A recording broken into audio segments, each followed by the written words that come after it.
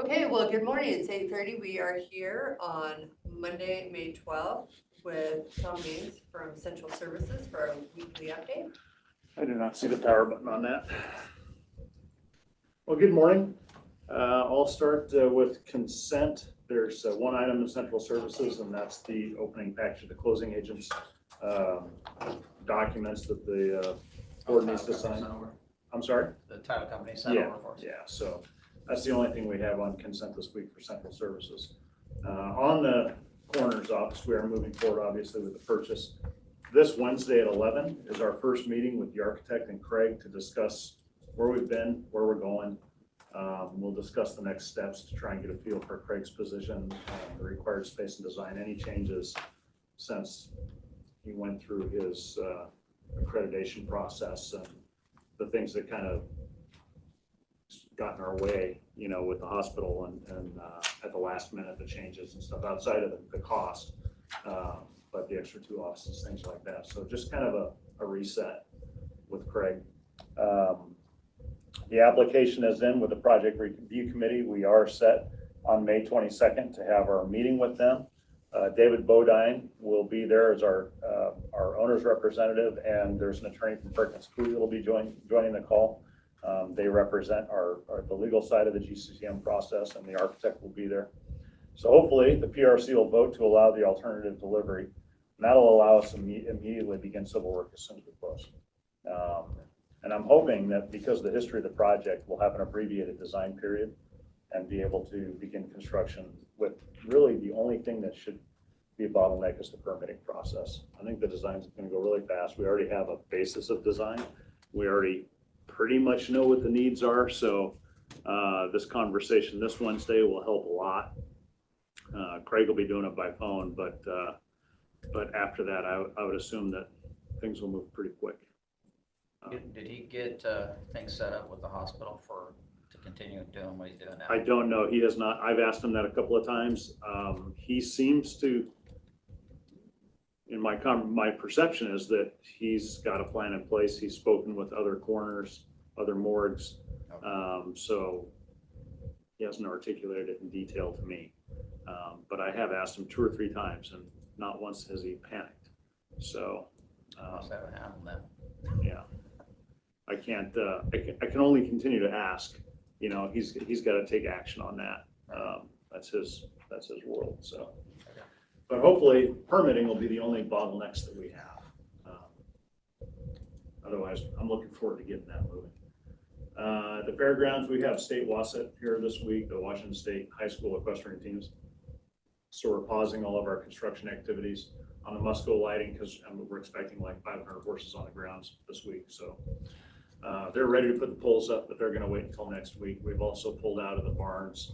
Do we have enough for stalls for them, or do we have to rent them? I don't know if Jim's had to rent them or not. I think we have enough. We're pulling out of the barns that we're doing the electrical and water upgrades in because they're using those. Okay. So we're basically stopping our construction activities while this is going on. There's just that many horses, that many people. So we'll get back again next week. Chris did get about 400 feet of irrigation in to support tree planting from White Gate all the way down to the rodeo office. And the food booths are coming along pretty good. So everything out there is coming along well, as far as I can tell. No big deals. You'll be briefed today by Blair from Facilities, I guess. I noticed that he had something about a near miss the Facilities had. A trailer hitch did come off while it was being dumped at the landfill. We have a side dump, and the maintenance person used the wrong hitch. So remedial training has been done. Had a 2-inch ball instead of a 5/16. Yeah. Yeah, it happens. So, well, yeah, this shouldn't have happened this way, but anyway, but just so you know, the Facilities has addressed that. So on the jail, we did receive the many needed comments from the DOT. We should be at 90% of design in another week. Lighting plans to bid out the work for the roundabout during the last week of May. And we recently saved another $33,600 by changing floor finish and custodial closets, IT electrical rooms and stuff. They had resinous flooring in there. we started looking at that and said, let's remove the resinous flooring and just do a sealed concrete and polish the concrete because it doesn't need to be in. That saved us That'd be 33 nice. grand. Yeah, So that's a good plan.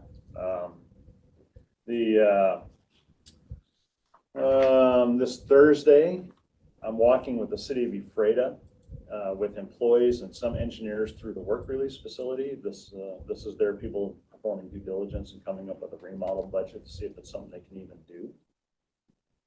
And I did have a conversation last week with the PUD after the short plat collaboration meeting, and we should discuss that in executive session. I'll take some time at the end and discuss that and some other personnel stuff. So we can't do that at the same time, can we? We have to. Well, Barb said we've done both, but Yeah. I think we should probably separate them out. Okay. I have a meeting request from Joe Creed, so I'll be meeting with him Wednesday morning about time clocks. It's going to be an interesting meeting. He's wondering how he's going to make time clocks work with his office. Well, I'm curious why he's even reached out to me. We can do it digital, we can do it online. They already track pretty much. Yeah, there's an app that you download on You your may phone. not have been here. He wasn't at the meeting. Yeah, So. you probably just did, yeah. The federal grant. So Mandy received an email from a new name, somebody we haven't met yet, Giselle Barnes. I tried calling her this morning. So I received an email from, I don't remember the person's name, making me fill out a NEPA intake form that the federal government had to have to make sure that we weren't harming any architecturally important buildings, anything on a historic register. Wasn't a difficult form, but you had to kind of explain in detail what your project was, that sort of thing.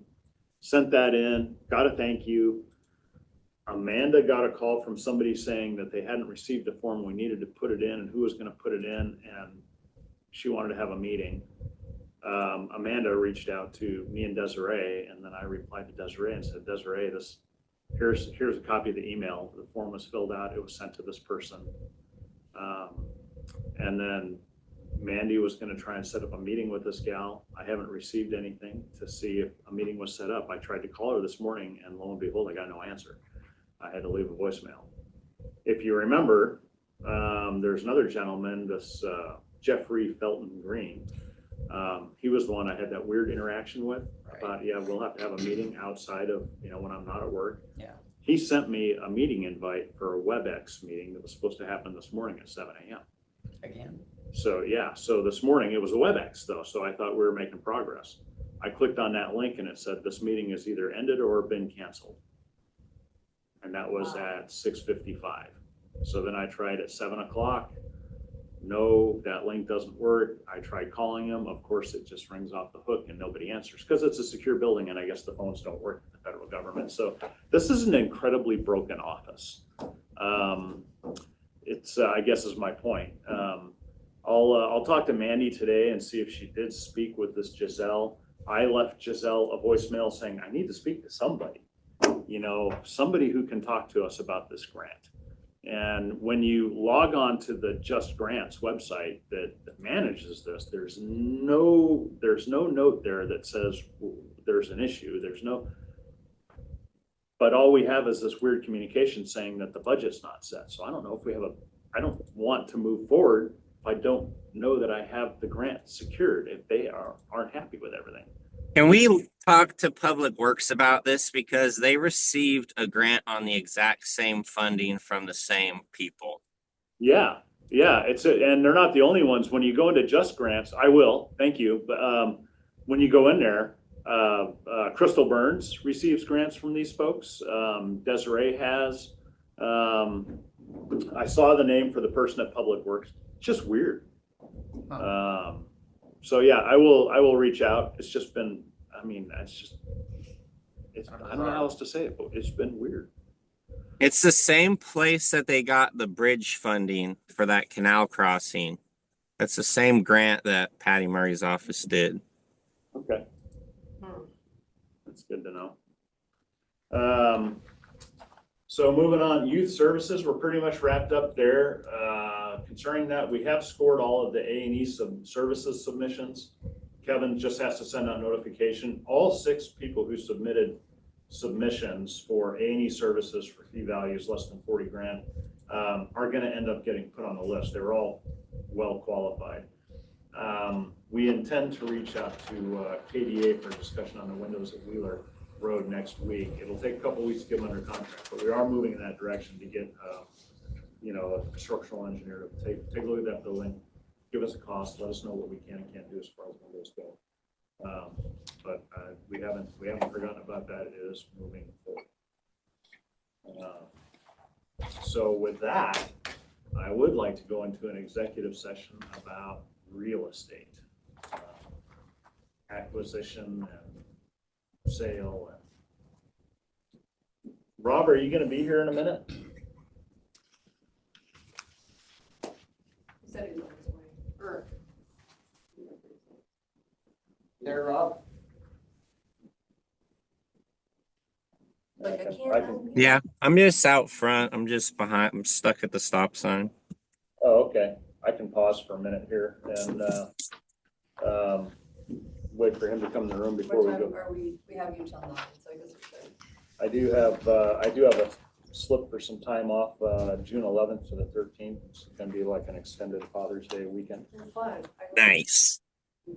Yeah, so I'll drop this off. Well, Rob's going to be here, so I'll put it on his desk. I'm parking right now.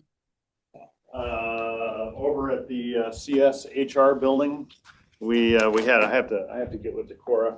Had to make a little bit of a change. The hallway's going to have a little jog in it. The building was really built in a weird way. It's got this glue lamp. I mean, it's a white glue lamp. It's 18 inches deep. It's 8 inches wide, and it's like 21 feet long. It just goes down a third of the building, and then the rest of the building is picked up by bearing walls. Was there an add-on?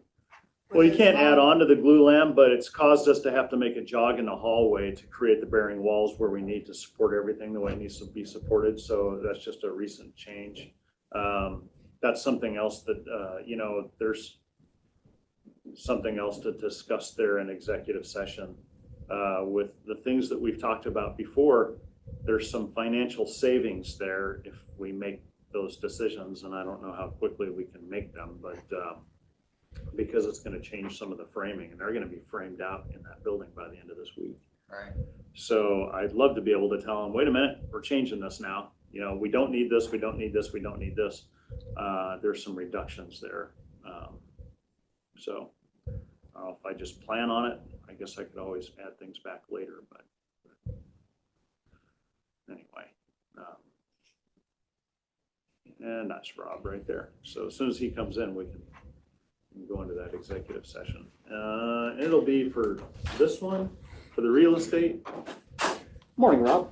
Howdy. For the real estate executive session, I I'd was say there. 6 minutes, Okay. 7 minutes. 6 whole minutes. Yeah.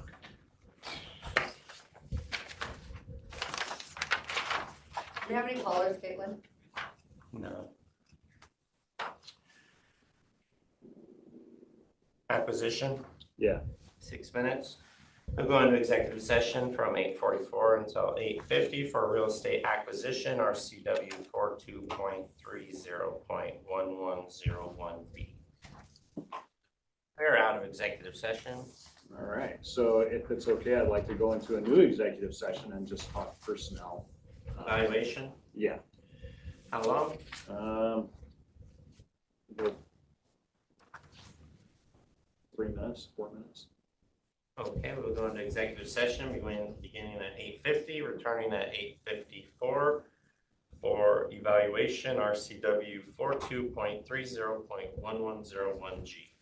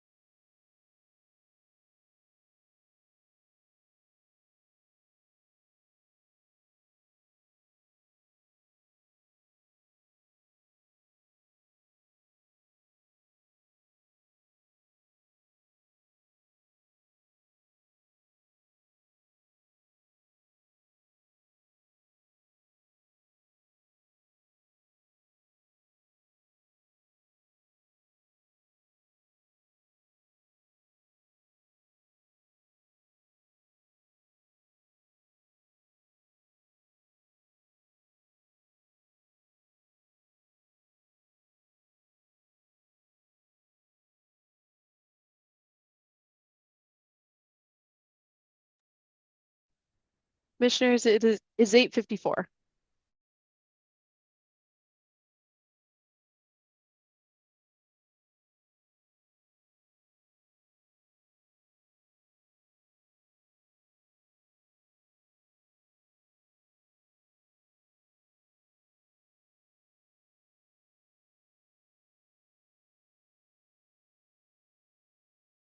Questions for me? We're out of executive session. Yeah, otherwise, everything's going pretty well. Things are cruising. And no real serious issues anywhere. Everybody gets a week off the fairground, all right? Yeah, yeah. Well, at least the contractors do. It is. Lights. It'll be nice. Yeah, it's gonna be nice having the extra cameras up there too. So, we've got a ton of cameras. Hey, how are you? We got a ton of cameras. Yeah, So the last number I heard was 70. something like that. Yeah. We've got coverage just about everywhere. You got any questions for central services or facilities or IT? I don't think so. Okay. Well, no, you're here, so just thought I'd ask. Sometimes, Do you have any questions for development services? no, appreciate the appreciate the landscaping discussion. That was super helpful. Good. Yeah, Good. that was awesome. I think it will, good morning, I think it'll turn out nice. Yeah, yeah, so under the developer's agreement with the city, since the county was the original permitting authority for the jail, even though it's been annexed, we maintain permitting authority and all that stuff, which means that our landscaping plan, which is considerably less than what the city would require. There's a big difference between what we're doing and what the PUD is being told they have to do, so. Yeah, and I wish they would reconsider that, but because they're not gonna be very cohesive between the two, but Well, I don't know how you're gonna get trees to grow out there. Is there some reason why the assessor's office property search links don't work? It's on my computer. Yeah, have you heard anything? Paul, no, I have not heard anything. I know that's not been the easiest page to navigate. I've had difficulties with it in the past, but I can look into it. Certainly look into it. You got any issues there? I have had issues. I don't think they're TS issues. I think they're The program. program Yeah, issues. yeah. Yeah, it is not the It's easiest. kind of clunky. It is very, yeah, it's very, very clunky. Anything else? Nope. We'll go into recess for 4 minutes. Good Good morning, it's 9 a.m. and we're here for development services. Good morning, Commissioners. Happy Monday. It's, we're here for the 5/12/2025 Development Services Weekly Update.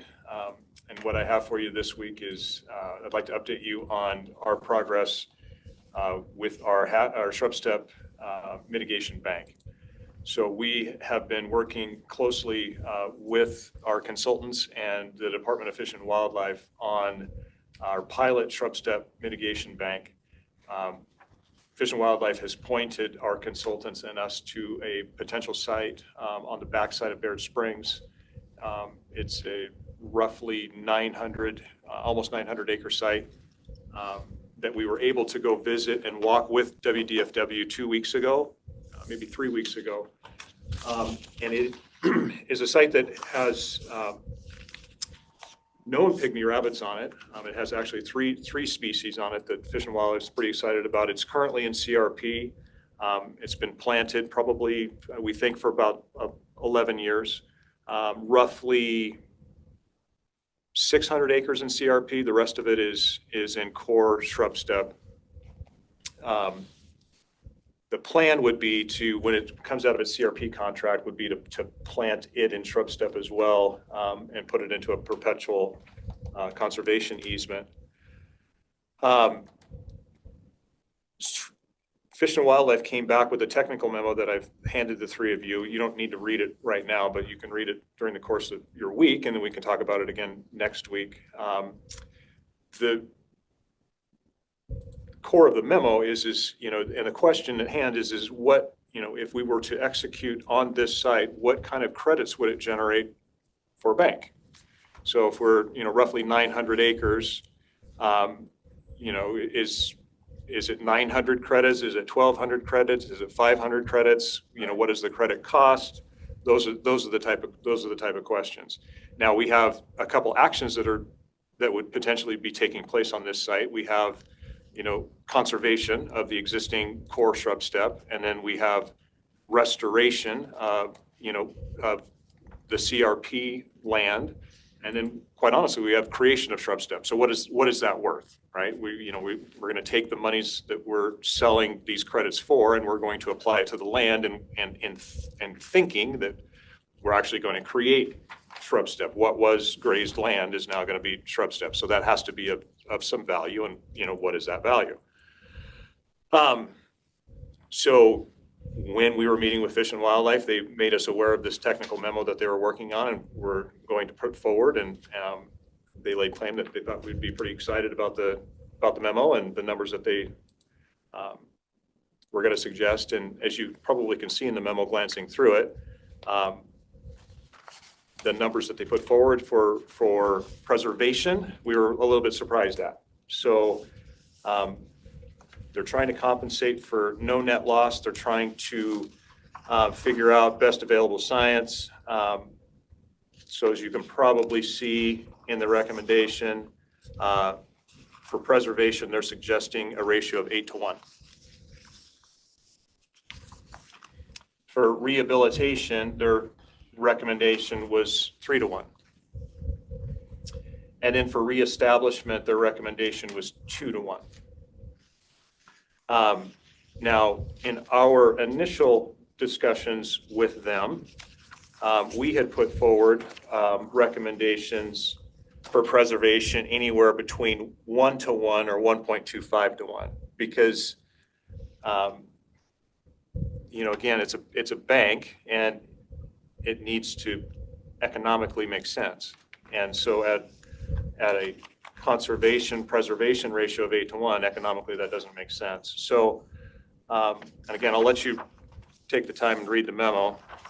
We had another meeting with them after we received the technical memorandum, and we put some talking points together, which is the single page exactly, where we used the actual site and took their recommendations and applied it to example A and example B.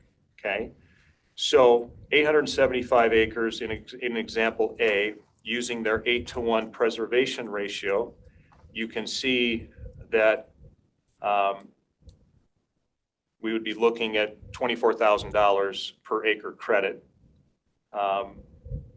And then we applied it to some actual real world examples. So for example, an 80-acre housing development in the core area. So let's say we had a developer that wanted to develop an 80-acre housing development at $24,000 and needed to mitigate to the bank. It'd be $1.9 million. I mean, it doesn't make any sense. And then we used the same thinking and applied it to a solar development, which you can obviously see for yourself. $19.2 million doesn't make any sense. We used example B under the reestablishment ratio, and trying to point out the fact that you have to actually spend money on the site for reestablishment. So, and we assumed that, well, we know that it's cost about $3,000 an acre to replant shrub step. So, $6,000 per acre credit plus $3,000 to plant brings it down to $12,000 per acre credit. It doesn't obviously work. So on the second page, we went back to what we were suggesting. We think that 1.5-to-1 for preservation is more realistic of a number. Using that, applying it across the same 875 acres, we come down to about $4,500 per acre credit. Still a pretty high number, but more realistic than obviously 24,000. And then in example D, we believe that we need to be at a ratio of 0.75-to-1 for reestablishment, because again, it costs money to reestablish CRP land into shrub step. However, it would raise the price to $6,000 per acre credit. So took that back to Fish and Wildlife. They've agreed to go back to their leadership and come back with a proposal or hopefully a revision to their technical memorandum. I don't have a lot of faith that it's going to be significantly different than what they put forward the first time. So that's going to put us at a crossroads. In that, we being the county and our consultants, I believe that we need to be at the 1.5, 2 to 1 at the highest, which is what our current critical area ordinance is, in order to make the mitigation bank work. If we're going to go that So route. how do they set the 8 to 1? How do they get to determine? Well, it's a recommendation, of course, and they're, in my opinion, they're using the wetland mitigation banking ratios, which are established in best available science. They've been around forever, and you will see 8 to 1 ratios in those tables. And they all but said that. We pointed that out in our second discussion. Is like, gosh, this really feels and looks like the wetland mitigation ratios, and they concurred, because this doesn't exist. Well, I just feel like we're getting penalized. They're trying to, there's no best available science, and they're trying to, of course, GMA says that we have to protect our critical areas. So you'll see at the very beginning of the memo. Areas, but how does this fall into a critical area? Because sagebrush has always just been scab ground. It does not have a high value. And all of a sudden now it's one of our most expensive parcels to address. My question there is if they're looking for the best available science and they're trying to figure it out, how do they not recognize that there's a massive difference between a wetland ecosystem and a dryland ecosystem, and just plagiarize the wetland? Because I had this conversation with them as well when I was doing my mitigation. Right. And I was speaking to some land use attorney over on the west side, and even she said, "You're reciting the wetland mitigation program." I said, "Well, I don't know anything about that." She goes, "You probably know more than you think you do." Yeah. So I don't understand how they can do that. Yeah, it very much is. Yeah, it's very much. So I assume these are biologists that are working on this for the fish and game. Yeah, it is.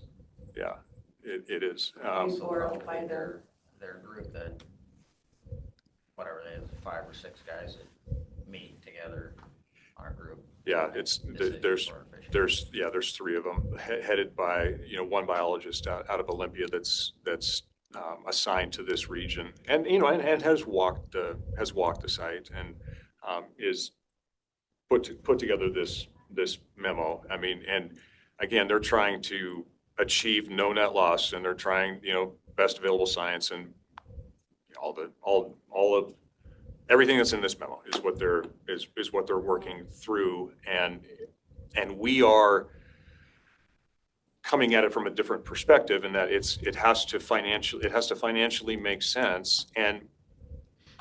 So what we're saying is that we have a critical area ordinance right now that they helped us with last year, put together and heralded as one of the best in the state, that says that we can permitting responsible mitigation can occur both on or off site up to 2 to 1. So you could have a 5-acre parcel that you wanted to develop that was in shrub step, and as long as you mitigated for on site at 2 to 1, so you disturbed 1.5 acres up front and you set aside 3 acres in the back, under our critical area ordinance, you're good. Okay, as long as you established a native growth protection easement on the backside of that property, and you, with conditions that say you don't do the following, and the following could be, whatever, don't run horses on it, don't, let your dogs run on it, whatever. That checks all the boxes. And that's all we're attempting to do with this mitigation bank. However, we have a company called Forterra that monitors that easement and every single year goes out and makes sure that nothing has occurred on that easement. And then also monies are set aside should that parcel burn. There's monies there, there's, self-insured money, so to speak, to go out and replant and ensure that that easement, for as long as it's there, that shrub step is going to be in core. It's going to be good, right? So how is that not better than, this native growth protection easement that's on the back of your property that we don't enforce? We rely on you to do the right thing, which we all know doesn't happen. That's the argument that we've made with Fish and Wildlife, and Fish and Wildlife has come back and said, we feel like you want to do this mitigation bank because you are trying to compensate for maybe an inferior ordinance. My ordinance is not inferior. It's the enforcement of, maybe, but that's not what my office does. My office doesn't do enforcement. The ordinance is on point. So,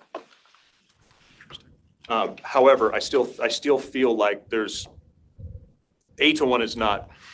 How many other counties are having this issue? Douglas County?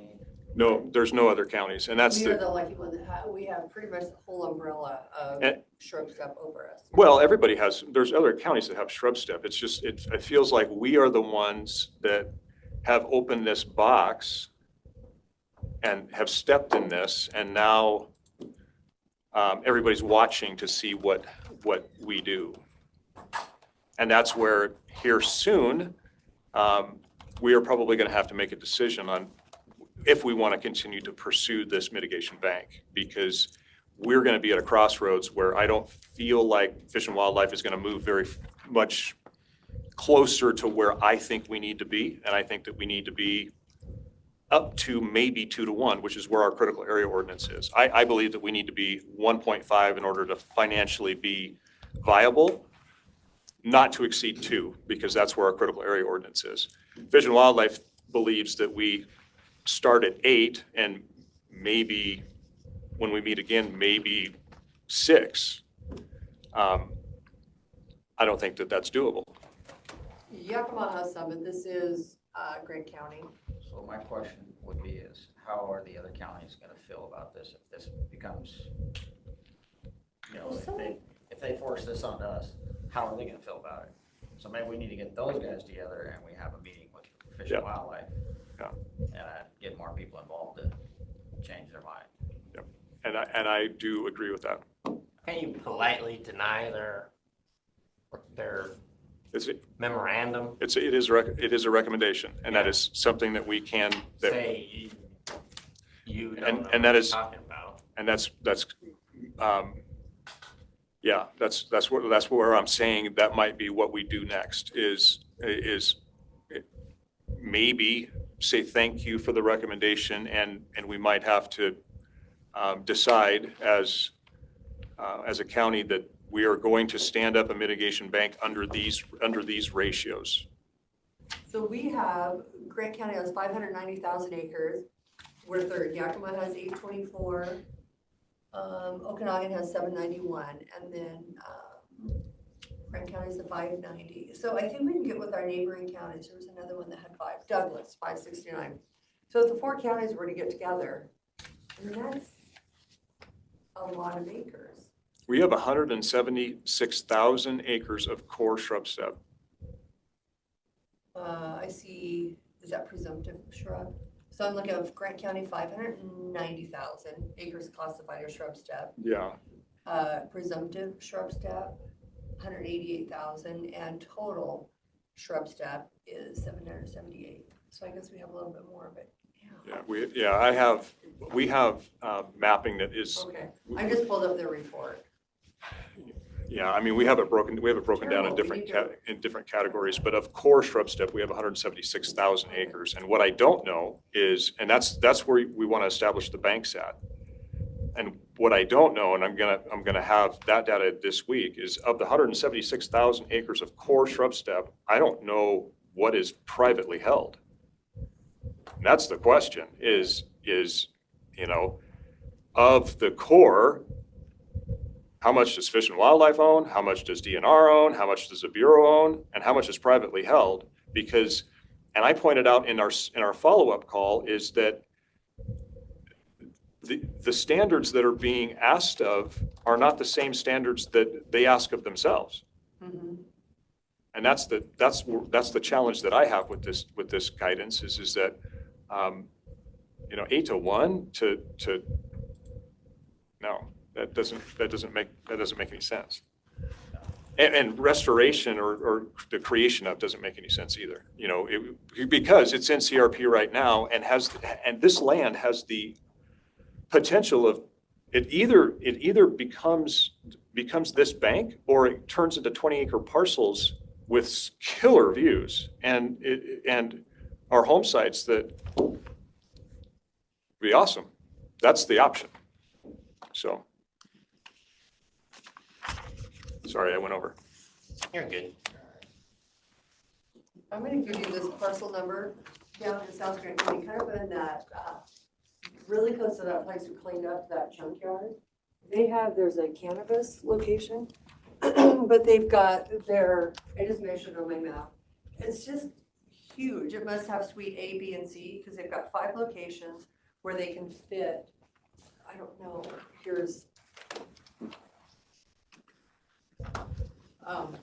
and I know we don't allow this, because on the license, so this is 46,000, 45,000. They have these fenced areas they're putting in, it looks like they've got 2 more cleared.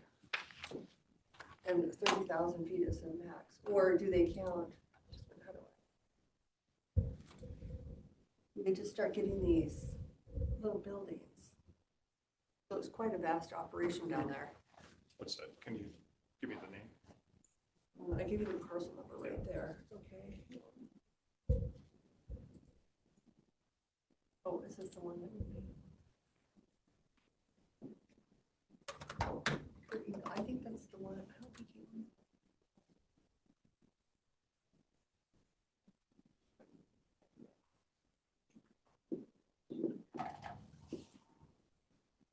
Right, then we roll this into the, Here, I'm gonna give you my, mouse so you can probably pop that up faster. just, it's on mine still. But just so you Can you know. step out from there? Yeah. Okay. Just so I get this done rather than keep seeing texts and calls. Yeah, Washington River.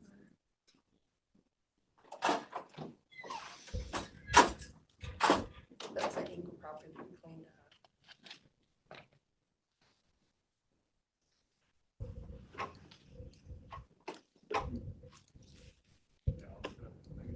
Yeah, so I'm just kind of like,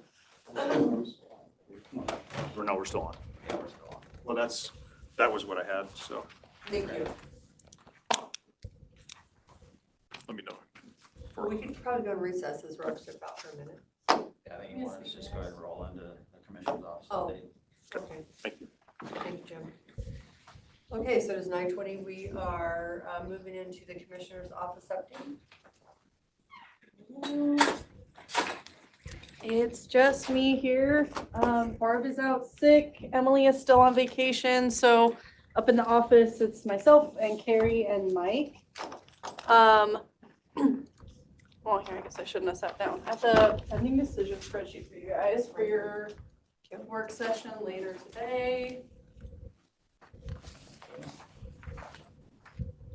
Now that Rob just stepped out, I'll just let you guys know.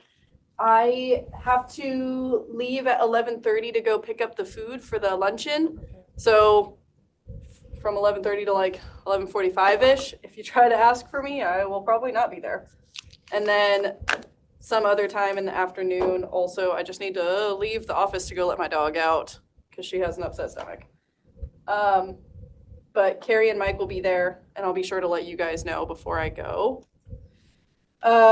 We do have quite a few hearings this week. We have 3 tomorrow. There is a surplus request from the sheriff's office. There's a community development block grant funding. It's just to take public comment on the grant. And then we also have a public comment period for the recently adopted moratorium about the utility developments and uses.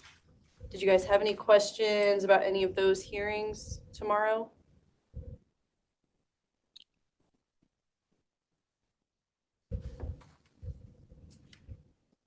Jim gave us a packet to review earlier. I think that was the solar last week.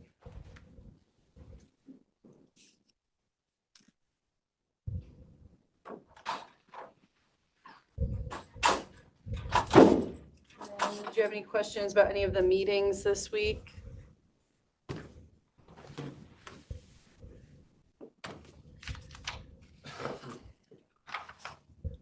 Are there any abnormal meetings or different ones? I won't make it to the health district meeting. I don't know, Rob, do you want to go in case they don't have a quorum? Maybe. I did let Rita know, but I would not be there. Rob, the only, not regularly scheduled meeting today from 4 to 5, you have the Renew Strategic Plan update with Dell. And then there are 3 public hearings tomorrow.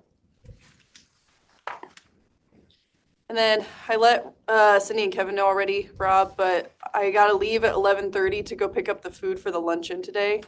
So you'll have to, you normally run the meetings anyways, the camera and stuff, but just so you know, Don't ask for Caitlin. yep, if you ask for me and I'm not there, that's why. Okay. Okay. Is Carrie in the office today? Yep, Carrie and Mike are here. It's just Barb is out sick and Emily's still on vacation. Okay. We had a Public Records Act training last week. I attended that with Mike. It was really good. I learned a lot more about what Mike and Emily do, which was really beneficial for me.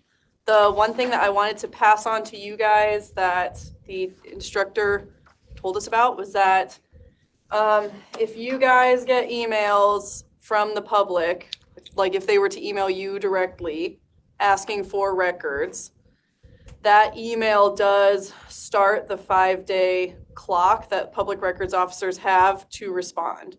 So just so you know, if you don't check your emails very often, if you notice that there's something. We actually have a source, so we are not the public records, so. No, but you need to forward it to the public records officer. If we get a public records? Yes, if they email you and say, Cindy, I would love to see the body cam from But May again, or whatever. I thought we had a policy that states it has to go to the public records officer, otherwise every employee here would be in violation of that. Okay, I'm just, Barbara Dorbeck said to pass on relevant information, and I said, No, it okay. would be, yeah, because we get requests like, hey, do you have this, where's this video? Like, we're not the public records person. Right. So that's why we have an avenue, we have a platform. I believe our policy states that it has to go through the public records officer. Otherwise, we would get 100. But I think it's our responsibility when we get an email like that to recognize what it is and forward it. Because this happened to me with a recent bid opening I had. And a contractor from Walla Walla said, well, I'd really like to see the entire bid packages. And I was emailing back and forth with them. And when I emailed that to Barbara, she said, you need to forward this to the public records officer because this is a public records request. I said, well, I didn't even see it that way because to me, it was more of a tiff between me and this contractor that was being a bozo. No, and some of them I will. I think Kevin McRae, I had a couple articles, or they're writing some articles on that email. And Yeah, I just failed to recognize it for what it was. I was just having a conversation with somebody. Let me Now, see if I can find it, I'll forward it, otherwise Yeah. go through. And I'm sure Mike and Emily can tell you guys a little bit more about that because they definitely understand it more than I do, think but we as commissioners do try, but we are not the, they definitely have to go through public records because if that were, we do need to be aware of it. yes. But we can't be responsible for every text that gets, it could be viewed as a public record, we would be Right. the 5 days, but. Yep. I'm gonna look at the Then- policy here, see if I can find the policy. And Barbara Dorbeck did just say that if you guys had any questions or anything, to feel free to bring it up with any of their updates or anything. And then they said it again very loudly, all caps, multiple times, don't use your personal devices. So I guess friendly reminder for Kevin, since you're the newest of the bunch, but don't use personal devices for work. Yay. That was Okay, for that. The Grant County site is getting a redesign. It's just a nice little refresh. I'm part of the group of people that's giving input on that. So I'll be keeping an eye out for the commissioner's site, but also the tourism site is part of the update for that. So I just wanted to check with you guys and see if the commissioners are comfortable with me making design, I don't want to say decisions, but giving design input. I feel comfortable having that responsibility for the tourism site. Do you guys feel okay with that? Yeah, I feel all right with that. As long as you make it look good. Part of the original contract with Civic Plus was a 5-year redesign refresh that just was part of the contract, so we're just starting that process. Just wanted to make sure that was okay with you guys. The next thing was the NACO High Performance Leadership course. I know Tom had said there was one starting in August that might have an opening. Barb and I were wondering if the commissioners had decided who would be in that next class, if we should be trying to sign up for it, or if you guys. I need to send the commissioners a new list. We have 7 spots available for that class. They have already been paid for. So the, Do we have dropouts or? well, we have employees that have left. Oh, okay. And yeah, and so, yeah. So what I want to do is send you guys the list and then get some input on who we want to have in that, so. But I can send that to you today. We have plenty of time to get people scheduled, so. We just wanted to open up that question just in case there was something that we were supposed to be doing. And then. Yeah. Yes, I know Barb had expressed interest, and I believe Emily did too. I don't remember where Carrie and Mike fell on that. So you wouldn't want to do it all at the same time? Okay. Unless you could guarantee that you were in different cohort groups, because part of the experience is being separated and getting what other people's experiences and input is. If you get put into the same class with all the people you work with every day, it Right. loses some of that. Okay. I found it very valuable. I'm still using, Kevin is probably like. Well, we still have the plan to build on it. So we're just waiting for some more folks to get through it, so. No, I really enjoyed it. Definitely get what you put out of it. So. Yeah. We're gonna skip the next item, the WAC conference debrief. That was for Barb to let you guys know about her conference, but since she is not here, she'll give that to you guys next week. So I'm looking at our public records policy. Yes, if we are notified of a public records, we can inform them that you need to, go through the public records. Contact the public records officer.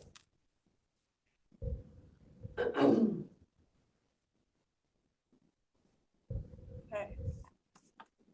The next thing I had, counting time clock inquiry. We got an email from Felicity. I think you guys all received it. She is wanting to know if our department would like a time clock, and if so, details regarding quantity, exact location, or if you would like the office to be logging in like on computer, mobile app. What is your preference?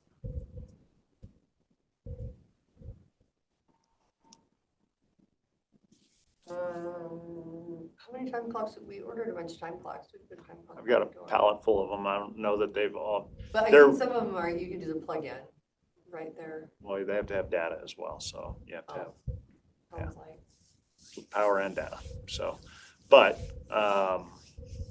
we have a whole pallet full of them. There was a map originally, but I think some people might change their minds. So Kevin's kind of been waiting on exact direction as to when and where, and then Yeah, was it just ordered through, I don't even know. it was, they showed up, so we've had them for a while, so. Yes, I've been getting some emails on the. Yeah. I'm Well, and we happy that's have not until, followed by- this goes live in January, correct? So we have a little bit of time before we have to have them all install. They won't take very long. It's just finding the location then for which office, so. Each office is gonna have to come up with that, so how the board wants to see that. Well, I would think that we probably need to take one of those time clocks and stick it in there. Either that or the app works great for me. Have you seen the app? No, Was I it really figured it out. difficult? No, I haven't seen it, so. Well, I'm wondering on elected officials, when we have a phone call on a Sunday night, do we get to count that as a 2-hour call or is that a 50-minute call?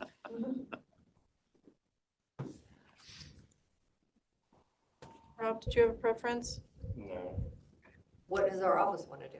It might be easier to have a time clock there, just. Yeah, I would prefer a time clock. Time clock would be nice. I think the one question I had was like if stuff comes up and we work from home, if there's an option to log in Yeah, I on the think we'll have an computer. option that as well, but I think the time clock, I think you can do a plethora of.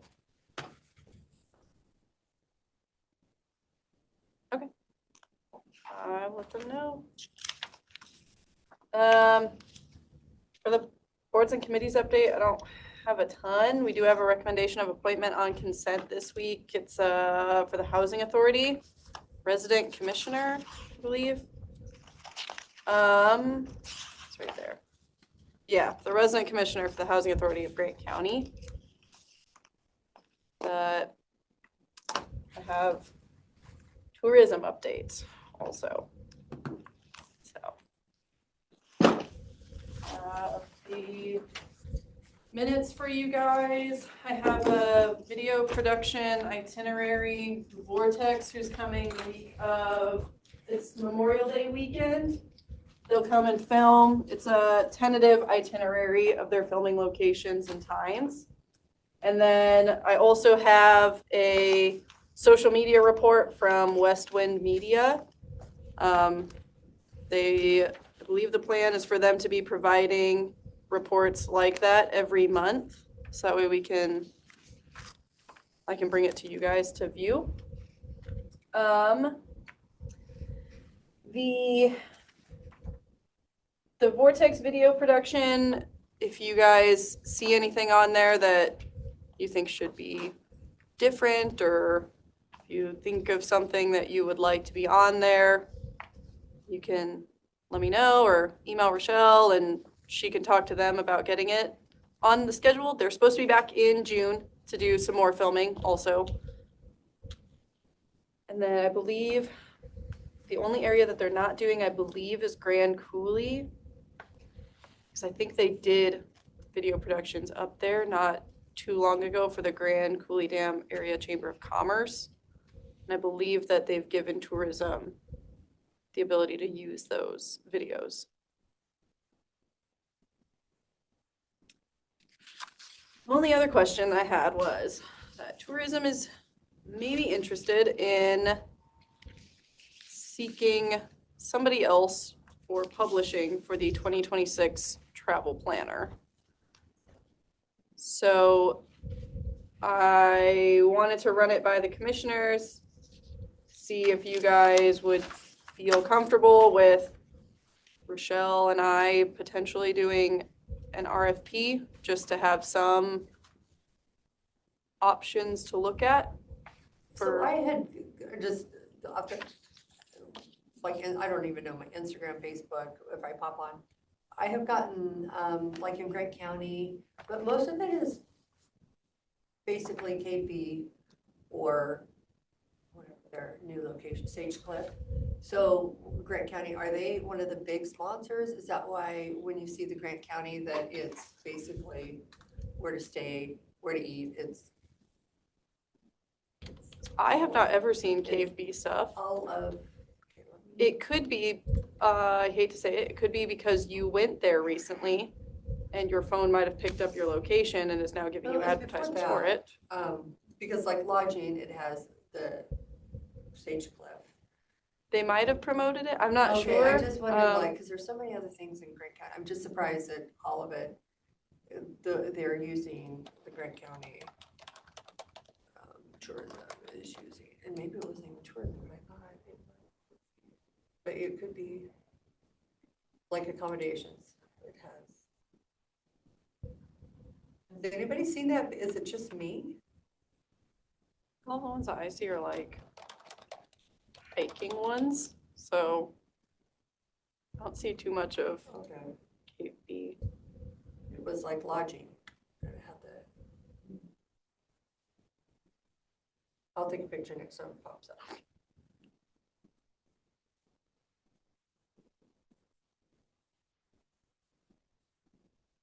Sorry. Okay. So as far as the RFP goes, it would not be like a really big, extensive thing. It would just be a short, here's what they're looking for, the estimated budget range, since it's all grant funded. What are your thoughts? On the app, it shows Cave B and stuff for eat and stay, just the photos of it. That's kind of like their image. Okay. Okay, so that was maybe why.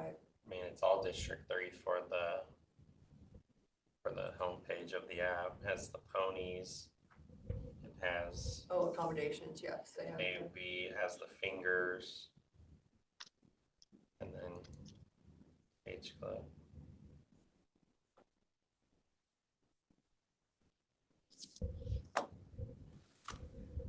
Lodging in Beverly.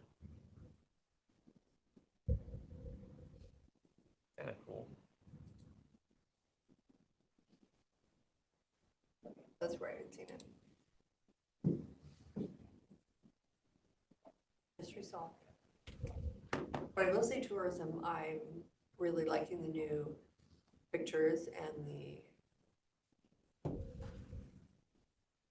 kind of a wider scope of things that are happening in Grant County. So I feel that the tourism management or the tourism advisory board is doing a great job.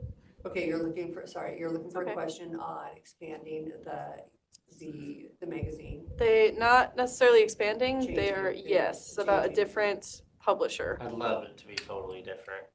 I'm in favor of it because we heard of several problems and issues multiple times, and even corrections that were submitted that were not completed. Or And corrected. then, I'm not, Kevin, are you okay with it? Absolutely. Kevin was the person how to run that one down. I'm not necessarily sure how much I should say in an open meeting. You guys got an email from me earlier. Probably nothing yet. Legal's looking into it. That's all. When did you send the email? This morning, Okay. probably just about 8:30. Yeah, a little about right. If you do an RFP out like you and I talked about, that could be a really simple one pager, maybe two at the most. I mean, that would be a pretty simple. I'm just waiting for Rochelle to get back like description of what they're looking for. But I pulled all the previous publishing contracts and got like a range and an average of the dollar amount that they've spent, and also just like a page count, because the page count has widely differed depending on how much money they put towards it. So we'll see what Rochelle gets back to me, and then we'll do that. Let me know if you need help. Will do. I definitely will. Okay. I think that's it. I don't know if there was anything else like insane in the Caitlin, do we have a copy of that book upstairs? travel planner. The tourism travel planner? No, we don't. I'm supposed to be getting some soon, but I don't know how soon. So where did they, I thought if the picture was, oh, a watermark was removed. Yeah, it was kind of public when something's out there on. I'm not sure. Say that I again. think they're supposed to leave the watermarks even, because you're supposed to show who the photographer was. You can use their images, but they have to have a watermark. If it's already Yeah, on to it. get permission. Unless you're paying for an original print, then you don't get a watermark. But you also have to get their permission to use it. That's, speaking of that, so, for our website redesign, we used Kevin Roylance, and we got photo credits on him. And we got approval. Yeah, and we got approval. So Jim Cook does a lot of landscape photography around Grant County. So he's said that we could use some of his photos too. So we're looking forward to seeing some of those. That'd be This awesome. photo is one of our own also, though. This is a beautiful place. I asked just if he would send me the photo, because I don't know what it is. Well, that's what I was trying to find the magazine on the tourism site. Where were you going to pick up food for lunch? Subway, I did the order already. I did it last Friday. Is it paid for? Subway, yes, sir. Do you want me to try and free somebody up, or is it critical that you be in the office? Can you do it? Well, it was our office's card that paid for it, so I would assume that it would have to be I don't know. They're just I gonna don't care. take the card and go. I'm not sure, but Well, yeah, let me know if for some reason you get stuck. well, the meetings are recorded, I'm so. gonna sign off. We'll go into recess till 9:45.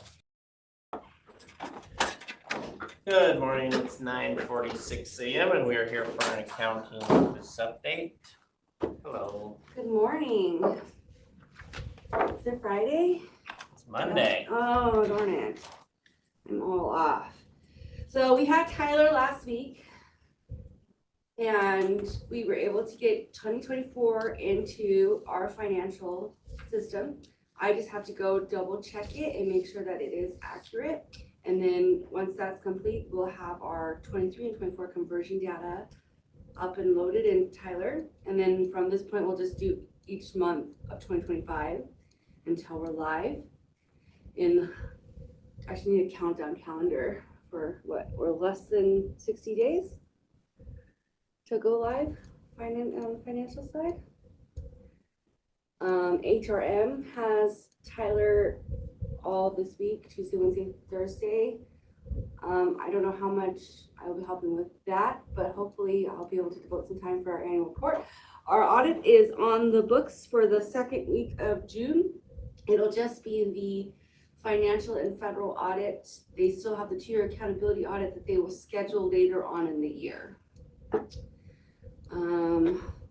One item for the auditor's office up in accounting, our copier has been breaking down, and they said we need a new one, that it could last a couple months, probably no more than 6 would be the max, but if any parts break from now and then, they're not available for this particular machine.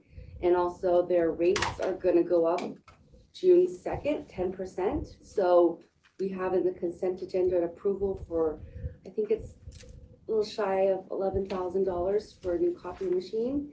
We don't have it in our budget, but there's some line items for small tools and some software license that I'm not sure if that was just in case that we haven't yet spent, that equals $11,000 that we might be able to subsidize for the new copier, or just try to cut down so that we're able to get that this year and hopefully not be over budget. But I can't say for sure because it wasn't something we planned on replacing for this year. But that should be on your guys' agenda sometime this week.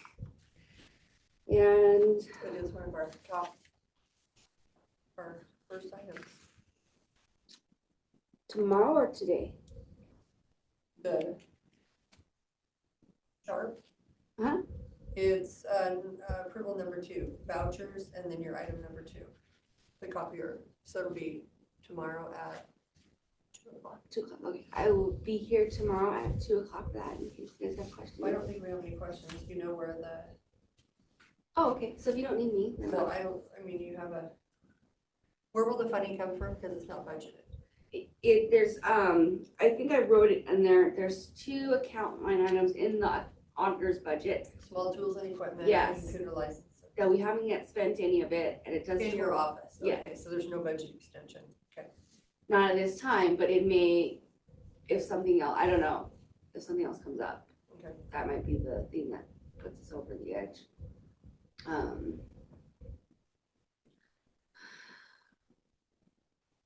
don't think I have really anything else.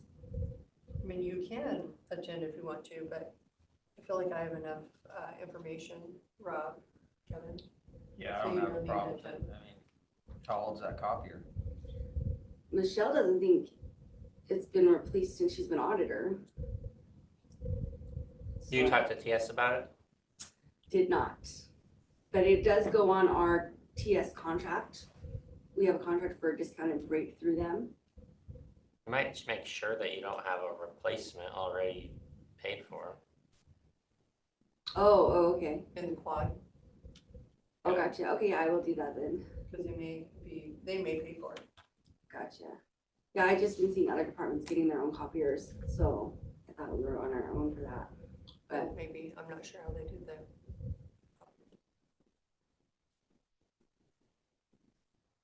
If we kept everything the same always and forever, then, sometimes we have new directors and sometimes computers are covered. Most of the computers are covered. But the printers, we do ask that all the copiers go through. So just touch base with them, they'll tell you Gotcha. if it's on the quad or if it's not. Okay.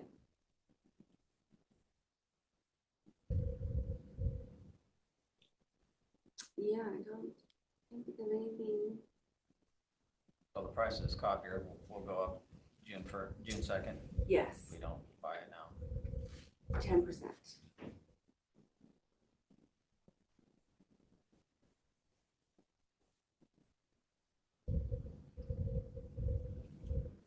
How's everything else going in your office? Just trucking along. Department? We did get some grants for we got a walkthrough on how to put the grants in Tyler last week. And so we built a module. We have about 75 grants that we plan to put into Tyler today. Not today, but start doing it this week. And so that'll be fun. We got all our vendors updated. The one that was like 500 a day to do. You got those all done? Mm-hmm. Yeah. Congratulations, like, that was a big task. Yeah, it was humongous. Working on the crosswalk for payroll. I made my spreadsheet too big and the formula crashed it and it hadn't saved all day. And it auto recovered, but it auto recovered somewhere where I had way more work done than what it recovered. And so I haven't investigated it a lot because I'm so frustrated, but I hate that. Hopefully have that crosswalk built for payroll soon. I know that they need that for the work they do, but the finance side is the priority right now for me because we're going live first. So gotta make sure that we have the 24 data correct. I don't know how long that will have GP available to like, just because the conversion data is very high level. Mhm. It'll show the bars, some description, but it's not going to be as itemized as it is in our current GL. We have other things, other ways to find out the detail. We do save all the vouchers are hard copy, so we can just go to those, which we won't have when we go to Tyler because we'll be uploading them, not maintaining the paper files anymore. So for expenses, there shouldn't be too much to go back and GP. And the payroll side, we keep all of that separate as well. So mostly just revenues, but the treasurer has their side if we ever really needed to drill down to anything. So I think we're covered if we ever have to go. Do you, when we're doing the payroll switch, do you find that the payroll person should be staying in the auditor's office or should they be more in the HR? HR will be moving across the street to the newly remodeled dental office, HR office. For payroll, sometimes there's been discussion like payroll is actually, it's an auditor function, but it's an HR function because that is one person that where HR has some, in some places, HR and accounting are together. We just don't have them together. So I didn't know if like do we have the payroll person in the right spot, the right location? Should they be more with HR, with the auditor? I could see it being the other way too, but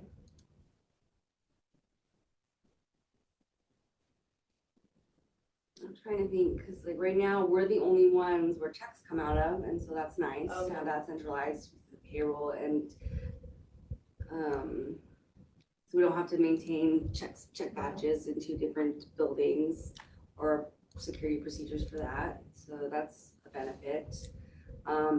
I do all the quarterlies, and so that's Oh, nice. so you would need, okay. I need the payroll person and Right her, there. so that's nice, but doesn't mean I can't coordinate with someone just because they're across the street. I mean, a lot of places, yeah, payroll is done with human resources. But, I mean, Human resources usually is like closer, yeah. I just wondering. Yeah. What is your take on it? the way we have it set up, it works well. I don't see a need to change it. Well, especially if you're doing a component of it, quarterlies. Yeah, Okay. Well, I think HR is the ones that get you the step increase, and they work, I mean, facilitating that.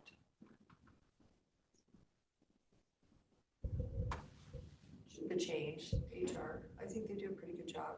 Like Yeah, I don't the change remember and all stuff. of the reasons and examples that have been discussed right now, but it has been talked about a lot of that position works really closely with Larissa.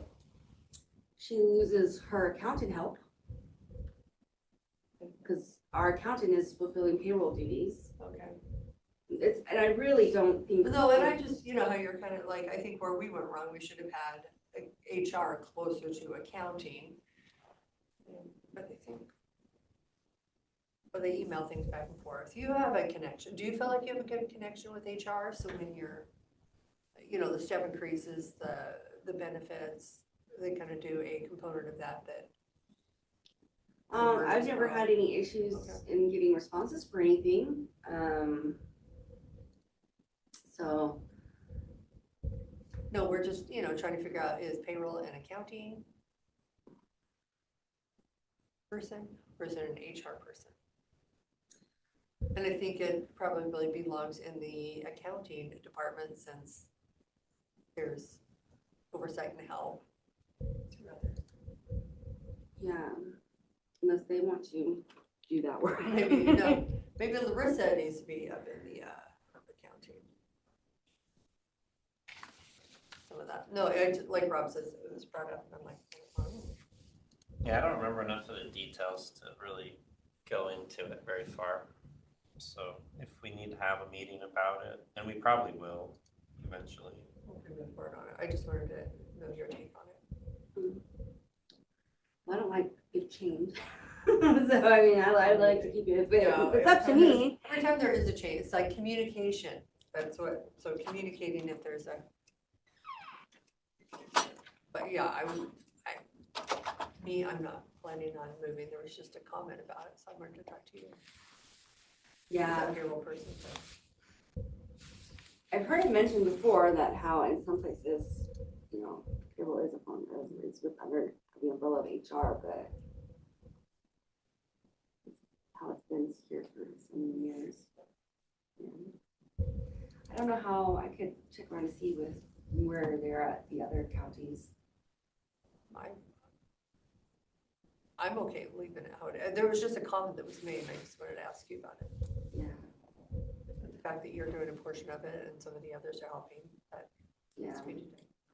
Like that it should probably stay in the auditor's office. Yeah, and the check piece is the other, the big component. Because then they have to have the stock to print their own checks. Unless they came over to print them over with us, then why is she, you know, Yeah. that'd be messy. But other than that, well, thank you guys. Thank you. Have a good one. Great week. We'll go into a quick recess for 1 minute.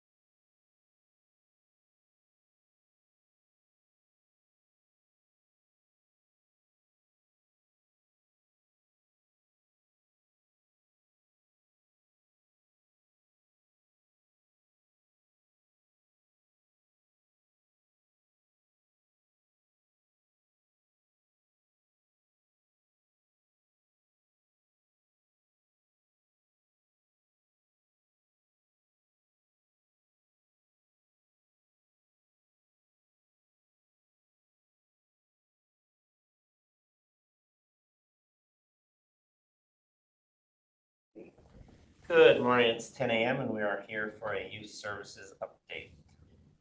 Good morning. I wanted to give you guys an update as to what's happening with the BECA funding. I am part of the finance committee for WASHCA. And we met last week. We did like 6 different scenarios as to how the $2 million that we will be getting will be distributed. And we finally picked up a scenario number 4. And that one gave us, for Bryan County, at least for this year or this next fiscal year, will be $48,789 for the whole year. And I know that that also includes Arborist Youth and CHIM petitions. So at least we know the number that we're looking at. And like I say, this needs to be sent to the whole association. They're gonna vote, and then after it's voted, they will send it to AOC to make it official. But that's for truancy. I also wanted to remind you guys or let you guys know that I will be going to my WASHCA Education Conference starting this next Tuesday, and I'm coming back on Thursday, April 15th. I will be here as well on Friday. And then on the daily roster, we currently have 5 kids in detention, including 1 from over the weekend. We did have 1 for assault 4DB that I think, since I don't recognize the name, he's probably gonna get let out for diversion. So that would leave it with 4 kids. And I was wondering if we can go into executive session to give you guys an update as to the. For which one? I think it will be for staff disciplinary Okay. How long? for like 5 minutes. Okay, we'll go into executive session for 5 minutes, beginning at 10:02, returning at 10:08 for personnel disciplinary matter RCW 42.30.1101F. We are out of executive session. That's true. You have any further? No. Any other questions or concerns? No? Tom did let us know that they're still working on those windows for you. Oh, thank So you. they are Thank still you. moving forward. Thank you Might so take a little much. bit, but- Okay, I think we're in recess until.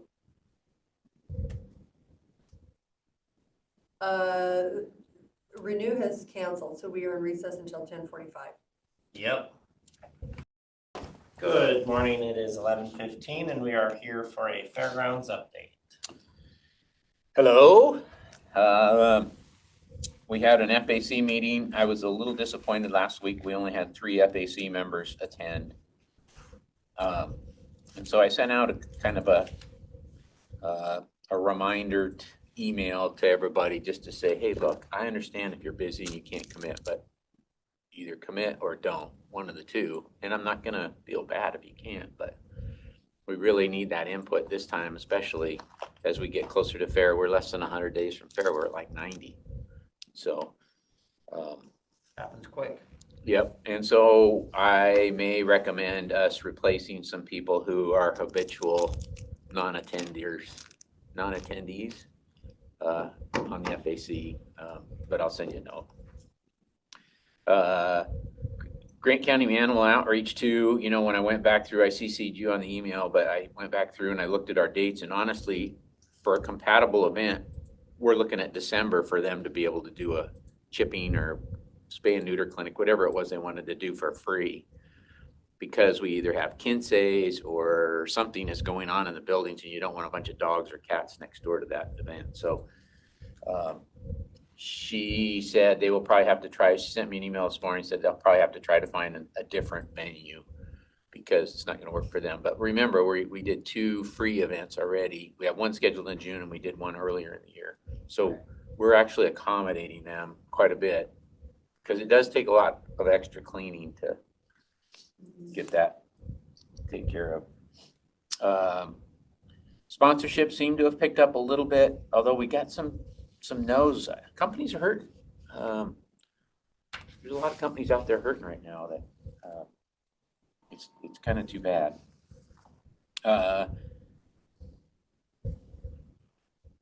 got all the contract services filled, although we just found out that our ice people are not going to do it this year. And so we're working with a new company, Columbia Basin Ice, out of the Tri-Cities, which is what the Rodeo Association uses. So we're gonna use them for fair ice, and we'll probably go back to the old days of hiring a nonprofit to do that.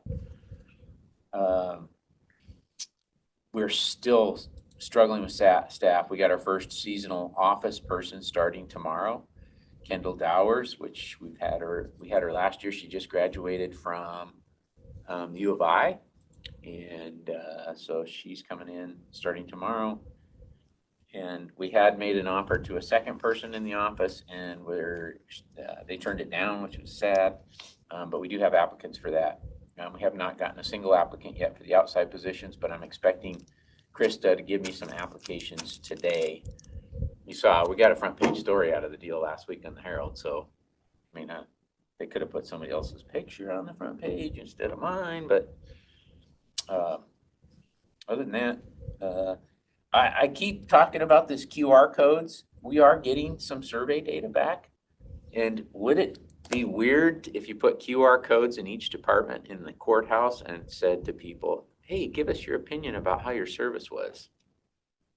I think it'd be great. I think it'd be a great idea. People like that ability. I don't like anonymous comments, but people like that ability to say, hey, I had a great, the problem is normally they don't say they had a great experience. They'll only tell you if it's bad. But when you get a couple of good ones, it makes people, our staff is really good. I will put our staff up against anybody for customer service. But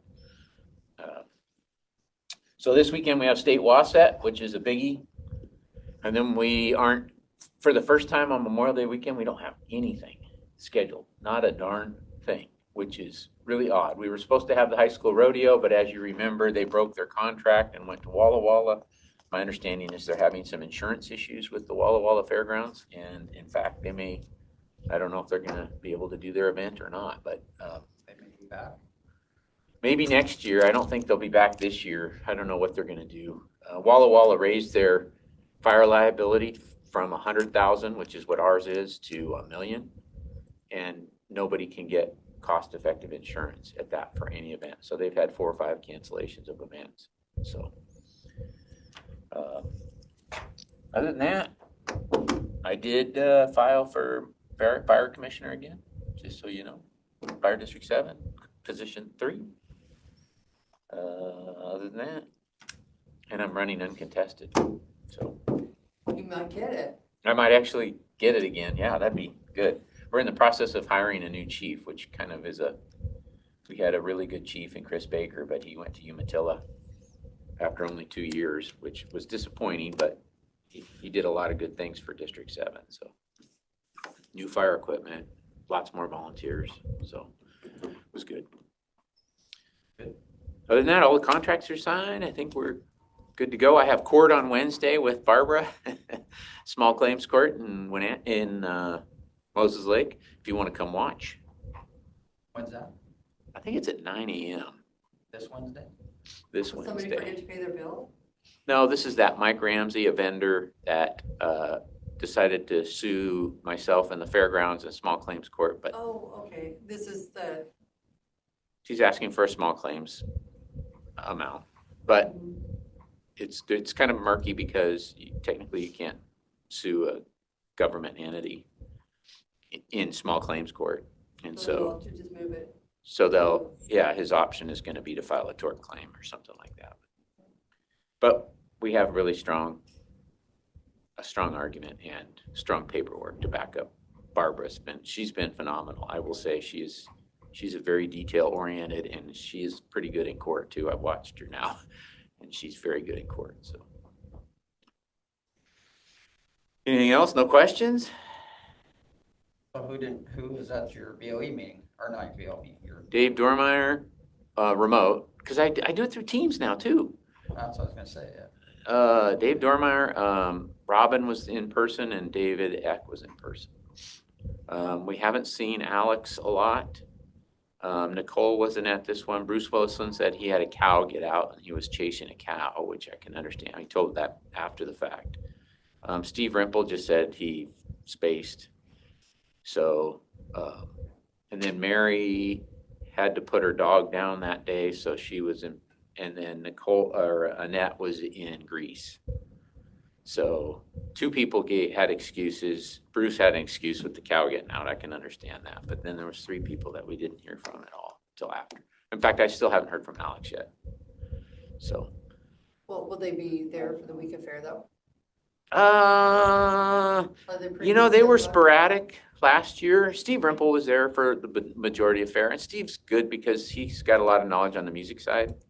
I just wish they would come to a meeting. So I think it's really important, especially now as we're trying to finalize some details. So, Are but they feeling like they're getting they're voting on the detail, aren't they voting and? or not if they feel- don't, not if they're doing Well, it. but- They can okay. attend through Teams, or they can attend through Okay, Teams, But they or have the ability, if they were to move forward, trying to figure out if they just feel like it's another meeting that they don't have a whole lot of say in, or. and I understand that. Well, no, I don't think that's the case. I think it's more, And I maybe haven't if it gone is to the case, I don't know. Yeah, Nobody's I told me haven't been that. on any meetings, so I'm just trying to, Yeah. If they, sometimes if they feel like there's very little value for them, and sometimes people are just really busy. and if they did that, then share that with me, but I'm not hearing anything. I'm not hearing anything, which is kind of odd, so. Well, a cow getting out can be serious. The cow thing could be serious, They yeah. can get in the road and create all sorts of. We had a havoc. bull out right by our house from the King Ranch a couple weeks ago, so, and it was big. In fact, 2 of them were fighting and one pushed the other through the fence, and it was pretty fun to watch, actually, but I was glad I didn't have to go wrangle the bull. Holstein bulls are pretty ornery, some of those bulls can. be- Especially there's certain times of year, they're really ornery, yeah. Anything else? No? I'll make sure I'm at the next one. Are you on the advisory? Well, no, not anymore, he had to He's step on the down. Advisory. Yeah, he's on the advisory. Superior Advisory. Yeah, that'd be good, June, I'll send you. Well, in fact, I think I screwed up, I don't have your email on my distribution list, I need to add your KR Burgess, I had your old K Burgess. Yeah, it doesn't work anymore. Yeah. So yeah, I'll plan on being there. Oh, And we- and If you got any feedback on the letter that you're gonna get, well, let me it's know. probably upstairs, I haven't seen it. Your advisory members do have county addresses, correct? I believe all of Because we're them adding do. new I have to addresses. look and see if Nicole does. I don't know Most that of them Nicole does. should have it already, because there was a new, kind of an increase, and we're looking at our volunteers and trying to figure out who did. Yeah, I think, yeah, there might be a couple on there that's, well, and they don't always check it either, so we can tell when they log in on that one. Most of them don't, but the information's still there. All right, that's all I had. Thank you, Jim. Thanks. Thanks, Jim. We will go into recess until 11:30. Good morning, it's 11:30 a.m. and we are here for a risk and safety coordinator update. Good morning, everyone. Just wanted to go over a couple things that have come in since our last meeting. For some claims and some updates, Public Works on 5/7/25 had a knee injury claim with an employee. On 5/5, we had a crisis. One of their employees was struck while working in the ER. PD was called. I haven't really seen much In more. Crisis intervention. Okay. Sheriff's Office had a deputy on 5/3 was injured while taking down a suspect. And then facilities on 4/30 had a near miss. They were transporting one of their trailers, had the wrong size hitch for the ball, and the trailer came off while they were unloading. So they replaced the hitch with the right size. So definitely pay attention when towing. Make sure you have the right size hitch for the trailers. And then on 4/29, we do have a claim number on this one. This one was turned in. 1744, a deputy was involved in a collision on 17. And so we are working on that. We're trying to find out exactly who was at fault. Was it our deputy or was it the person that was struck? So we're working on that. I'm going to bypass the incident forms and then drop down to the update of department. One of the things is with my role is I have HR, human resources on my badge, And it's throwing a lot of people off on that, trying to figure out, okay, in my HR, everybody thinks I'm risk management. So I wanted to bring it forward to the commissioners, seeing if it would be okay to switch my badge to risk management to kind of have that separation. Yeah, I don't think so. Okay. So I wanted to do that, have that. So there is that separation from me in HR. So it's a little easier for that moving forward. If that was okay with you guys. I mean, yes, Kevin? Yeah. Rob, sounds like you said yes. Okay, perfect. Thank you. And then I'll be bringing some more things forward over the next couple weeks as I move forward. But one of the things I have been working on is the incident form. I've shared it with you guys. I know this is kind of hard to read, but it has been built out completely. It is done on Laserfiche.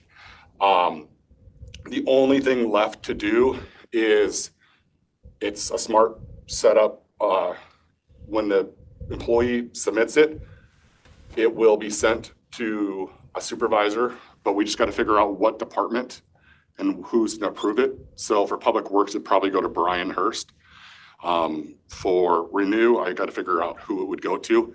We just got to get that set up. And once that's done, this is ready to go. It'll replace absolutely everything. So on here, it's all in one form. So as you go, it fills it out. So if you go here and click on doctor's office, it asks for where did you go?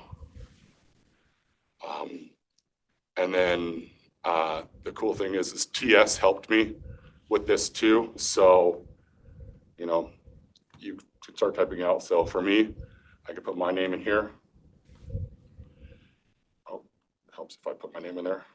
Oh, it didn't do it right. So try that again.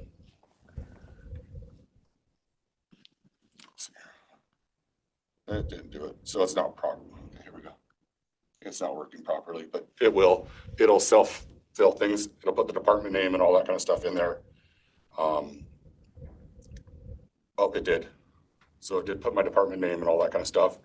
Risk and safety coordinator. Type of injury, all that kind of stuff. It's click boxes. So really easy. And it can be added on upon. So I'm sent it to a couple other departments. They have looked at it. They're working on it with me. So it's not dropping it on a lot of the departments. I have the sheriff's office looking at it, Public Works looking at it, and Renew. Some of our bigger departments that have a lot more claims, I want them looking at it and putting input in on this as well. So they have the buy-in to help us push this out. And it's getting us more information. And the nice thing is if there's more than one person, all they have to do is click add and it brings up the person. And the nice thing is here, everyone's always confused on the forms. What form do I fill out on the form we got from WCRG?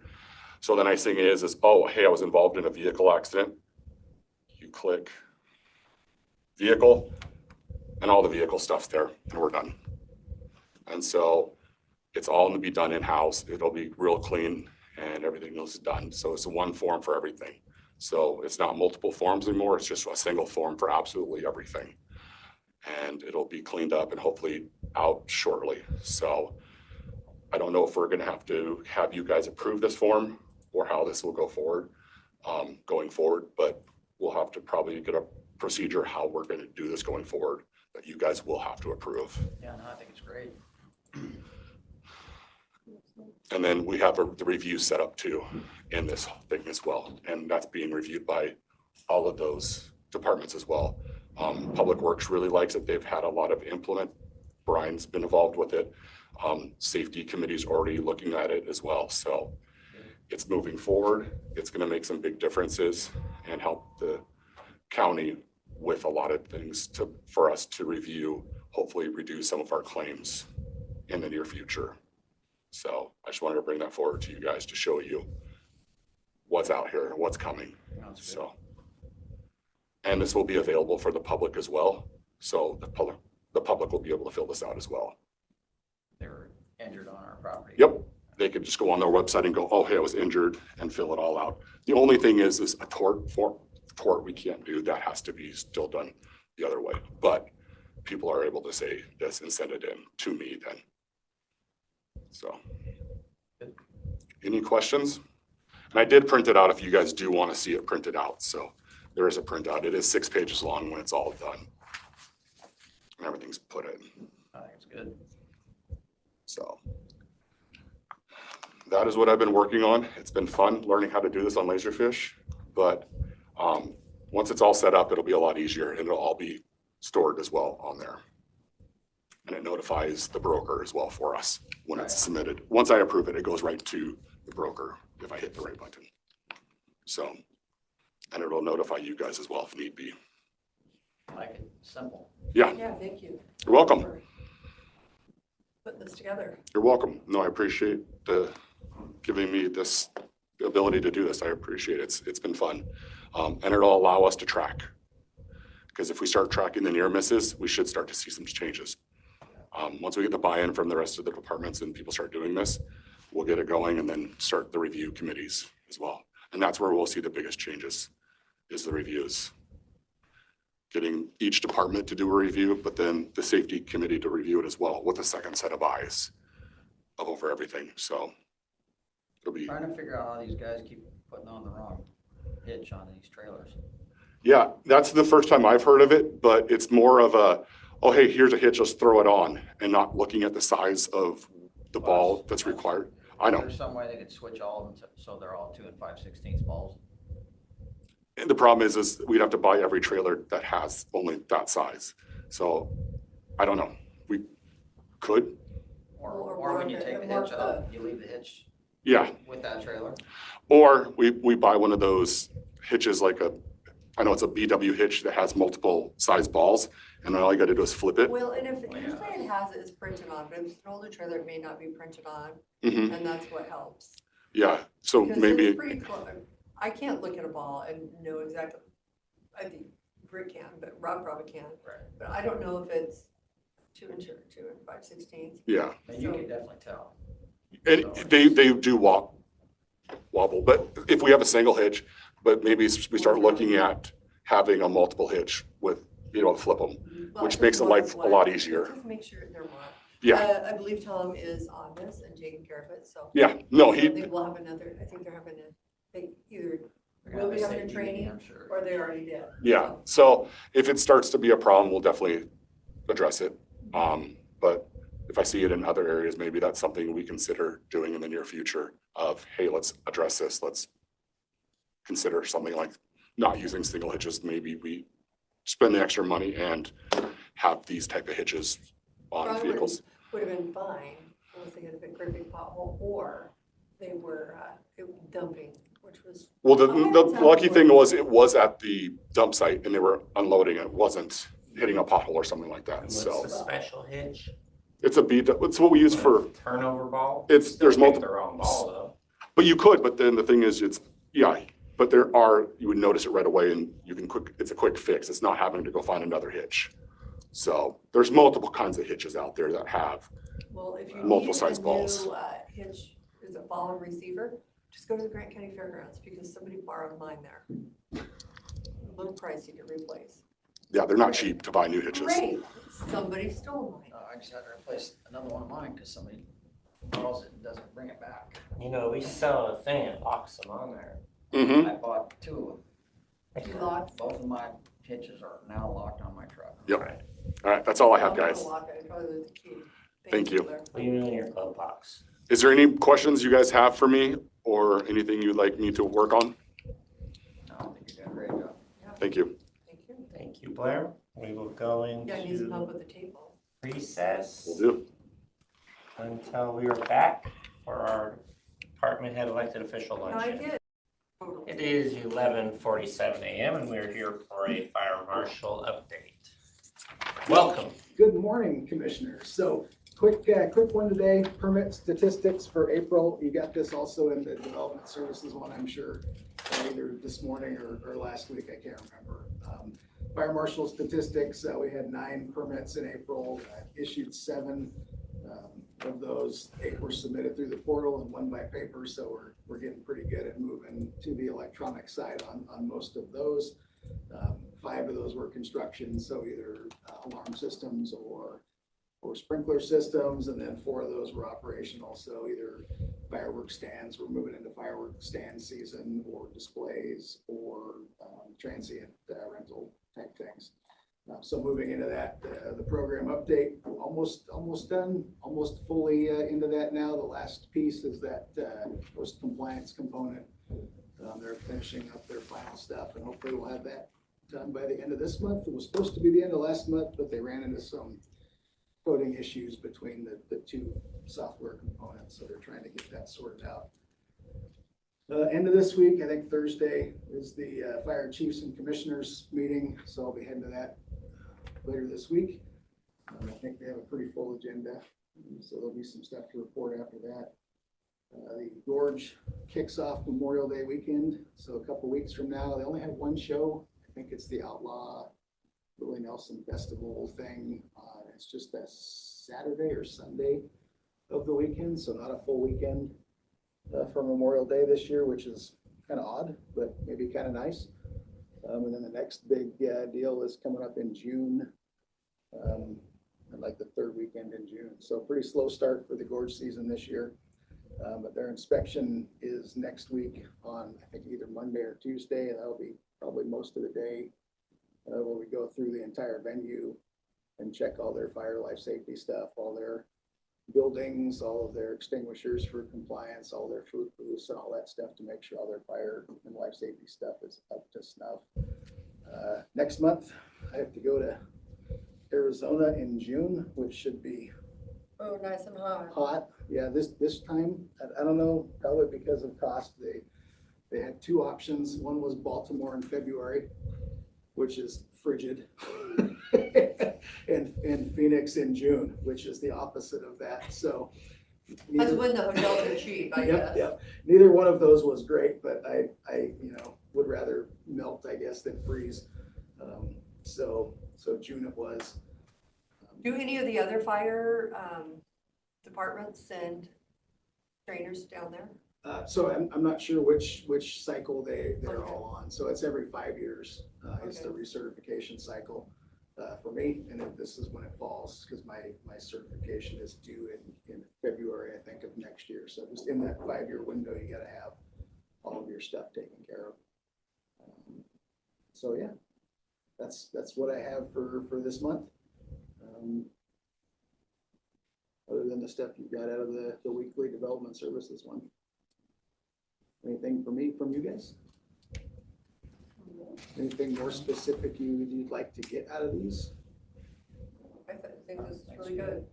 I guess I'll ask if I need more. If something pops up, but no, thank you. I appreciate it. Yeah, and if you got stuff throughout the week or whatever else that you want to see, feel free, hit me up in an email or phone call or whatever. I can get, if you want something specific. Happy to provide anything more for you. Well, thank you. All right. Thank you. See you next time. We'll go and recess until 12 when we are back for lunch.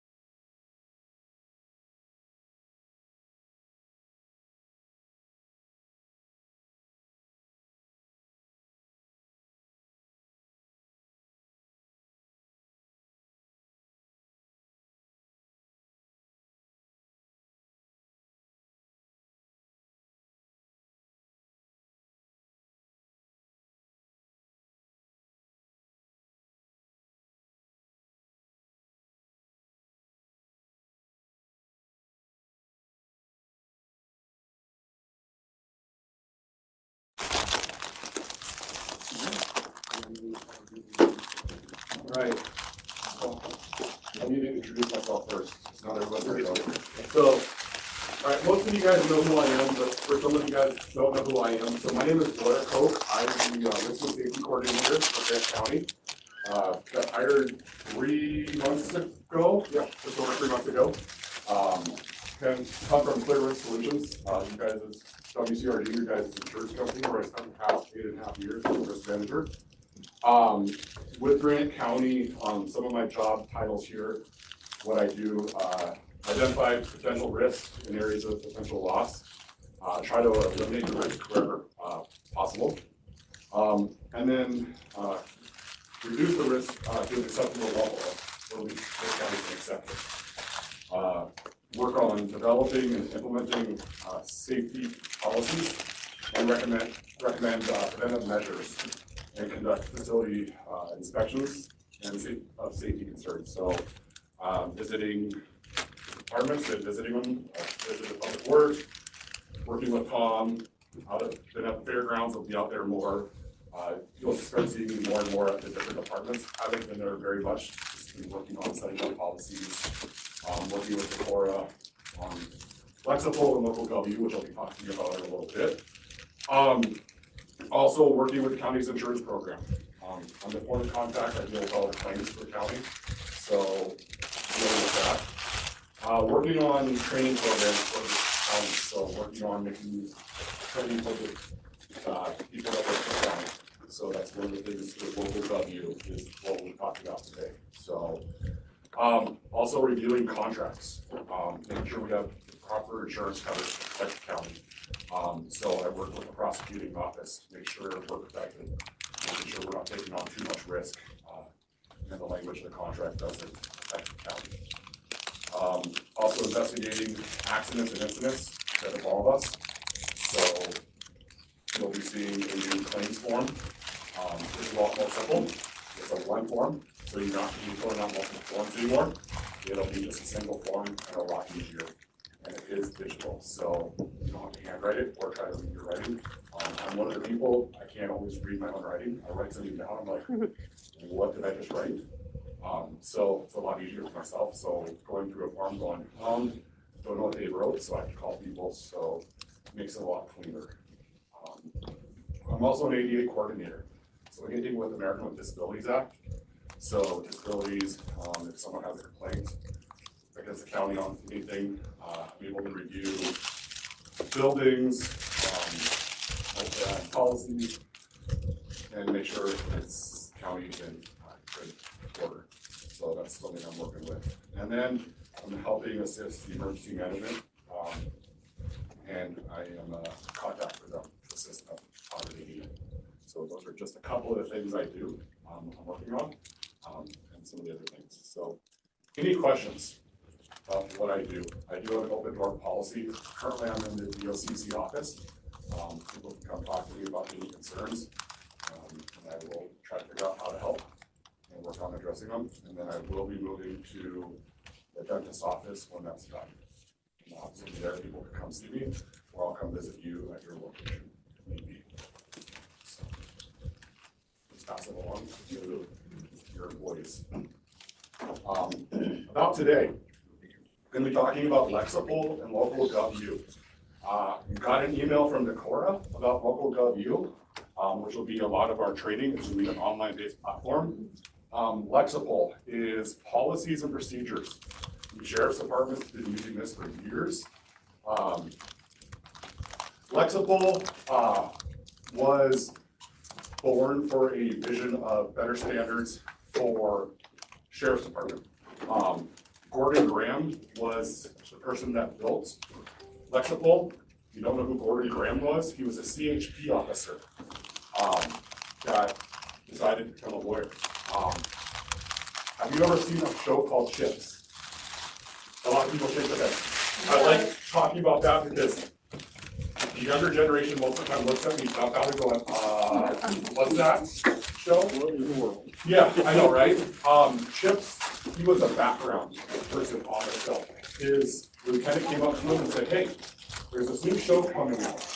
And anybody that wants to work be a background actor on this can have unlimited unlimited overtime. And so he goes, "Oh, sign me up." And that is how he paid for law school and became a lawyer. And then he built Flexible, which is building policies and procedures for Sheriff Police Department, and then he did fire. But now he built it for public entities, which the county has signed on for. Thank you, commissioners, for this. So Cora, Gina, and I are going through all the policies and procedures, and then there's going to be a committee that helps review it. And we're going through all of that. But Lexipol is the gold standard of this. And so with the Sheriff Department and Fire, if you have them, follow their policies and procedures, it helps. It protects entities. All right, so when you log into Lexipol, I know it's kind of hard to see.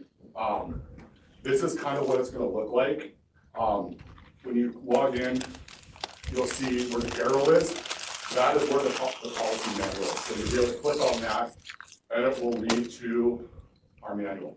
So this is what the manual looks like. We're currently going through it. There's all different areas. So you can see the first one's the role of authority. The second one's organization, administration, and so on. You go through it. The nice thing is once this is implemented, it will be sent out as they're approved, as the commissioner approves it. It'll be sent out to everyone in Grant County.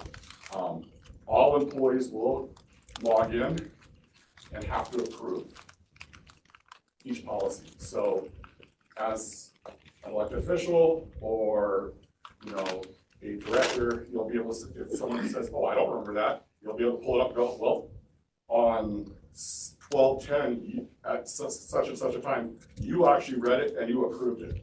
So there's no such thing as, scanning through the whole thing. They have to go through one by one and approve each one. Yes, it does take longer, but you have record of them approving it. So it is really nice for that. Approving it or just showing that they read?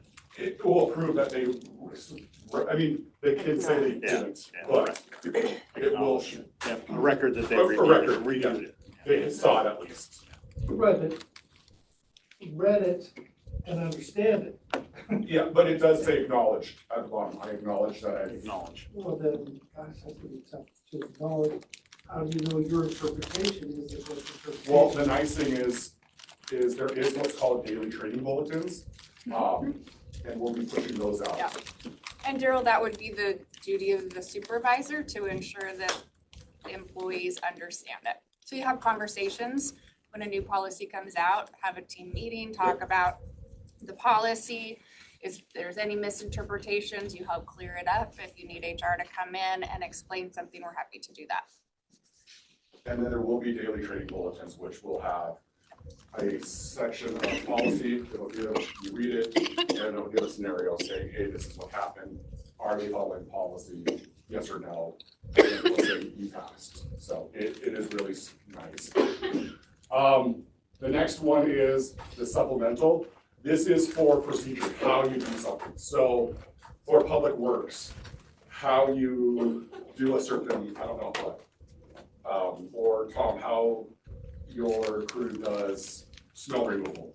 You could put that in there. You could. You could, yeah. It's not saying you have to. The fairgrounds could have a section on How to get rid of horse shavings. Yeah. Yeah. You can do that. Every department could have their own procedure on how to do certain things. You don't have to, but you could. And it has the flexibility to do this. So this is something that's available. We're able to use it. If you want it, it's there. You're able to build this out and help you. So going forward, as with a new employee, they can come in and say, "Here, oh, public works. Oh, this is how I do da, da, da, da, da." And so it helps out when you come in as a new employee. So, and there will be some for Grant County. We'll have some things set up in there, but it hasn't been put in there yet. Currently, it is blank. So is that supposed to be the preface for the physical labor things regarding they hopefully provide to the O&I? And if a employee doesn't follow it, or is this now an O&I tool that they now have on the county? I I just didn't know. It doesn't have anything to do with L and I. No. Well, they don't, your example is saying that they process to do certain things. So like a park, the process, we will have that process broken down step by step within that manual. So anybody, a new supervisor could come in, look at that and go, oh, I need to do A, B, and C. I can do that. And then I send it, the workflow then goes to this department and then the workflow goes to the next department. Is it gonna have the ability to add like department-specific processes? So like you say, because we have a pretty good detailed list of processes we keep. That's exactly what it's for. Yeah, so you could say how to do something in just the fairgrounds. Yeah. Yeah. Standard operating procedures. Correct. Yes. SOPs. everywhere. Yes, SOP. Yes. Okay. Centralized location for SOPs. So Daryl, if I have my title of elimination process, that's where that would be housed. And you could conceivably go in and see what my title of elimination process is. Does that make sense? The building permit process. Uh-huh. And how they want to change something. Go in there and critique it. You won't have to call me anymore. Why is Daryl calling you, Daryl? What? Start over. Yeah, all right. And then local government. So this will be the online-based platform where there are trainings. Currently, right now with local government, there's over 3,300 different trainings and I do it every year. So we're currently gonna have, new hires will have X amount of trainings. We don't have the exact number of trainings they'll have. And then existing employees will have certain trainings. So I have when you log in, this is what it looks like. So not everyone will see this. Oh, No. Mine's blank. Yours is blank because we have them blocked. Okay. Yeah. No, you can't see them because what we're doing is, we don't want people to log in and see everything that's available and start taking all the classes. Because someone could get in here and go, oh, 3,000 classes, start taking classes, which we don't want because They have work to do as well. we have work to do. So- And so if someone We sits want a down and balance. does 300 classes in a year, well, that's great, but why do they have time to do 300 classes? They're not doing their work. So we didn't want to open that up to everyone. So we can open it up to some later, but right now we just have them blocked. We will assign classes. So this is what it looks like, a customizable one. Some of them are conflicts and distribution, cybersecurity. TS asked for all the cybersecurity, 4 of them.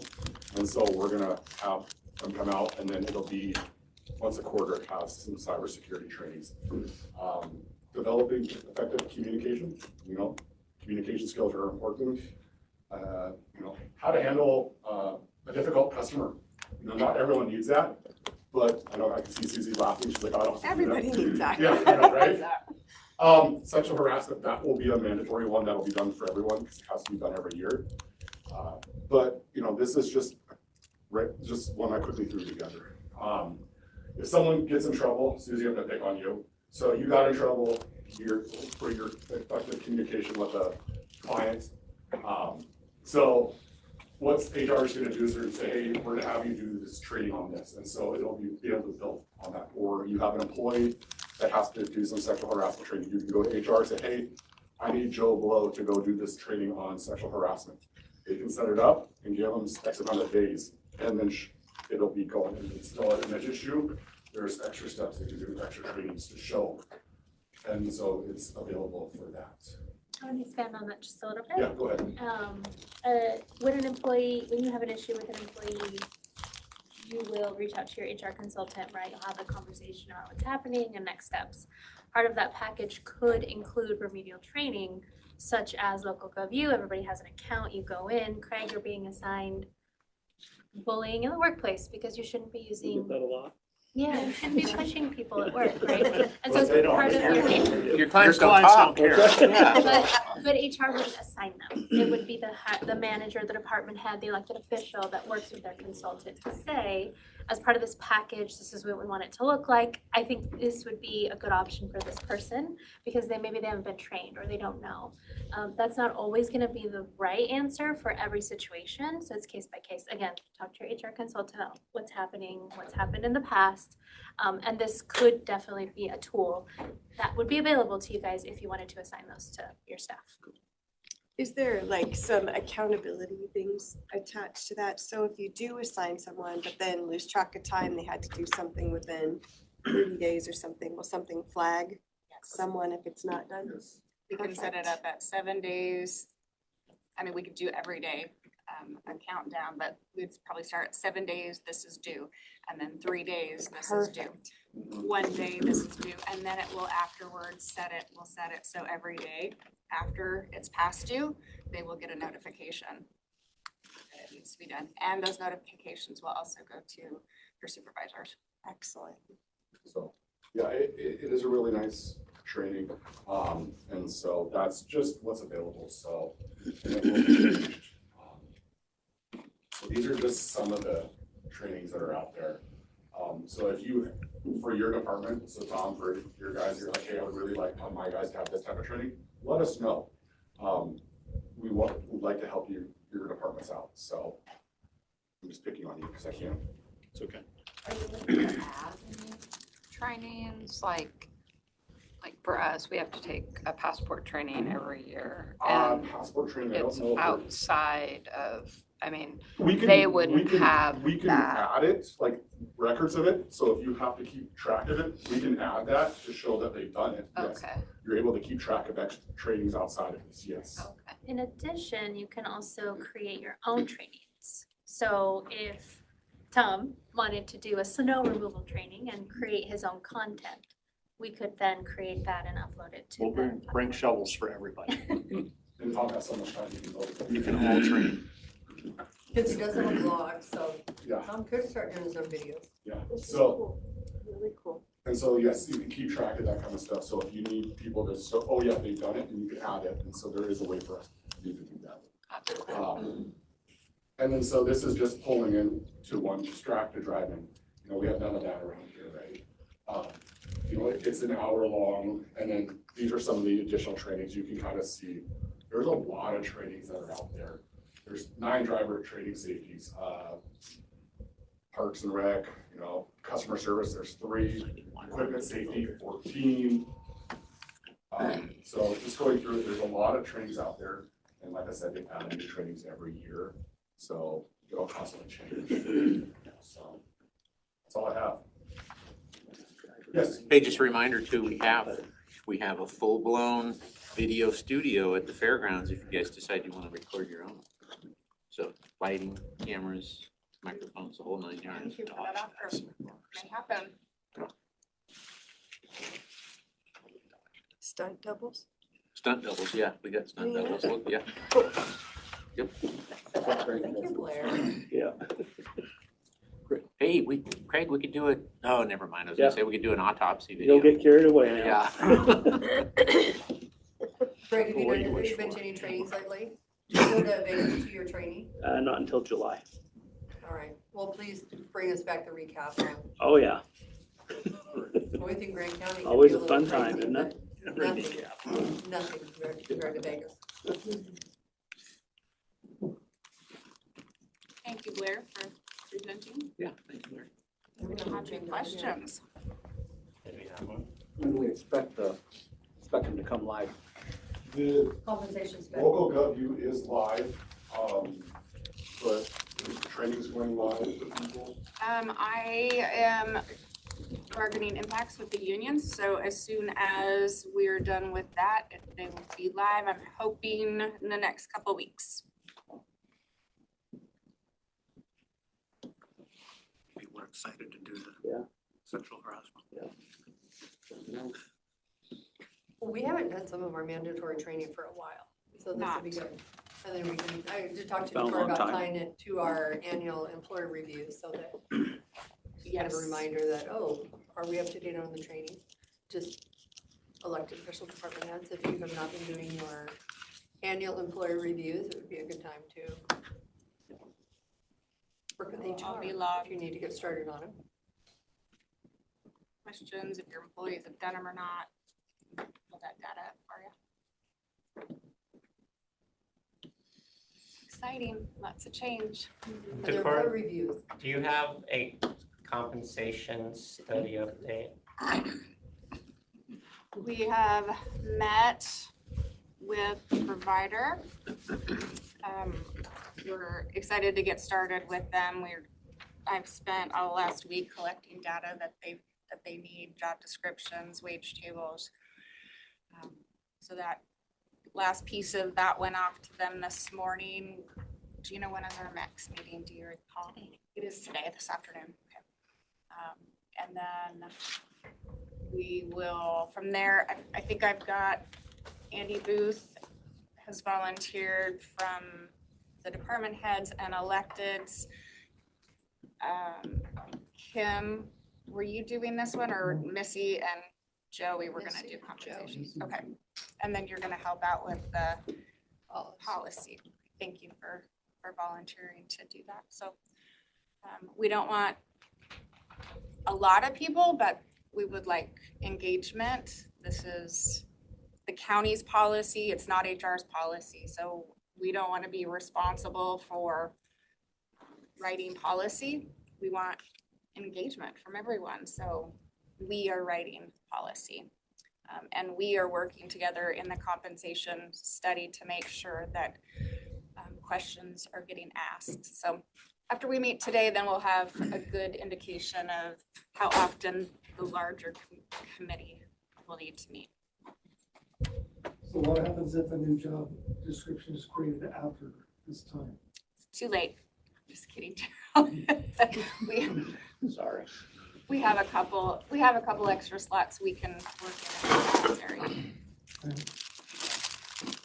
And really, a huge thanks to HR for taking this project on. This was not intended for Cora or Gina to take this on, so they have graciously offered to take this on because they know it's important to our employees and the requests from our elected officials and some department heads to do it. So thank you for taking on one more project, especially in the middle of a software update.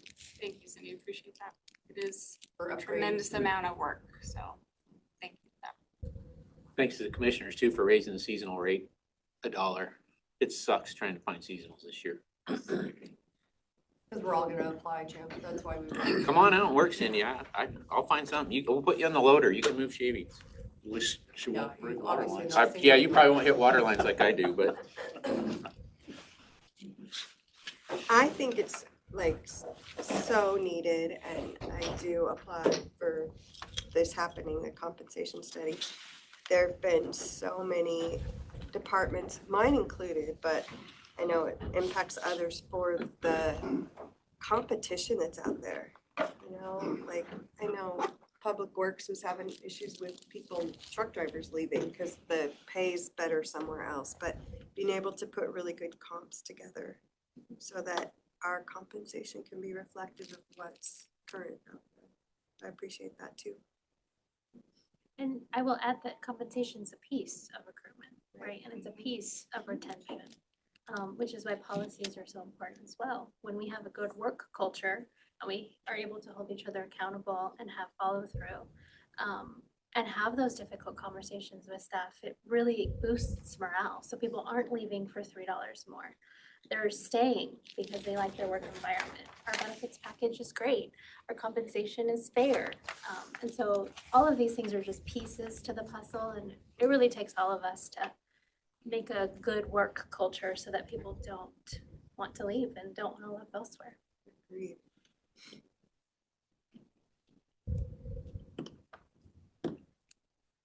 That is that on the, Rob, did you want to talk about the hiring of a county? Yeah, so administrator? the board has also been considering the hire of a county executive. We've been working with HR through that for a couple months. I believe that HR just needs to basically bring us the final version of what they've been working on with us, and then have us decide if there's any changes we want to make, and then we will be posting. Do you have any update for that, Decorah? You just did. Okay. What is that position? I'm curious. The county administrator. So previously, the commissioners have been able to do, well, we've been in session from Monday to Friday back in the day.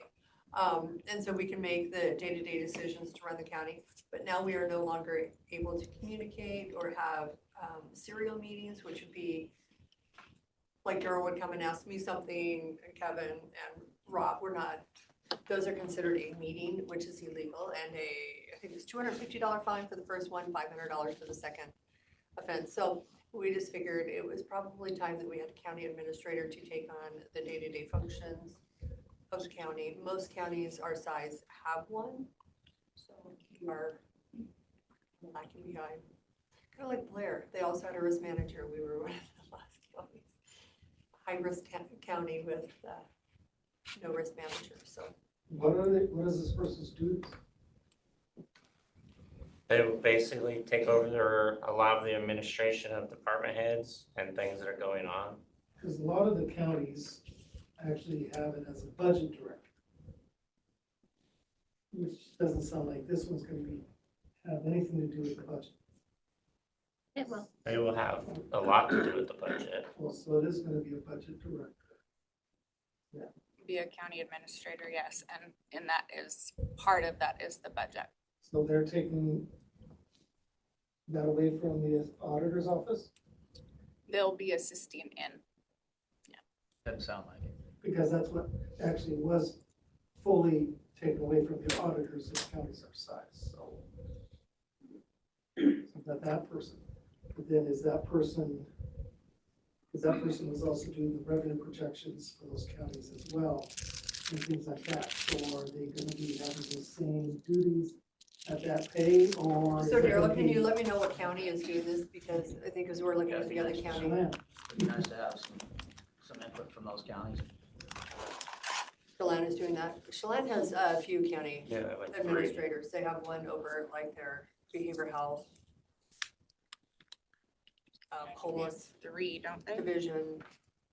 They have one coming over their office. It's dependent on the county. Some of them have county administrators and budget directors or county managers. So Daryl, we would be more than happy once we agree to show you the job Each description. county is a little bit different.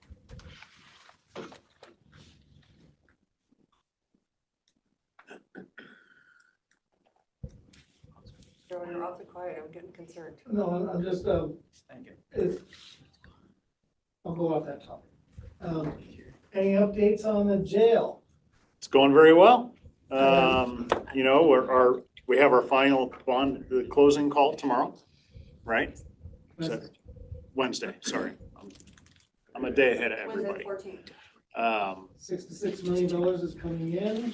That includes $6 for the million morgue. for the new morgue. Yep. Plus for the financing, $60 million hopefully be enough to finish up the project and for some other things around it. Oh, yeah, that'll be enough. So we're still tracking about 9 million plus under budget on the jail. We're still on time. Working very closely with the PUD on the property they bought next to us for their new service center. So there's been a lot of great interaction between us, the county, the PUD, and the city of Alfredo. A lot of working together. So it's all been really positive. So it's going really well. We're headed towards closing on a new property for the morgue, May 30th. So next to Sherry's on Kittleson Road. Got a 1.2 acre site there, and that will be the home of the new coroner's office. So. Wow. Which is actually a really good location. Great spot. City of Moses Lake is looking forward to working with us on that. So we had a good call with them. We'll have another pre-application meeting with them here in a couple of weeks now that we have actually secured the location. So we'll start moving on design on that pretty quick. So. It's in the city limits. Yeah. Exciting times. Yeah, so roundabout, we're at 90% of design on that, or almost there. So we should be putting that out to bid in the next two or 3 weeks for the roundabout at Nat Washington Way at Walmart. So we through the SEPA process.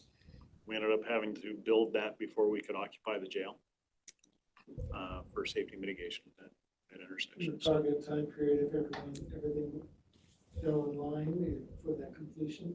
It would be great if everything fell in line. Yeah, So, I just, the worst part's going to be the traffic control plan when we start building that roundabout, because people are going to be upset. But there's going to be some delays and some flagging trucks and that kind of thing, right? Following the truck. As we, But they can, I guess I'm thinking, they can bypass, but no. there that is would not be a good the, bypass. no. So, Unless they did it at the Needle Lake. port, at way the back airport, there. yeah. So, People will just have to leave early. yeah, we're getting ready to submit that traffic control plan to the Washington State Department of Transportation, so they'll approve that. Have a meeting with them and the PUD tomorrow to discuss some other logistical stuff with the roundabout. But it's all going well. It's all going very well. Who makes that call? Like, is it better to shut it down for as long as possible to get it done quickly, or The do DOT, you? they'll look at our traffic control plan and what we proposed. And we're actually giving them options to do that, like just completely shut it down and reroute from Airport Road and through town. Whether they'll be accepting of that or not, they get to make that final determination. They'll look at both options and say, do this or do that. So if everything goes well, that thing will be built before the asphalt plant closes in September, so. Oh, it's right there. Sometimes when you do a full closure of the road, it's a lot faster because they're not working around traffic, so. It's an expedited construction project because we need it built before spring of 26 because that's when we're planning on it. So, believe it or not, winter's coming pretty quick. So We're doing the roundabout, the jail, the coroner's office, the dental building across the street. Busy boy. yeah, the building next door is going well. So they'll have that framed out by the end of this week. Who's moving in there? What's next door? CSHR, Central Services and Human Resources. Sometimes I wonder, do I work here? Really? That's cool. Well, you don't spend much time around here hanging out with the school folks. You just go and do your I'm own just thing. not cool. We try to avoid it. Yeah, try to, okay. I didn't know that Then either, we had Susie. the announcement last week of a new transit center facility going in at the old Barry Chevrolet. Well, Denver got lucky on that one, huh? Oh, Wow. He was the owner. GTA. I thought he owned it. He owns it. Denver actually owns it? Yeah. Okay. He kept it. That's a pretty good price So- too. Transit is gonna have some big opportunities Good. with the second site for this side of the county.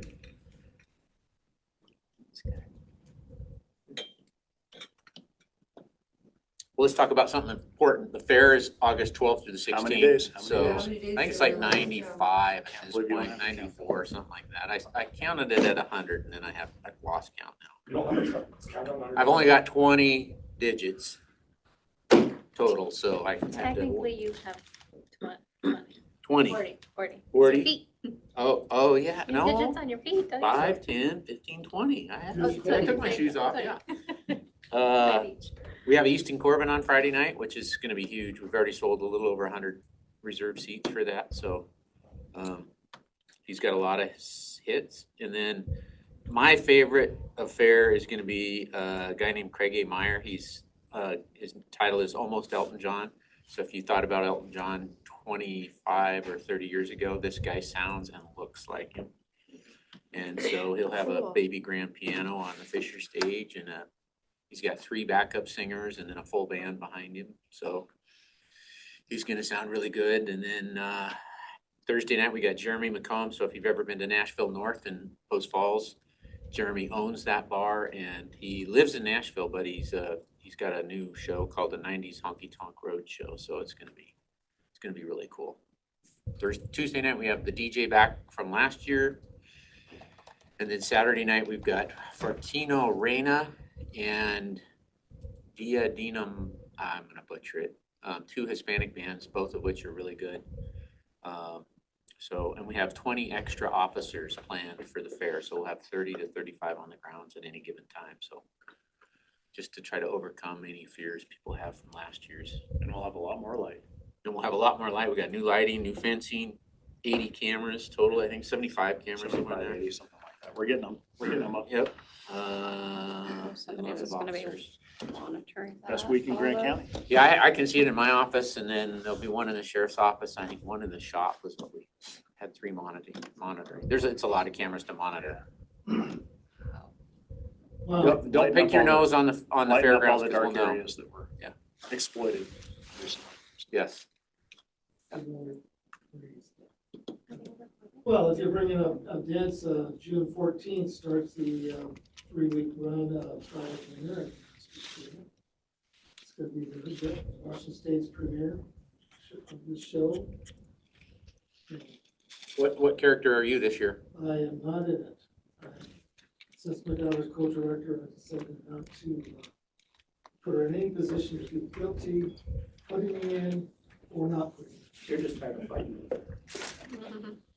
They definitely got actors that would be better than me. So this one is a high speed, energy musical about cave people and finding fire and all the revelations, what that means. Fire does not necessarily mean it's good. High speed, high energy. Have we heard much on the gorge schedule? Yeah. I usually have more press releases. Very light schedule this year, what they told us last week. It's not much going on this Well, year. then we have a budget. Not that way. I think ticket sales overall are down. one Somebody show I a was just day. talking to about Base Canyon said they were way off on ticket sales at Base Canyon, so. Watershed was off, what, 7,000 seats last year, so. Music festivals are a struggling industry right now if you're paying for seats and trying to get your money back for the entertainers. Because the entertainers are charging huge amounts of money, stupid amounts of money, and you can't sell enough tickets to cover the costs. Let me just Google it, Daryl. What? Yeah. I wasn't budgeting for that type of schedule. Yeah, there's just Willie Nelson Memorial Day weekend, one show. Outlaw Music Show. I think it's called Outlaw Music. It's good last year. The gorge hasn't signed the contract this year. They have not? No. Huh. Wow. Well, they got a new administrator down there, didn't they? Or new person? General manager. It's beginning with one, but it hasn't been on yet. I don't know if anybody's in the sheriff's office here. Yeah, especially, hopefully they don't have it during the fair weekend. If we're gonna have that many more officers at the fair, then Well, there's always a concert. Base Canyon's always at the Gorge one of the weekends of fair, the weekend of fair. So even last year, Joey was still able to bring out, 30 officers that day. This year, we're using a different company to supplement that, but because he wanted to be able to cover Base Canyon. You just block out, because people can't take vacation time that weekend. Yeah, that's what he did last year. And then he pulled in a lot of favors from all the other departments. But we're using a Seattle's finest this year for our police security in addition to the sheriff's department. We signed a contract. Commissioner signed a contract. is, the yellow gonna be the yellow? Looks For like the they have sheriff- 10 for the events sheriff's this year. building? The That's yellow. it. That's Oh, you mean the current color? Yes, That's light stone, not yellow. well, Sounds I'm like a definitely yes. the last person. who Looks like knows yellow to colors. me. I'll have to go check it out. That sure looks yellow to me. How about that color right there? I'll have to go, That's a mustard yellow. I'll have to go and look. He's talking about the dense glass, Tom. Oh, okay, thank you. No, that is not. They have not put the architectural metal on there yet, so that's just insulation. Okay. Thank you. I wasn't putting Because, two and two well, we together. did a drive-by, I took a couple of officials just to drive up and down the road. And I'm going, yeah, that's yellow. So, Yep. okay, I'm glad to know that that's not. That's not, nope. I because don't that's think more- Joey would be because very happy if that That was was. very noticeable from the highway. Yes. I can tell you that when the service center is built, you won't even see our jail, so. And of course, my employees all want a tour, so some, whatever, you're gonna have some. So day I've of blocked county out tour. Mondays from 11 to 12 to do that, so if you want to try and schedule that next Monday. Well, no, I told my employees you need to wait, because it's my employees that want to be on these tours. It needs to be farther along. It's pretty far along. You can lock them in a cell, I'm guessing. They can be, yeah. I know, I was in a lot of pain, that was a lot of money. No. Last year. The next.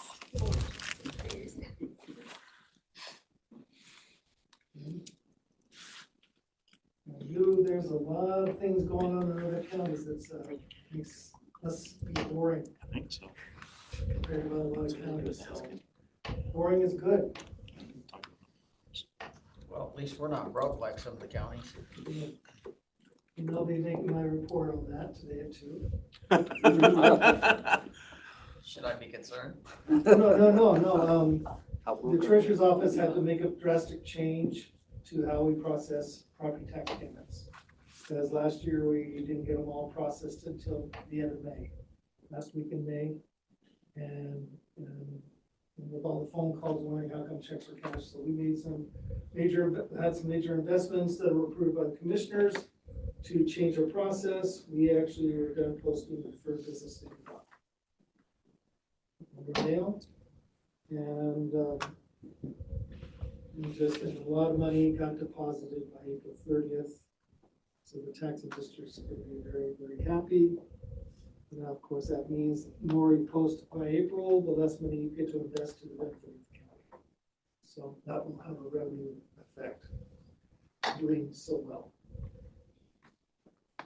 So now we're working on all the other projects to get data updated. We increased our balance quite a bit. But it means we have less to collect over the rest of the year. I have a comment for the Grant County Fairgrounds. I was just looking at the watershed. They have free misting chill zones and free water refill stations when it gets so hot. We had misting zones last Oh, year, do we? or 2 years. We didn't need them last year. Last year was perfect. But the year before, we had 2 or 3 misting. We set up misting tents, and then we have our drinking fountains. Might be fun to just walk around throw ice at people. That could be fun too. Yeah. Claire, is that a good idea? That's a risk problem. Yeah. Somebody will slip and fall. Don't use the wall. Yeah, don't do the big blocks out here. That's it. It's crushed. Aren't there misters in the cow barn and the pig barn and stuff? Rabbit barn? Porticools. We got those big swamp coolers. The commissioner's been letting us buy those big 6-foot porticools. We Hang have out there. 14 of them. There's lots of places to get cool at the fairgrounds now. Yeah. I go to the 4-H building. That is the nicest. Actually, the commercial. Commercial building, ag building now too. Commercial and yeah, the ag building. And Yeah. we've done a lot of HVAC improvements out Yeah. there. It's a different place now. Just hope for 85-degree weather. There's cooling in your place. Heck, we even made it so when you leave that door open, the thing shuts off and then they figure it out. Yep. So I like my 38 degrees. 38 degrees. it doesn't help. Yeah. So what is your current quote mix now in regards to other counties and wars? Because it's interesting to know that at the time we last talked about that topic, that actually the majority of the deceased were actually from other counties, so. Most of the comparisons that we do with other counties now have to do with methamphetamine and fentanyl overdoses, comparing populations to percentages of those types of deaths. So it's hard to put a dead body number count from county to county because our populations vary so much. But most of the things we talk about in averages and comparisons with other counties have to do with drug overdoses. I'm sure you're seeing an increase in them. We are. Well, just in the police log, the Herald had 3 different Narcan comments Narcan's a wonderful thing. I think Narcan has saved our office at least 2 employees. So not that they've used, I'm saying that we would have to have 2 more employees if all of the people overdosed died instead of the Narcan savior, but yeah. That's all, huh? But Yeah, it's sure, there's been a lot. I mean, we talked to the nurses and the emergency departments, and it's amazing the Narcan that they use. And these are people that have come in with no heartbeat and not breathing. So, pretty amazing stuff. yeah, talking to other counties though, this morgue sure sounds like it's gonna be, It's needed. needed Yeah, it really is. for a lot of entities surrounding us. Yeah. Tomorrow we have right now 3 autopsies scheduled for us, and then 2 others, one for Adams County and one for Kittitas County. So yeah, it's Kittitas has a newer morgue. Kittitas does not have a morgue. No. They have a funeral home that they operate out of right now. Like the old days. Yeah. Well, they have a coroner now, is that what you're talking Right. about? Because they didn't have a coroner, it was the prosecuting attorney. Their population hadn't increased to the 40,000 where it requires a coroner rather than a prosecutor. And now in the state, there's not a prosecuting coroner anymore. That changed. Well, even in January Adams 1. County, now they have a more, or a coroner too. What's that? Adams County? Yes, yeah, every prosecuting county now has a coroner. But still the one person. In Adams County, No, yes. no, the one person Forensic statewide pathologist. for forensic. Forensic pathologist. We have, I think we have 6 or 7 forensic pathologists in our state. Not all of them travel. You know, some of them are full-time in Spokane, the ME counties, Spokane, King County, Snohomish County, Clark County. Those bigger counties have full-time forensic pathologists at their office. But the traveling forensic pathologists, like the pathologist that's coming over tomorrow is from Seattle. Okay. Oh, and so I misinterpreted because of what you were saying before. Well, my understanding was there was only one. That was the bottleneck because there was only one pathologist that would travel. So Yes, then and he's one coming here. traveling- So, yes. Correct. One traveling one, okay, Correct. okay. that- Yeah. But if he's I- not, if you have an autopsy that has to be done and he's not here, then you have to. Then ship we the body. travel, yeah. Right, so that's where He, she, scheduling whatever. and having a good location Yes, That for a pathologist. morgue yeah, makes it a higher chance for being a regional yeah, facility, it does. which helps pay for the facility. Hey, we should do an Somebody interview with wants you, to Craig, help in our us studio at build the it. fairgrounds and Yeah. talk about all this stuff. Well, that'd be scary. Yeah, right around Halloween. Yeah, there We you should go. do that interview. So do Why would those that other cool down. counties Yeah. that pay Put a red light. to be able to come? Red light. Red light, Make yeah. sure he brings the Red pruning light. shears. Oh. so. Yeah, we could put a red light in there. Yeah. Pruning shears. Bring a bunch of tools with you. Saws. We call them instruments, but. So did they pass the law which made REAP 1 and 2 the same Harmonized? harmonized? I don't know. I don't know if they did or not. I have to look. It had really wide bipartisan support, so I assume it did, but I have to check. You know, it's like kind of, well, we don't have to worry about trying to make sure we remember what the definitions are because we want to do one, not both of them. Well, what do they do with all the money they collect and read to? They don't collect it. They only have enacted just one quarter and not both quarters. So they don't have to go through the thing we have to go every year to try to make sure we're. I don't think we have to worry about that anymore, so I'll verify that before. Because it'd be one less hassle during a budget time of trying to figure out what money's for what. And if that happens, do we just merge the fund together? Or we have to have the past get spent out and then. I haven't seen the bill as it's been signed, so. And my bill passed, what I proposed, there's some major changes to mobile homes again. So I have one more proposal that passed our region last week to pass on the whole association in June. It's more of a cleanup bill. So That'll be my 7th legislative proposal to pass and signed by governors. And that's where I keep telling people, if you don't like the law, go fix it, make a proposal, sell it, do the work. Well, thank you, Representative, Pheasant. And then find a great sponsor that's willing to stick their neck out for that proposal. So interestingly, I don't know if anybody wants to know this, I found it a little disturbing, but I was with one of our legislators on Saturday up in Republic. And he was sharing a story that there is a group of legislators that every morning when they start the session, they do a pledge of allegiance. And there is a group of legislators that refuse to go into the room and take part in the pledge of allegiance. They wait until it's done and then they go in because they refuse to do it. Really? That doesn't seem right. Yeah, that seems backwards. What are their names? That's right. Yeah. I can tell you they all have a similar letter next to their name. So, but It's a vow. Do you guys get it? Because there's a vowel in every name. All right, I filled up your time. Never mind. Susie, do you have a long update? I have, no, I don't. Okay. Because it is 1 o'clock. Fine. So we will take a 5-minute recess, rearrange the room, let everybody go, and then be back at 1:05 for a new Hope update. Good afternoon, it's 1:07 p.m. and we are here for a New Hope update. Thank you. Sorry, I just was spacing out. It's okay. It's all right. I knew it had to be official. I've submitted a leave request for last Thursday. I was out. Side note, if you guys want to do an executive order to take out every cottonwood in Grant County, I'd be so grateful. Anyway, that was an We would. allergy day. And then my expense report is there.